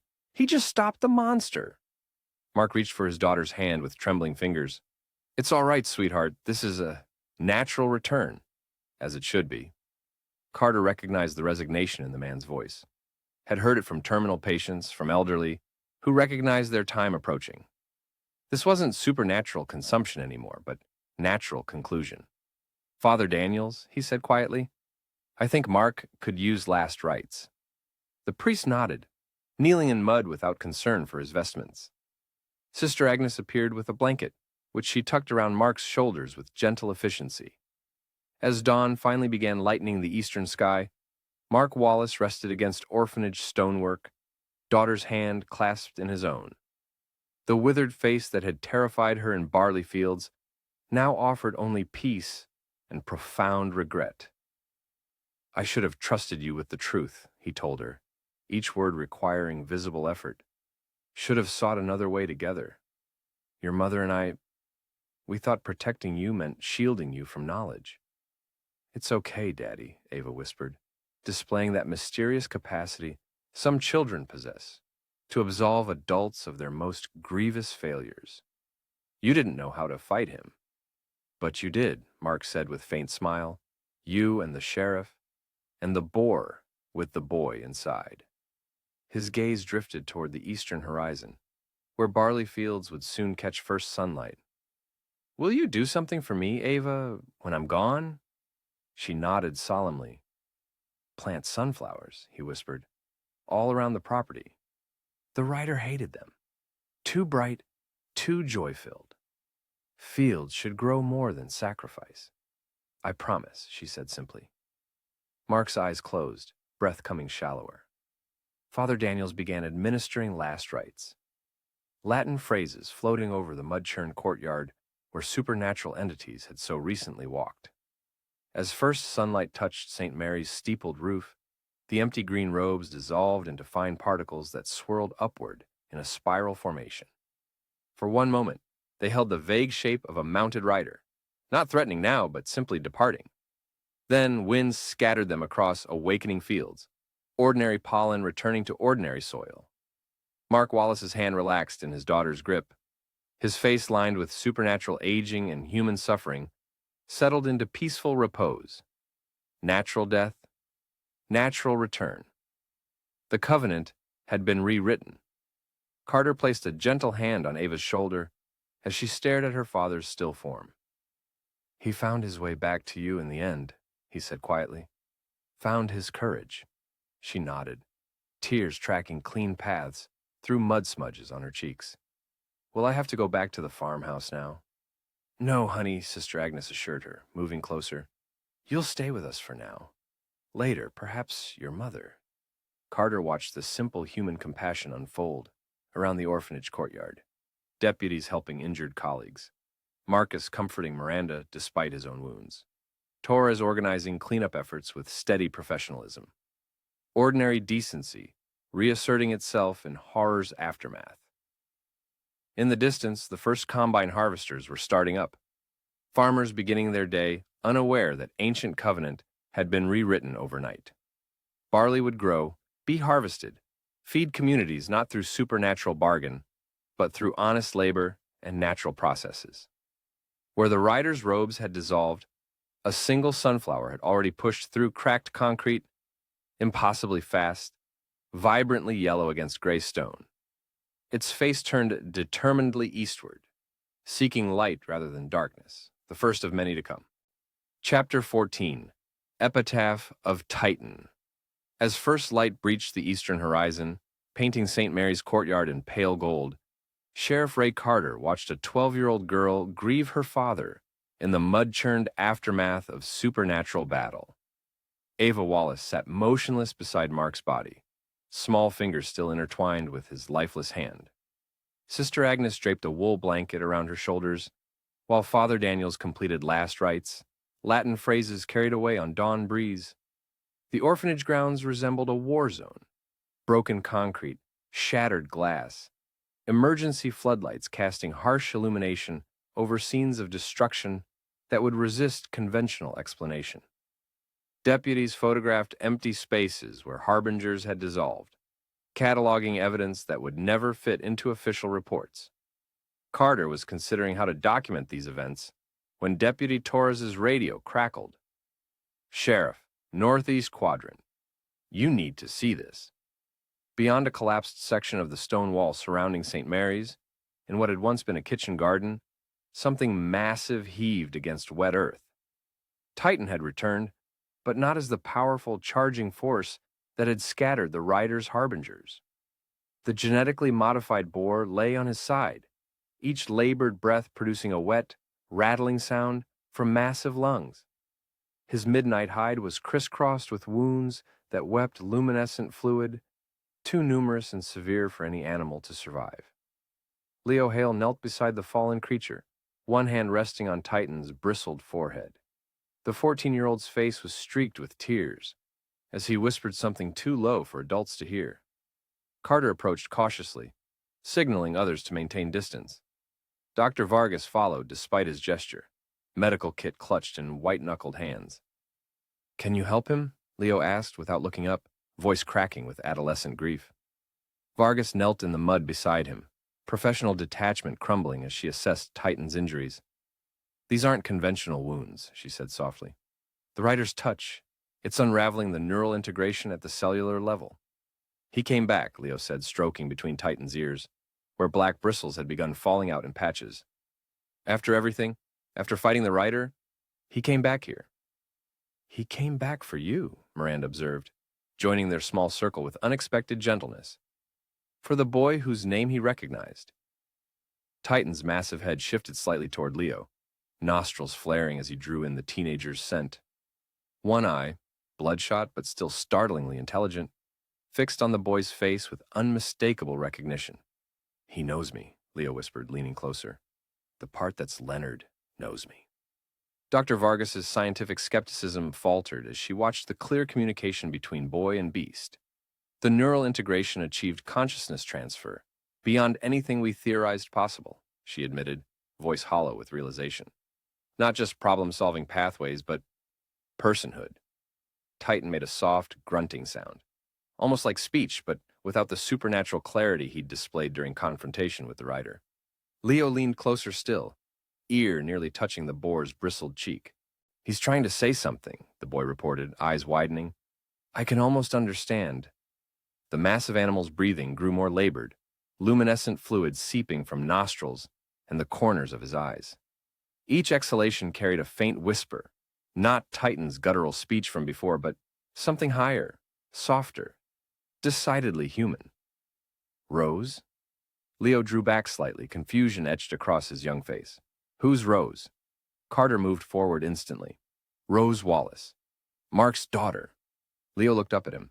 He's saying, tell Rose thank you. But it doesn't sound like him anymore. A small figure pushed through the gathered adults. Ava, blanket still draped around her shoulders, eyes red-rimmed but dry now. She knelt beside her father's killer and her family's savior, without fear or hesitation. Rose was my sister, she told Leo quietly. Dad killed her in the barley field. She was 7. Understanding dawned in Leo's expression. The writer, he collected her? Like he collected pieces of all Wallace children? Carter exchanged glances with Dr. Vargas, whose scientific worldview visibly crumbled with each supernatural revelation. The writer harvested parts of Wallace children for centuries, he confirmed. When Mark rewrote the covenant, those children were released. Titan's breathing hitched, a tremor running through his massive frame. The whisper emerging with each exhalation grew more distinct, a little girl's voice, innocent and earnest, emerging from a dying monster's lungs. Thank you for saving my sister, came the ghostly sound, barely audible above dawn birdsong. The bad man can't hurt her now. Tears streamed freely down Leo's face as he cradled Titan's massive head in his lap. Rose, is that you? Just for a minute, the whisper voice replied. The pigman let me borrow his breath to say thank you. Dr. Vargas sank fully into the mud, medical kit forgotten, as she witnessed the impossible. Her hands shook as she reached tentatively toward Titan's heaving flank, fingers coming away stained with luminescent fluid. In laboratory conditions, she said, voice quavering, we observed occasional vocalization patterns, inconsistent with porcine physiology. We attributed them to random neural firing during integration phases. You heard children speaking through him, Miranda translated, accusation hardening her tone, and documented it as a footnote. Vargas didn't deny it. Science requires empirical explanations. We had no framework for this. Titan's breathing grew more ragged, each exhale producing less of the whisper voice and more blood-tinged foam. Leo stroked his bristled head with gentle determination, murmuring reassurances as the creature's life ebbed. It's okay, the boy soothed. You don't have to fight anymore. Leonard and Rose can both rest now.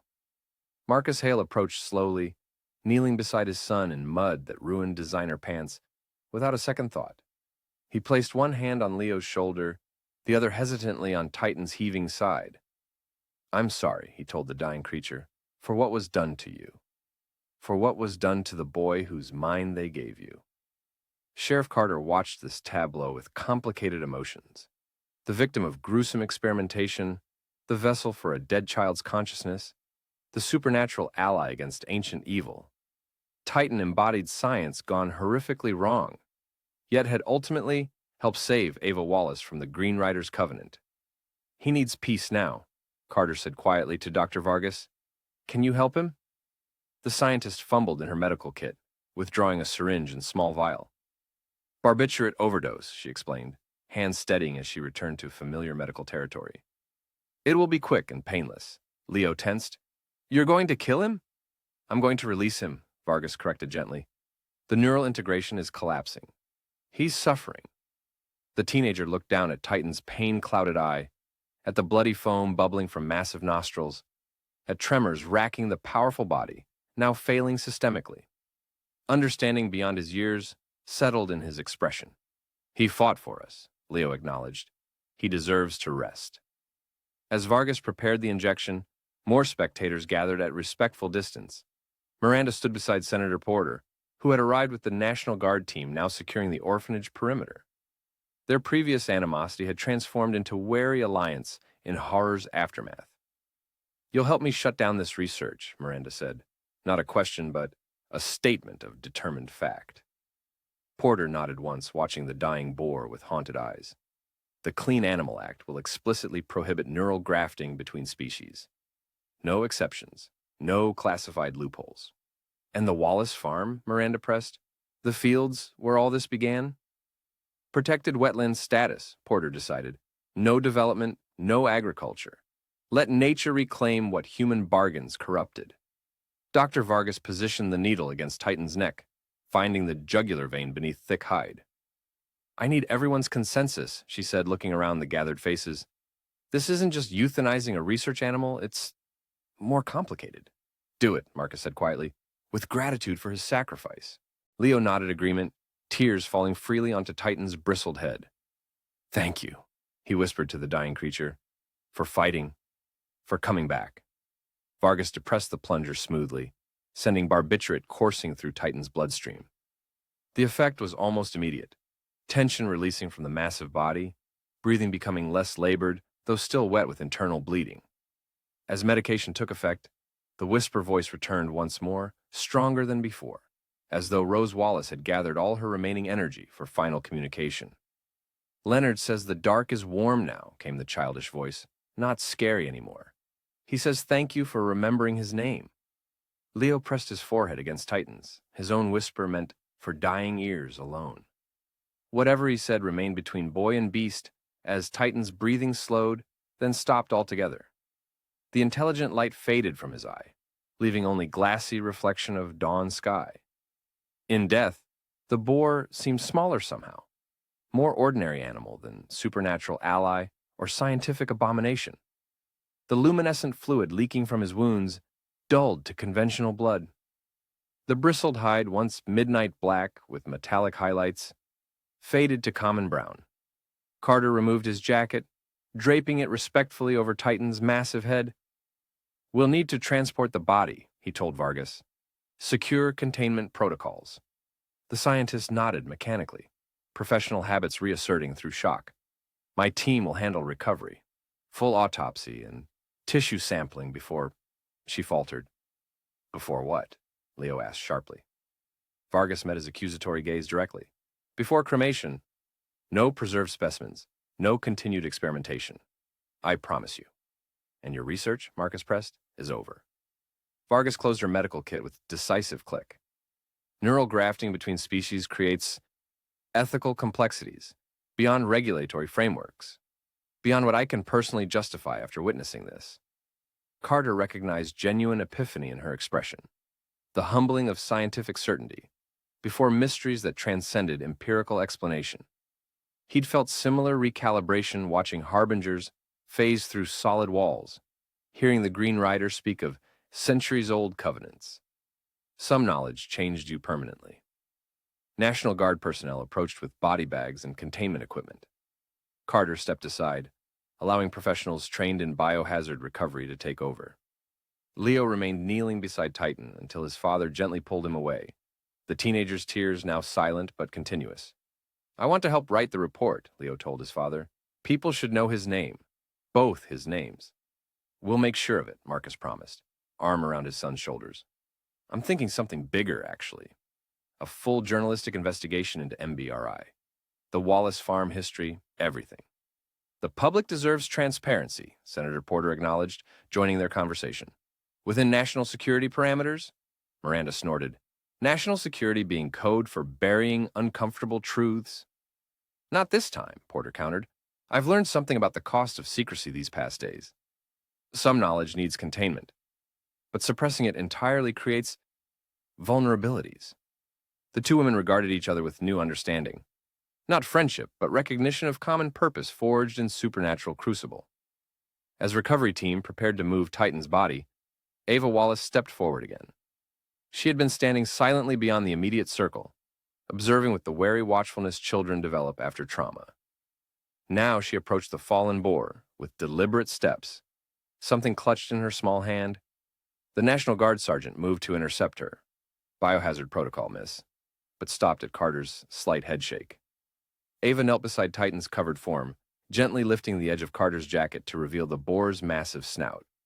From her palm, she produced a small green flower, not something cultivated in St. Mary's Gardens, but a wild thing plucked from cracks in the courtyard wall.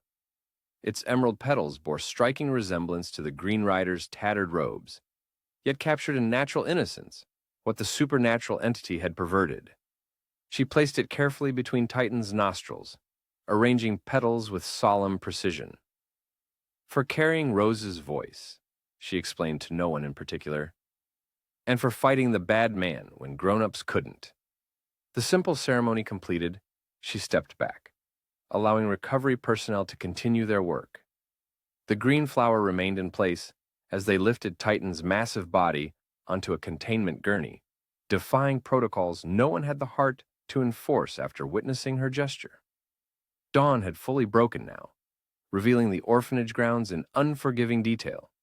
Shattered windows, mud-churned earth, barley sprouting from broken concrete, where supernatural entities had fallen.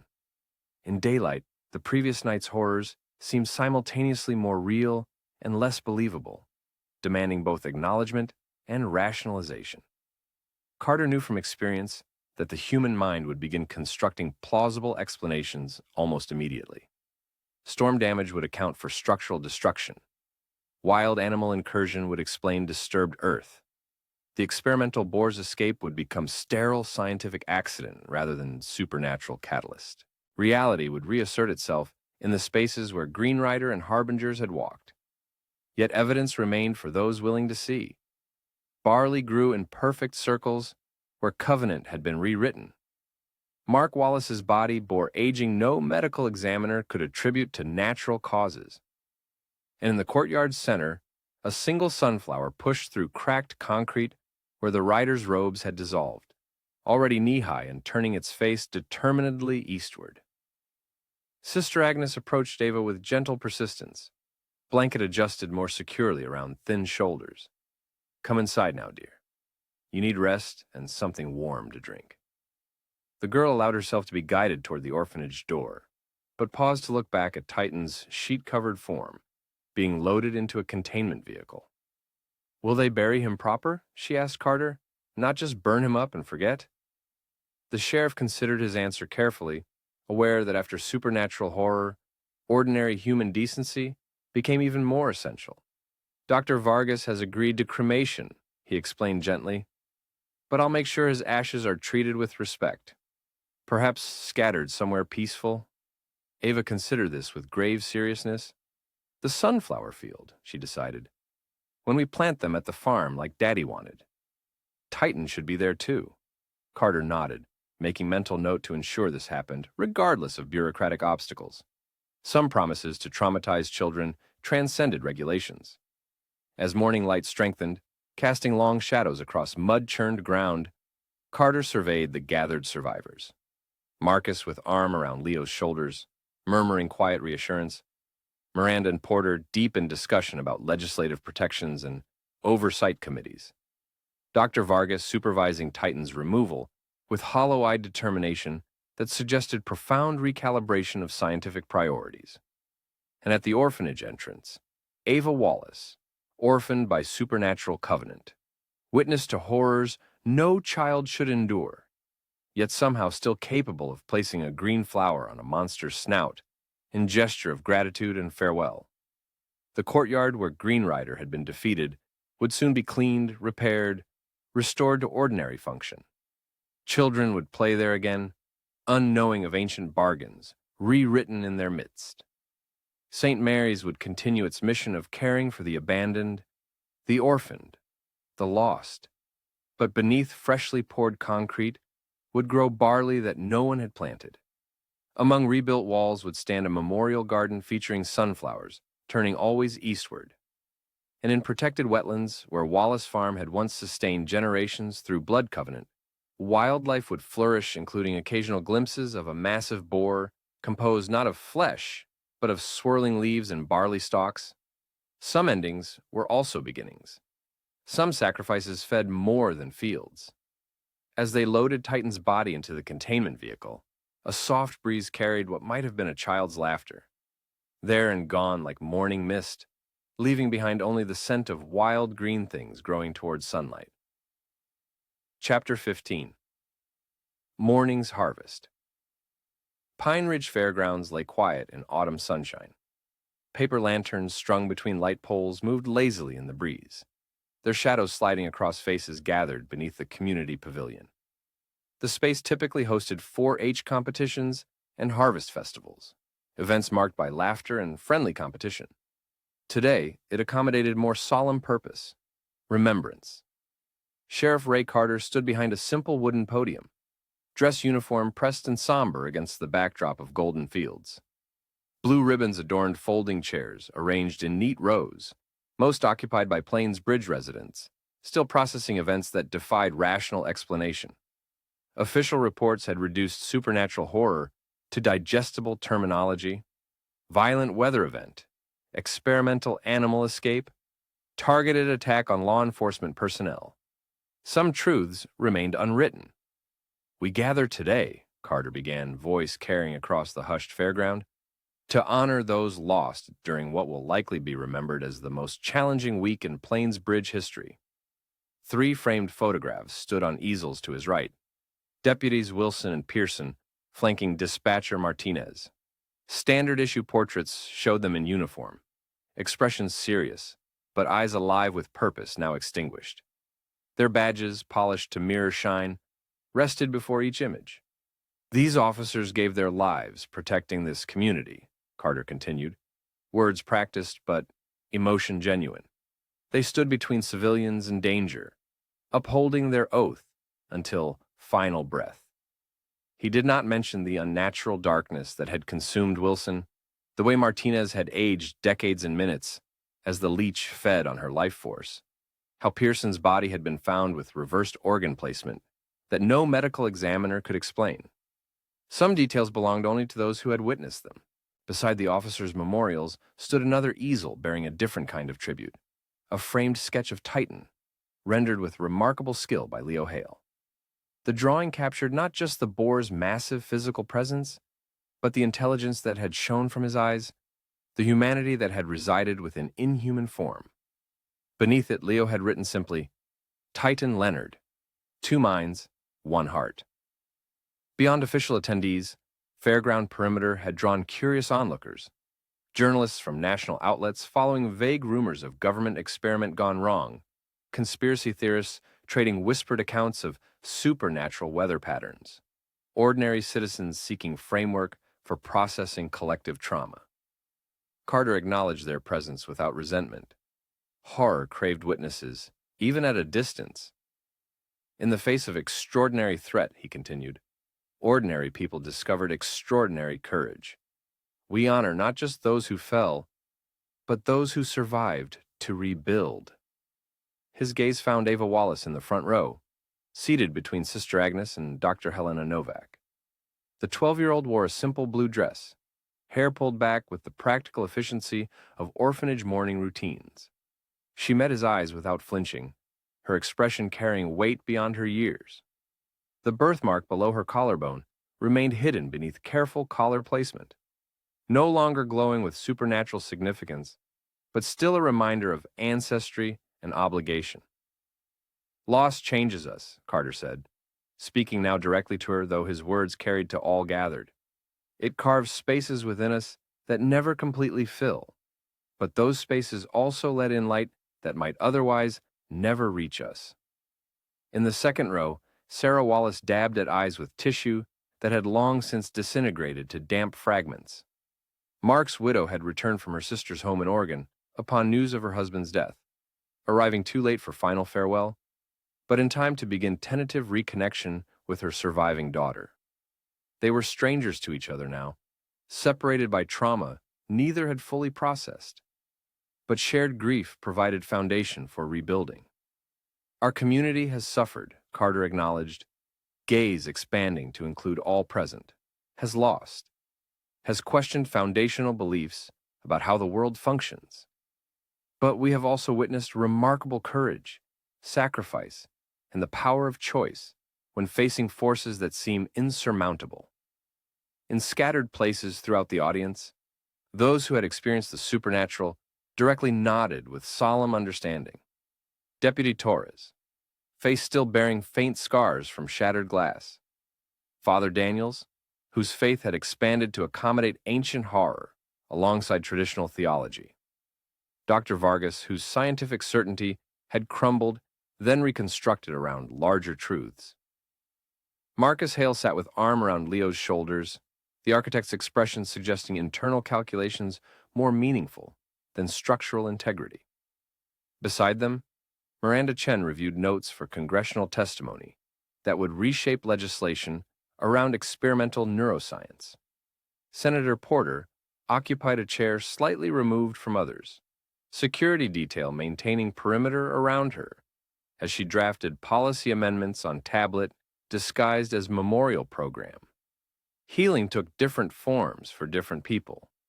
Some sought explanation, others, prevention of recurrence.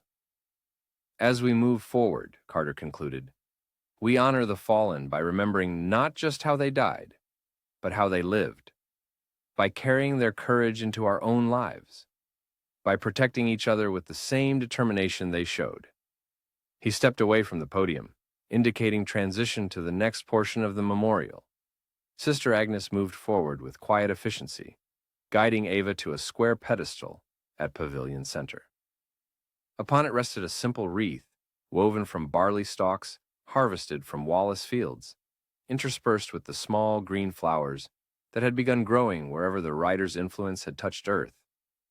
Ava lifted the wreath with careful reverence, then placed it upright on a stand positioned before the photographs.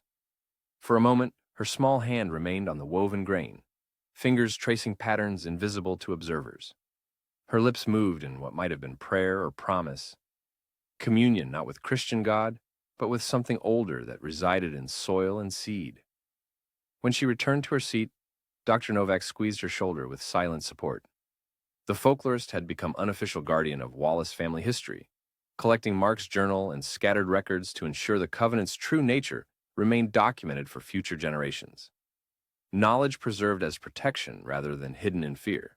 The memorial concluded with traditional elements, bagpipes playing Amazing Grace, honor guard performing rifle salute, community members filing forward to place flowers before photographs. Through it all, Ava remained composed, accepting condolences with quiet dignity that belied her age. Only those closest noticed how her fingers occasionally drifted to her collarbone, pressing against the birthmark as though confirming its dormancy. As attendants dispersed toward reception tables laden with casseroles and comfort food, Carter found himself beside Dr. Novak near the barley wreath. The green flowers, he observed quietly. They've been appearing all over the Wallace property. Botanists can't identify the species. Novak nodded, unsurprised. Nature abhors vacuum. The writer's dissolution created space for something new to emerge. Something better, I hope. Something balanced, she corrected. Neither malevolent nor benevolent. Simply present, marking boundaries. Carter considered this, recalling how the strange emerald blooms clustered most densely around property lines, where salt iron wards had been placed. Sentinels, rather than invaders.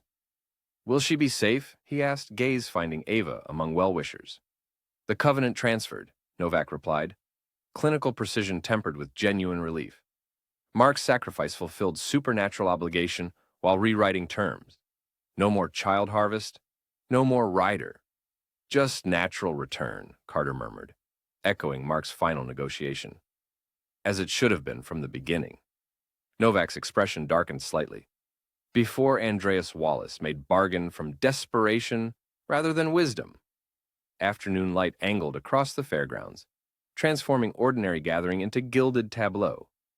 Children too young to understand the memorial's significance played tag between chairs, their laughter providing counterpoint to adult solemnity.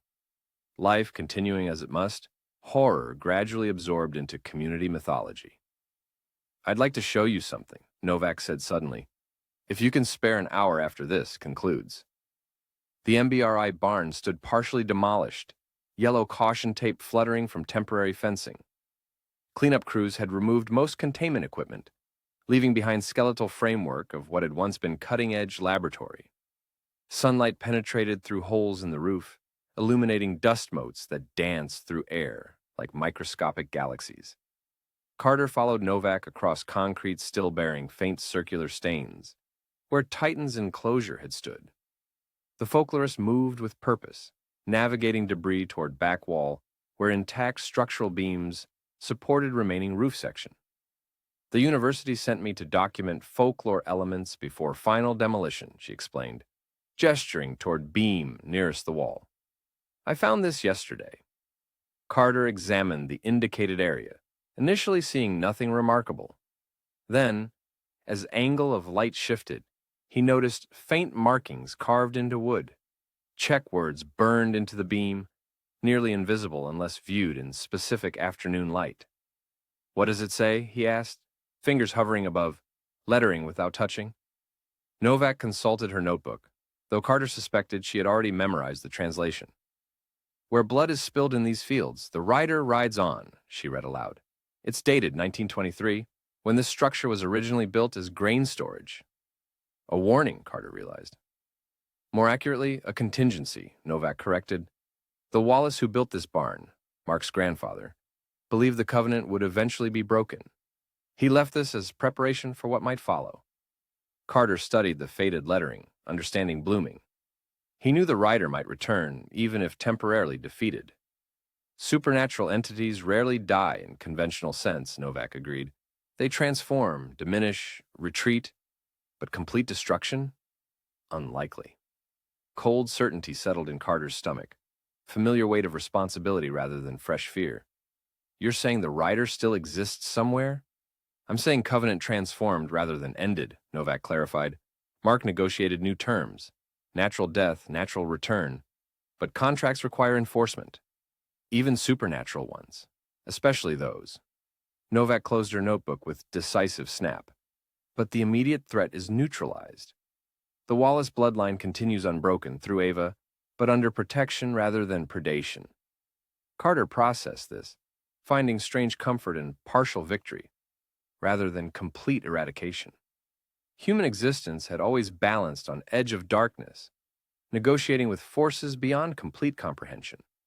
The Green Rider was simply one manifestation of ancient truths about sacrifice and harvest. We should document this before demolition, he said finally, gesturing toward the carved warning. Already photographed, transcribed, and cataloged, Novak assured him. Knowledge preserved becomes protection against recurrence. Outside the barn, afternoon had deepened toward evening.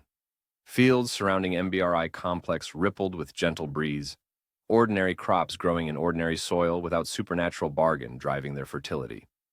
In distance, Carter could just make out Wallace farmhouse, where renovation crews had begun preparations for conversion to protected land trust, another of Senator Porter's negotiated outcomes.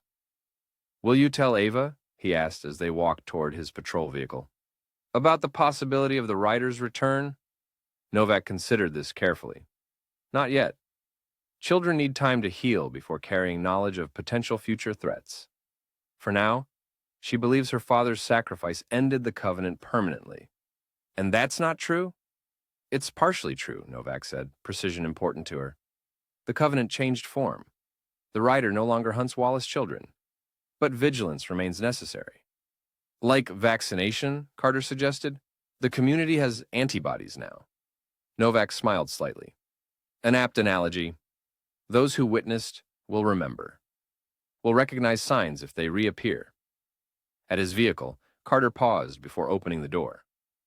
The construction boar that appeared during the final confrontation, the one that helped Titan defeat the rider, was that part of the original folklore? No, Novak admitted. That element was new. Adaptation rather than repetition. She considered the implications. Perhaps evidence that the supernatural also evolves, finds new expressions in changing world. A hopeful thought, Carter observed.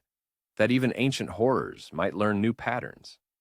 Evening had settled over Plains Bridge by the time Carter returned to the fairgrounds. Most attendees had departed, leaving maintenance crew dismantling chairs and folding tables. The memorial photographs would move to permanent display in Town Hall. Titan's portrait would join university archives alongside scientific papers, documenting neural graft research's ethical implications. Near the deserted pavilion, Carter found Ava sitting alone on code playground swing, feet dragging patterns and wood chips. Sarah waited at respectful distance, giving her daughter space while maintaining protective presence. "Heading back to St. Mary's?" Carter asked, approaching with deliberate noise to avoid startling her. Ava nodded, continuing gentle swinging motion. "Just until Mom finds an apartment in town. Sister Agnes says I can visit the orphanage anytime." The matter-of-fact acceptance of her new reality struck Carter as simultaneously heartbreaking and hopeful. Children adapted to survive, rebuilt foundations on whatever remained standing. "Sheriff?" Her voice had childish hesitancy now, supernatural knowledge no longer speaking through her. "Can I ask something?" "Anything." "The barley that's growing in the courtyard, where the green rider disappeared." She glanced toward her mother, then back to Carter. "Will it hurt anyone if it's harvested? If children made bread from it?" The question carried weight beyond its simple wording. Legacy, transformation, reclamation of what had been corrupted. "I think," Carter said carefully, "that would be perfect redemption for fields that fed on fear for too long. Nourishment freely given instead of forcibly taken." Ava nodded, satisfied with his answer. "I told Sister Agnes we should bake communion bread from it. Father Daniel said he'd bless the flour specially." Ancient covenant transformed through modern ritual. Carter recognized the elegant symmetry, the closing of supernatural circuit through ordinary human action. "That sounds right," he told her. "Proper harvest from improper beginning." She slid from the swing, brushing wood chips from her dress, before moving toward her waiting mother. After a few steps, she turned back. "The Green Rider's really gone, isn't he?" she asked, certainty masking itself as question. "Dad made sure of it." Carter met her gaze directly, seeing both child needing reassurance and Wallace heir, who deserved truth. "Your father rewrote the covenant," he confirmed. "Changed the terms completely. The rider you knew is gone. Not technically false. The entity that had hunted Wallace's children had indeed transformed, its covenant obligation fundamentally altered. Whatever might eventually return, if anything did, would be a different creature entirely." Ava seemed to consider his phrasing, wisdom beyond her years, flickering behind child's eyes. Then acceptance settled in her expression. Not naive belief, but practical decision to focus on present healing rather than future possibilities. "Good," she said simply. "The fields need different stories now." She rejoined her mother, small hand slipping into larger one, with tentative trust. Together they walked toward parking lot where Sister Agnes waited to drive them back to St. Mary's, silhouettes gradually fading into gathering dusk. Carter remained by the swing set, watching until taillights disappeared around Bend and County Road. In adjacent fields, evening wind moved through crops with soft, shushing sound, like whispered conversations between soil and seed. Ordinary agriculture continuing its ancient cycle: planting, growth, harvest, return. Above western horizon, first stars emerged as day surrendered to night. Among them, one green point of light shone with peculiar intensity before falling like meteor toward distant Wallace fields, there and gone in heartbeat. Perhaps astronomical phenomenon, perhaps something else entirely. Carter made mental note to check those fields tomorrow, to document any strange growth or unexpected flowering. Not from fear, but from responsibility to knowledge hard won. The covenant had changed form, but vigilance remained necessary, would always remain necessary wherever boundaries existed between worlds, between understanding and mystery, between sacrifice demanded and sacrifice freely given. Some harvests continued beyond single season, yielding different fruit with each generation's cultivation.